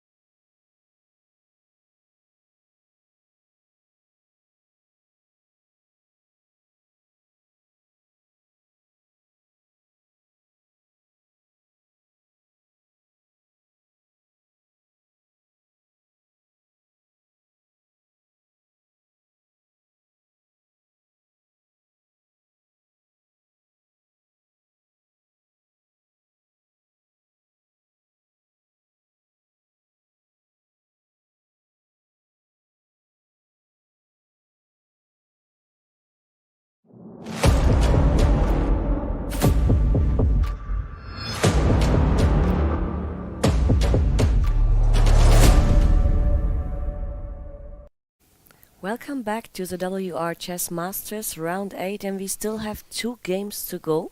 And they're so important to our standings as well, Lizzie. Yes, because if Jan wins today, then he would be tied for joiner. first. Yes. And a very big development has happened, actually, in this specific game. When we left it, we saw the position after move Queen f8, and we were looking at Rook d6 and Bishop b4, and we were thinking to ourselves that it's very important that Black has opportunities for making a perpetual check on the f4 square, as well as the c1 square. Those were the 2 squares where the Black Queen will make a perpetual check. So we were analyzing a number of variations that went Bishop b4. Jan decided that he liked to keep the rooks on the board, and he played the move Rook to b5. So obviously he was not afraid of a move like, I mean, knight e7 is fine because it prepares knight g6 and knight f4. But my question is like Rook d1, for example? I think white is faster, right? If I get to Rook take c5 is a problem. If I get to take and go check, I get a first crack at your king. And the same would arise if I start with queen c1, right? I think but so. But then you don't have rook c5 because it's not a, well, it's a legal move, but it's not a good move, let's put it this way. Okay, rook b5 does set up the possibility of rook takes b7. So I can't even go for that because of rook takes b7. And then suddenly, okay. But what happened was very strange to my eyes because what happened was after rook here, knight e7, bishop b4, I think Jan was expecting something like rook d7. And I think his idea was to eliminate the knight. But Pragg played, take my rook, take my knight, take whatever it is you want.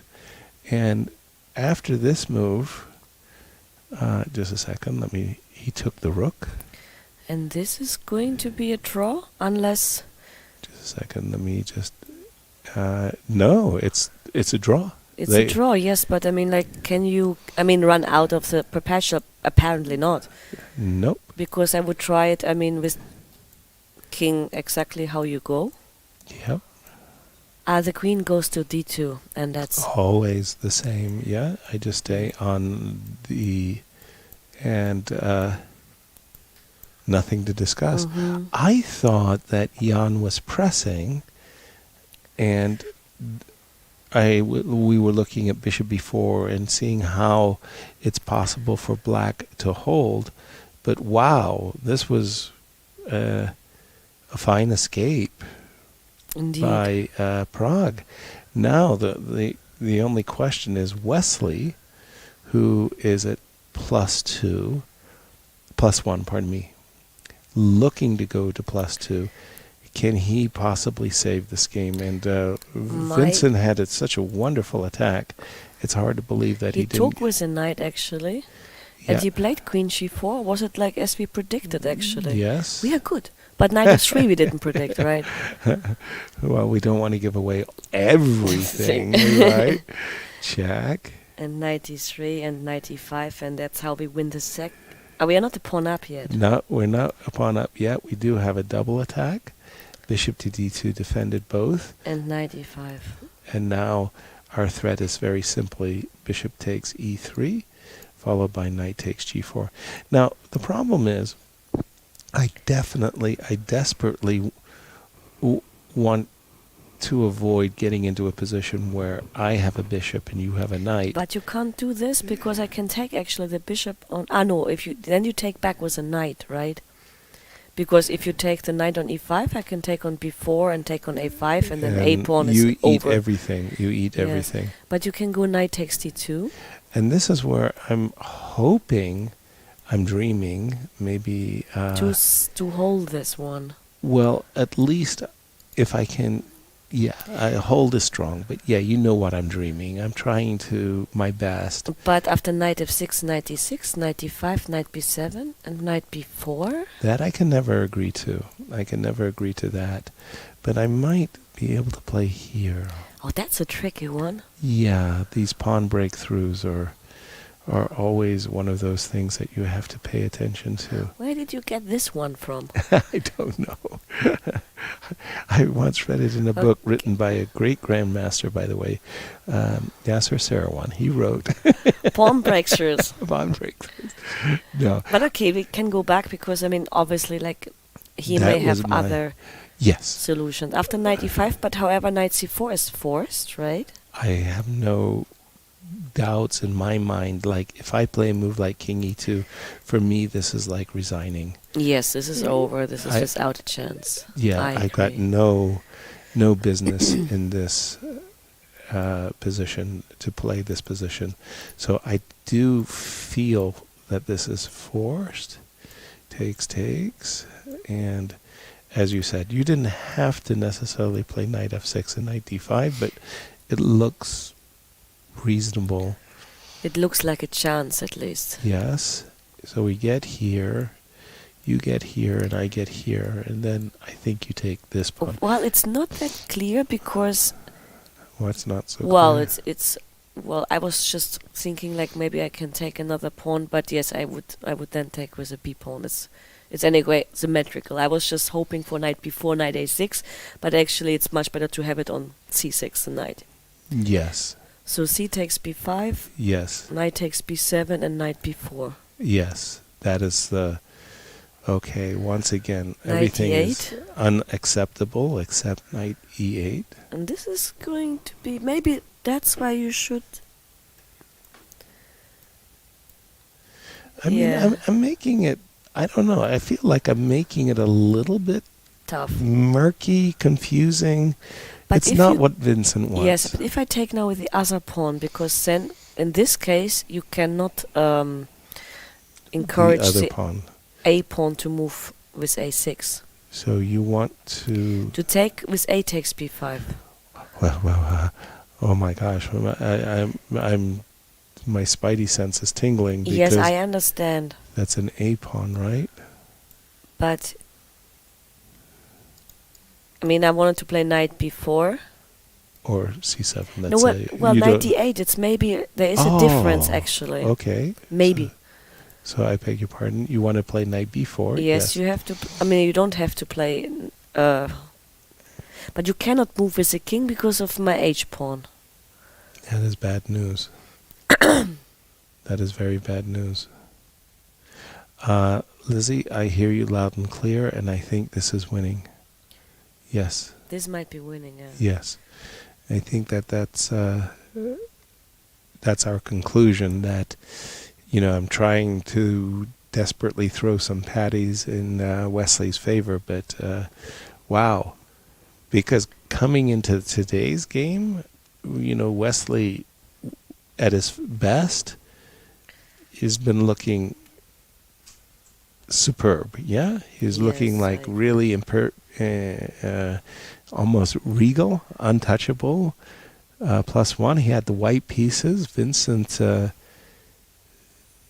Vincent looked like a very good opportunity to improve his position, but Vincent said, no, that's not the script I want to play. That's not my role. Yes, but it's like what is interesting that yesterday Wesley outplayed a little bit Prague in the Italian. Very right? much so, yes. And today he suffered the opposite, Yes. playing the Italian and got outplayed by Vincent. Exactly. So this seems that Prague in the Italian is doing very fine.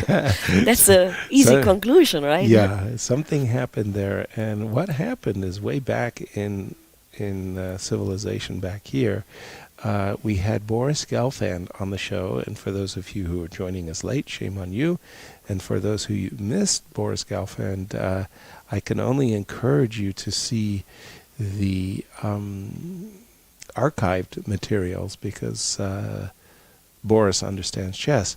Let's put it that way. And Rook c7, and for us, this move e takes d5, that was really the mystery capture. Actually, this is the move which, if I would ask you, find like the worst positional move if it doesn't have tactical reasons. Yes. It would be that move. Precisely. Somehow Wesley thought he calculated tactical reasons that justified making the strategic howler. Maybe he thought like he takes on e5 the pawn? Yes. Instead of like c5, because after c5 he would never take on e5 the pawn, right? Sorry, where am I in this whole... So maybe he took on d5 because he was convinced that either he takes the pawn on e5. Yes. Or, and this sometimes, happens, that, in your mind, you play c5. Yes. And the bishop is out of the track. The game, but somehow in your mind, the pawn is still on e4. It happened to me once, like I'm calculating a line, I see like I achieved like something, but then I forget that actually I moved the pawn. So maybe he had in his mind, and this sometimes, is this kind of spinning way of typical black out, that the pawn on e4 remained, and he had c5 on the board. Can we actually check instead of e takes d5 if c5 would have been working right away? Likely not, because of the opposite. No, here c5. Rook c7. And here to make not this move, but to play c5 in this position. Right. Which may work. It would probably require rook e7. And then if you want to go in this direction, you could also play, for example, but then rook there's e2. knight f4, no? Which is a little bit inconvenient. Yeah, but this was the way Boris and I kind of expected the game to go. Instead, after this capture, Wesley got to this position, and maybe in his mind's eye, he had thought, I'm winning something, And he forgot about rook e8? Rook e8, and then the knight is not great on b3, but what is great for black suddenly is everything. We can stop right here, and we can say instantly, black's game is a model of harmony. You're tripled on the half-open file. The bishop on b8 is attacking and defending e5, but also attacking on the diagonal. And Vincent, from that moment onwards, went on to get a big advantage. Maybe he spoiled it along the way, but nonetheless, he kept the advantage, and he's currently enjoying the sunny side of a better position. So I wonder what actually Wesley is thinking about, because I don't see anything but knight c4. Exactly, me either. Again, this is I think, the ending I absolutely want to avoid. I'm going to have this dark squared bishop, and it's going to be a defensive piece for the rest of the game. You have to place your bishop on b6 forever. I mean, Victor Korchnoi was once disgusted with himself, and I said, "What's going on, Victor?" And he said, "I'm playing ugly chess." Actually, I have a question. I mean, if we take into account that the bishop on b6 cannot move, right? And the bishop on b4 cannot move. We can actually say that we have this kind of outside passer ending. So like I played g6, h5, and then I claim I have the outside passer, and I win the pawn ending, which is not on the board, but which feels like a pawn ending, by just creating the outside passer, collecting f2, and then go towards d5 or c4. You made it very simple as to how you're going to win this endgame as black, and I absolutely agree with you. You came out with the formula, the prescription according to the rules. Exactly. And we're very gratified by the rules. No, actually, like when at some point, Kasparov Chess was producing a lot of material, tutorials, and so on. Yes. And I remember I went to Paris together with Almira. And I have seen your tutorial. We made an advertisement for you about that's nice. it. Go on. Yes. And the thing is, like at some point, Almira was so tired, and I didn't even have the chapter of pawn endings. I mean, my topics were middle game strategy. Something else, So and suddenly, like, I got the topic, the remaining topic of Almira because she didn't feel well. Yes. And suddenly I was occupied with the past outside parsers and this kind of explanations she wrote down, and I had to read it, you know. Hopefully, and then I got actually exactly to this point how to explain like the advantage of the outside parsers, you know, and the rules connected to it. Right. Hopefully she wrote it in French, so it's much easier for people like me to read and so on. Do you speak French? Of course not. But you speak English and? Well, I take great pride with myself. I find myself able to speak English and American English. Oh, congratulations! Thank you very much for mastering both accents. Well, indeed. How about Australian and Scottish and Irish English? No, not good at all. Not good at. I don't go with the Jamaican. I don't go with the Scottish. Okay. But those are my two favorite languages. Yeah, American and English. So we say that our two countries are separated by a common language. Knight e5, and Wesley looks rather forlorn as he realizes that he's got a choice of very ugly looking endings, bishop c3 or knight c4, and the knight c4 is arguably the best practical try, but yeah, it's bad news.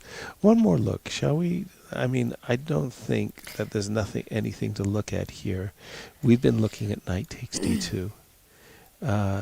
Knight takes e5, bishop takes b4. It's just terrible, right? Yes, it's just you lose just another pawn, and especially 2 pawns plus the a5 pawn in case you hold the a pawn, which is probably more useful. Still, I think it's hopeless. Agreed. I mean, 2 pawns down. No, I can't. I'm trying to make some terrible argument. It's not even close. If my king were on e6, and that's like, whoosh, I might try to make some argument that, you know, these pawns are beautifully blockaded, and I have but it's such a. But I still can make the same rule about the outside passes, right? By g6 h5 in the worst case. Yeah, agreed. That was why I was looking for f5, king on e6, and I would say I got some kind of positional draw, but boy, I'm really reaching hard. The times of the players, they are in their second time control. 53 minutes for Vincent. He's feeling very, very good. They're on move 46. So I don't see any time. Time not an issue in this game. The issue is the position, and Wesley is, you know, calculating which variation which ending offers me the best chances, and it's not. I wouldn't even be able to answer, but probably I would go for the knight ending, right? Yes, even though we've realized what's going on, as does Wesley, but any ending where white gets the dark squared bishop, it's terrible. It's terrible. Agree, yeah. I mean, you almost feel like knight c4 again. Let me just check something. Knight c4. I take on d2. Yes.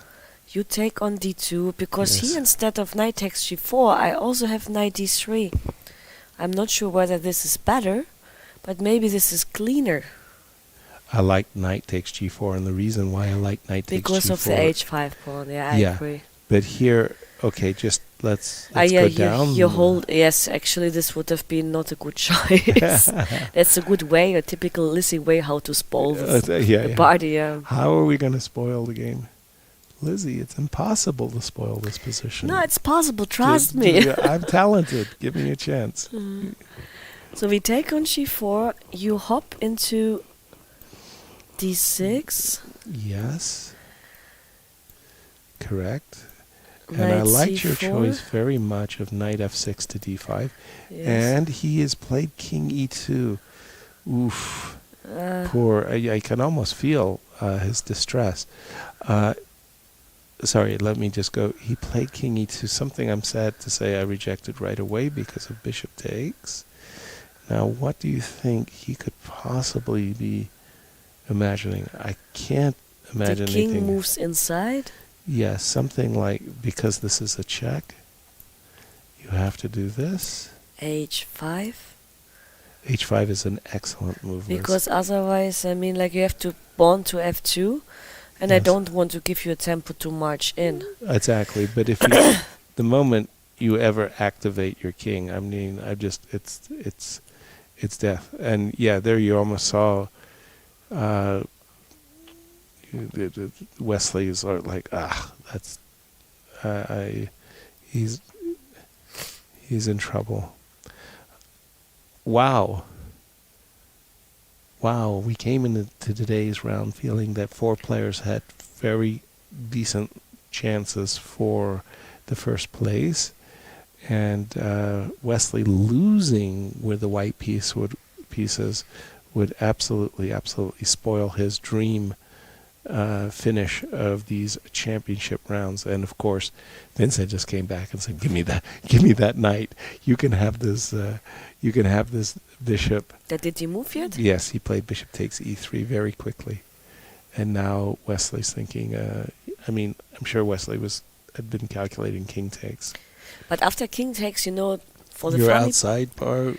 I can also play knight c4 check and knight takes t2 and win this ending, right? I mean, should be winning. Yeah, the outside. And king f7 or and just g6. It doesn't matter. I mean, both sides are good. Yeah, and then what Lizzie wants to say is that as soon as she establishes an outside h pawn, this king is going to be required to keep an eye, and this king will march to f2 and pick up the pawn. Question to you: Please. What would you choose? Would you go for knight c4 check, or would you take on g4 and play this ending? With both hands, I'm taking the pawn on g4. I mean, because sometimes like that you have more winning possibilities. It's not so easy to understand what is easier for you to choose from. Well, the problem with king and pawn endgames, and I've learned that the hard way, is king and pawn endgames, you can actually end up tricking yourself. Like, imagine you got to this position, Lizzie. Oh, no, not this position. I beg your pardon. That would be wrong. I also Yasser, to be frank, yes. I would put my king on f6. Okay. Not on f5. Right, just because I was about to show you how you can to even calculate h5, f5 stuff, right? That's what I was about to say. So would you start with g6? No, g6 we can start with. I don't think it makes a difference. Okay, and let's say I go king here. Yeah, king f7. King f7. Let's go king here. This is so tricky. Right. So now you kind of understand where I'm heading, right? And then you think to yourself, why did I spoil this? How did I spoil this? Is it spoiled? Yeah, probably it is. Yeah, you probably. I spoiled it for you. But yes. So, and by the way, on the board, knight takes g4 with both hands. Yeah. King here. Okay, this is where I was wondering where is the idea, and the idea now suddenly becomes very, very obvious. He wants to go king e5, king d6. Well, maybe the other version is, or you think the pawn ending is not winning after knight c4 check? No, I suspect it was. I really do. But I thought that this was actually much easier for black than the pawn ending. Let's see. Knight takes f2, yeah. Okay, I mean, nothing else to be done. King has to go to e5. Let's say king here. King nothing d6? to be no, but done. Yes, nothing to be done. And this is what he's been calculating. This is what Wesley has been calculating. Okay. And then suddenly... Okay, if I play h5, you take on a6, I guess. Otherwise, I will be able to hold the pawn. Or you play b5 instantly. No, I'm not sure. But yes, okay, I follow you. I take on a6. h4. Should I? Yeah, whatever. Yeah. Hang on. Okay, let's first calculate h3. Yeah. And then we get some... But I'm queening first. Of course you are. So... But still the pawns are like guarding you in a Okay, way. there's some work here for Vincent. I mean, again, maybe it's some like table base win, but it's not trivial. Let's just say it like that. Not trivial. And by the way, we do have knight takes f2, king e5 on the board. I went king f7. Maybe you can play h5 here. I was about to say, based upon what we just discovered, I think, and Vincent's played it. And the bishop actually doesn't have squares, because the bishop, if he goes to c3 or e1, he still runs into the checks. Exactly. So even after bishop c3, it's not like that king d6 is a threat, actually. Exactly. And that means... And if the bishop were on g5, similar story, right? But then I always have knight d3 and knight takes b4. And this makes a huge difference. Totally. Right. So once again, if I play the move bishop g5 here, and again, just I can even go... sake, Yes. King f7, king d6, and here, I think this is more or less a tempo or more over our previous line, yeah? Yes, it's lost. I should go here. No. What am I saying? Easy win. Easy win for black. h5, very precise and accurate move by Vincent. Also, he's blitzing it out, which means he's very sure. Yes.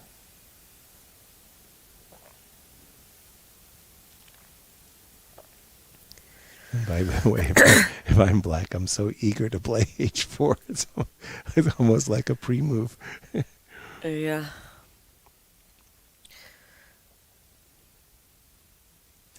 Lizzie, we've been having some very, very eventful rounds, but I think we're really setting ourselves up for the 9th and final round to be a really exciting finish. Okay, what would be the bet? Who you think is winning the tournament?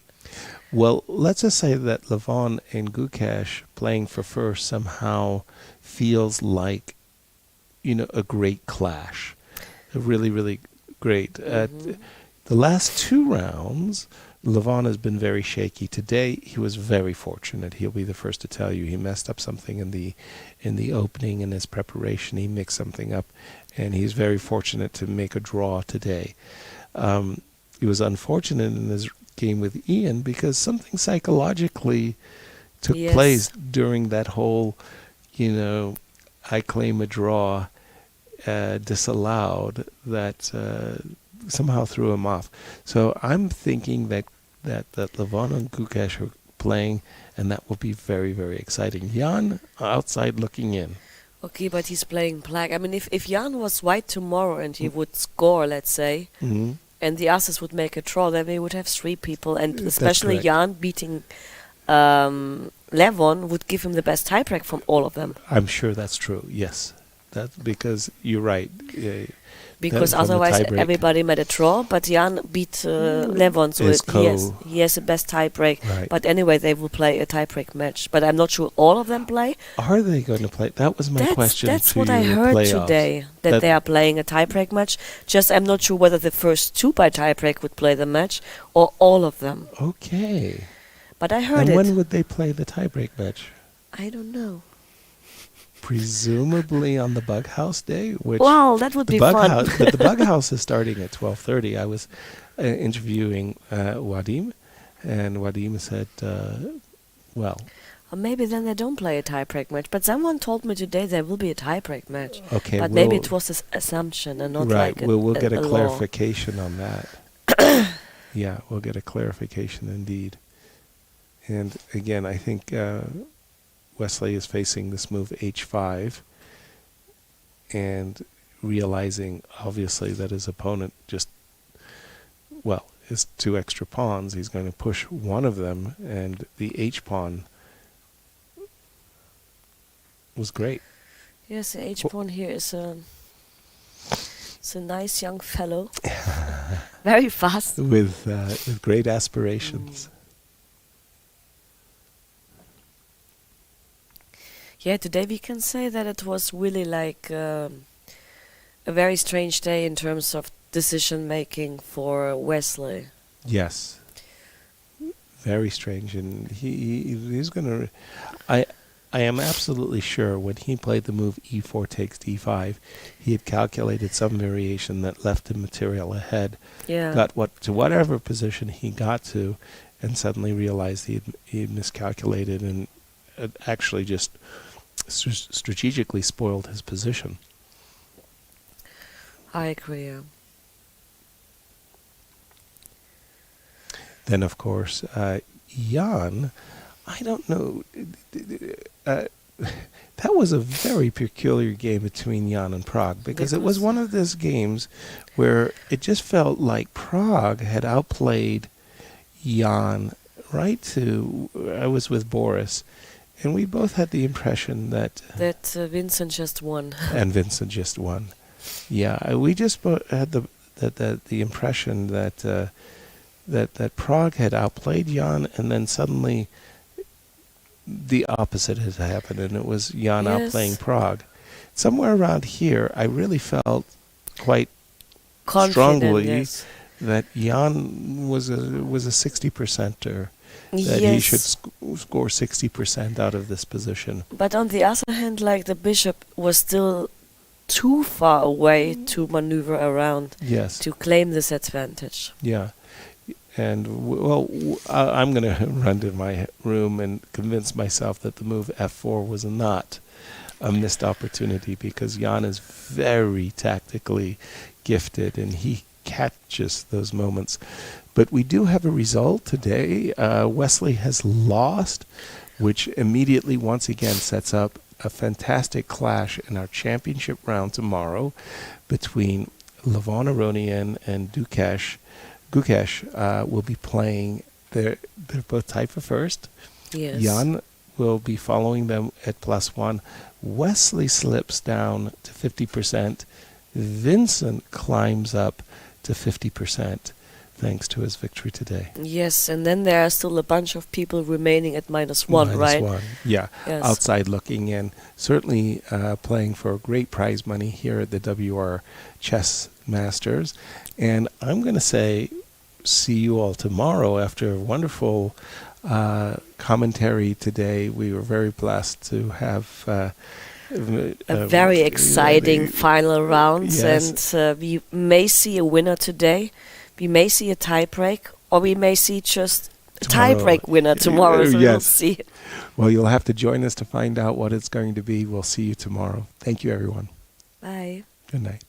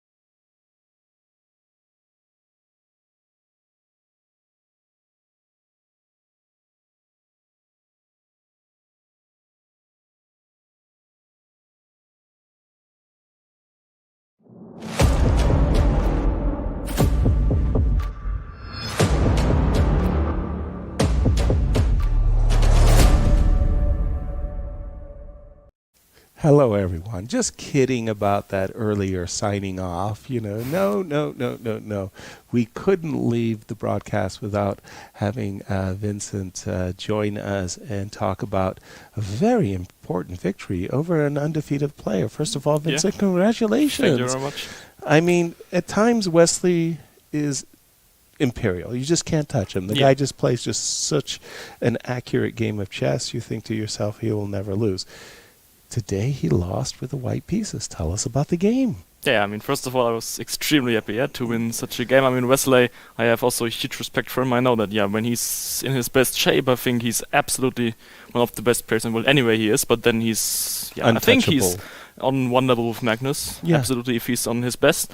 And also, you already see him lose games, especially with white, so... Exactly. Yeah, okay, I had this, it's funny that because I had so many games with the Ruy Lopez already, but nearly none with Bishop C4, it's Italian, but if Italian only with Bishop G5 stuff, so the sharp lines. Right. So I was always when will I get some normal kind of Italian? Right. Because I had this idea of playing with Bishop E6, which is also quite modern, I would say, but here...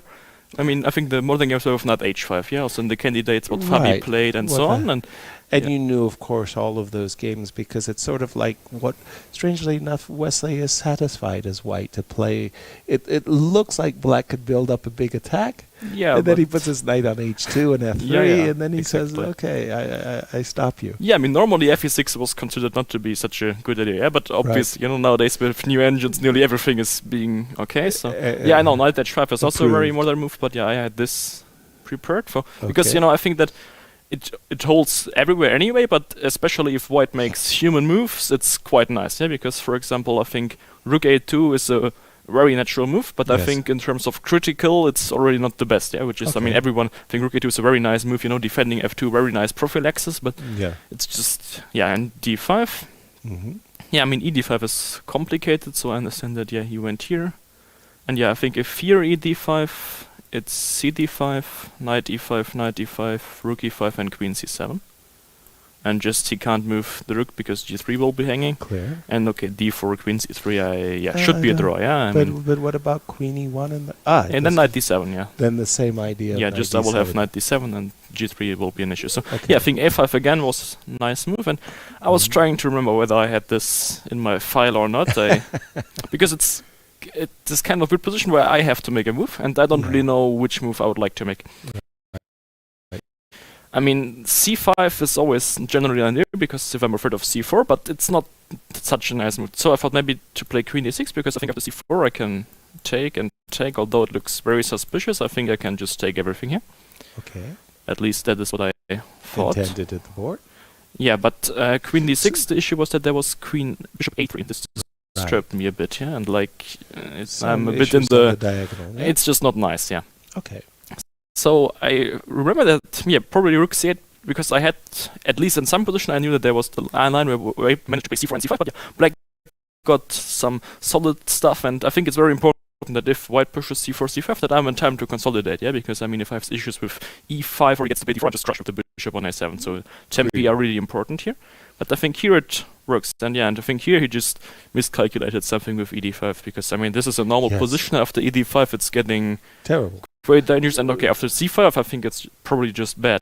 I mean, that's also the only reason why he lost this game. It's not. It's just that he. I just interrupt you for just one moment. It just happened today that we had Boris Gelfand as a special guest in studio. We reached his position, and we had been lauding Wesley is this great strategic player, and he played this move E takes D4. Boris was almost tasted like what? I mean, it was a very surprising. But I also had this move calculated because it's interesting. I mean, E5 is very weak, so I mean, if I have to go Knight D7 without moving my rook from C7, then not only the rook is dead, but also the bishop. So this is not gonna happen. No. Rook E8 is you don't want to play, and here I run into Knight F5, which is also quite dangerous. And I understand that. Probably he thought about Knight E6.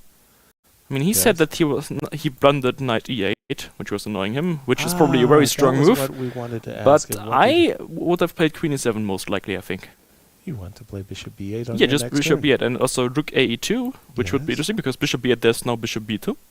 Okay. E5 thing, but here I think I will just go Knight D7, And I have to threat of Rook F3, and I think it's very dangerous. So knight b7. So yeah, knight d4. I will take on d6. Yeah, we'll just sacrifice all the stuff. Okay, I'm probably compared to the game, this is still better for white, but in general, I was already very happy. Yeah, I mean, with the outcome of the opening. So right. I mean, I was still, you know. But yeah, I mean, when he played this, then I realized that okay, now the position is already very bad. Very bad. Like seriously bad, yeah. But I understand that there because he always has issues with the sacrifices on f3, and also he has the idea of sacrificing a pawn on d6 and getting the knight to c5. So I can't really go bishop b8, bishop d6 here. Yeah, it's not bad for me, but in terms of winning, it's not the best idea. Okay. So yeah, I could have played this first, but I don't think it helps very much, yeah, because as I said, anyway, I don't want to take this guy on d6 with the bishop, so I don't think it has too much sense. This is why I played this immediately, just trying to get knight d8 in as fast as possible. Okay. And yeah, I mean... at this point, did you feel you had a big advantage? Yeah, for sure. Me too. It looks like, I mean... Okay, either he has something genius that I didn't see, but in long terms it's basically just lost, to be honest, yeah, for white. Yeah, exactly. Because, you know, if I get knight d8 takes the structure, like white has no idea. Like absolutely no idea. I can even if you give them like 5 moves, I mean e5 is totally protected, d4, f4, no breaks are working, b5 also not. And also he's way too less space on the king side, so I think it's very natural that but I even felt like I, you know, misplayed it because I should have won this somehow quicker than I did. That was... Yeah, I gave him too much chances. Yeah, I don't know. Like here it felt absolutely dead. Well, especially when you saw the inclusions of the moves knight h4, knight d2.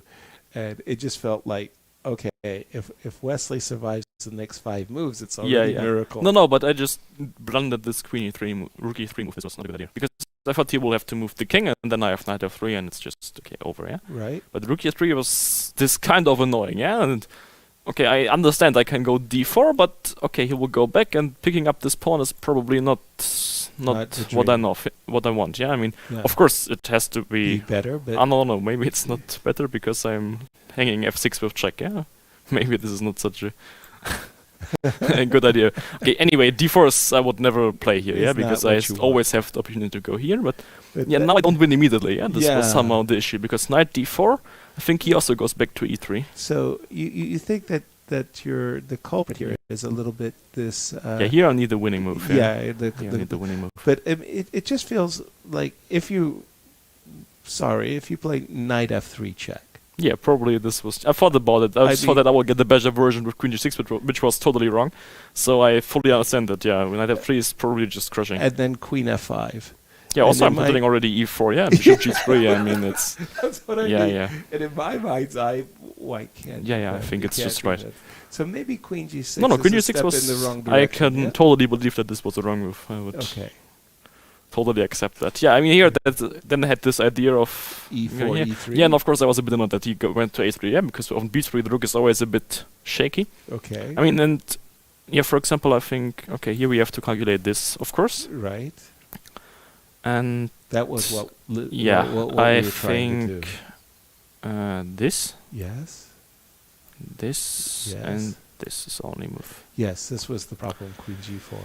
And probably here it's not a problem because I have like some queen f7, rook g6, and b3 will be hanging at some point. But with rook on a3, it's that's what that's why he went to a3. Rook. Yeah, I think it's I'm not sure it's important, but at least it can only be better on a3. That's for sure. Yeah, and then here I also miscalculated everything.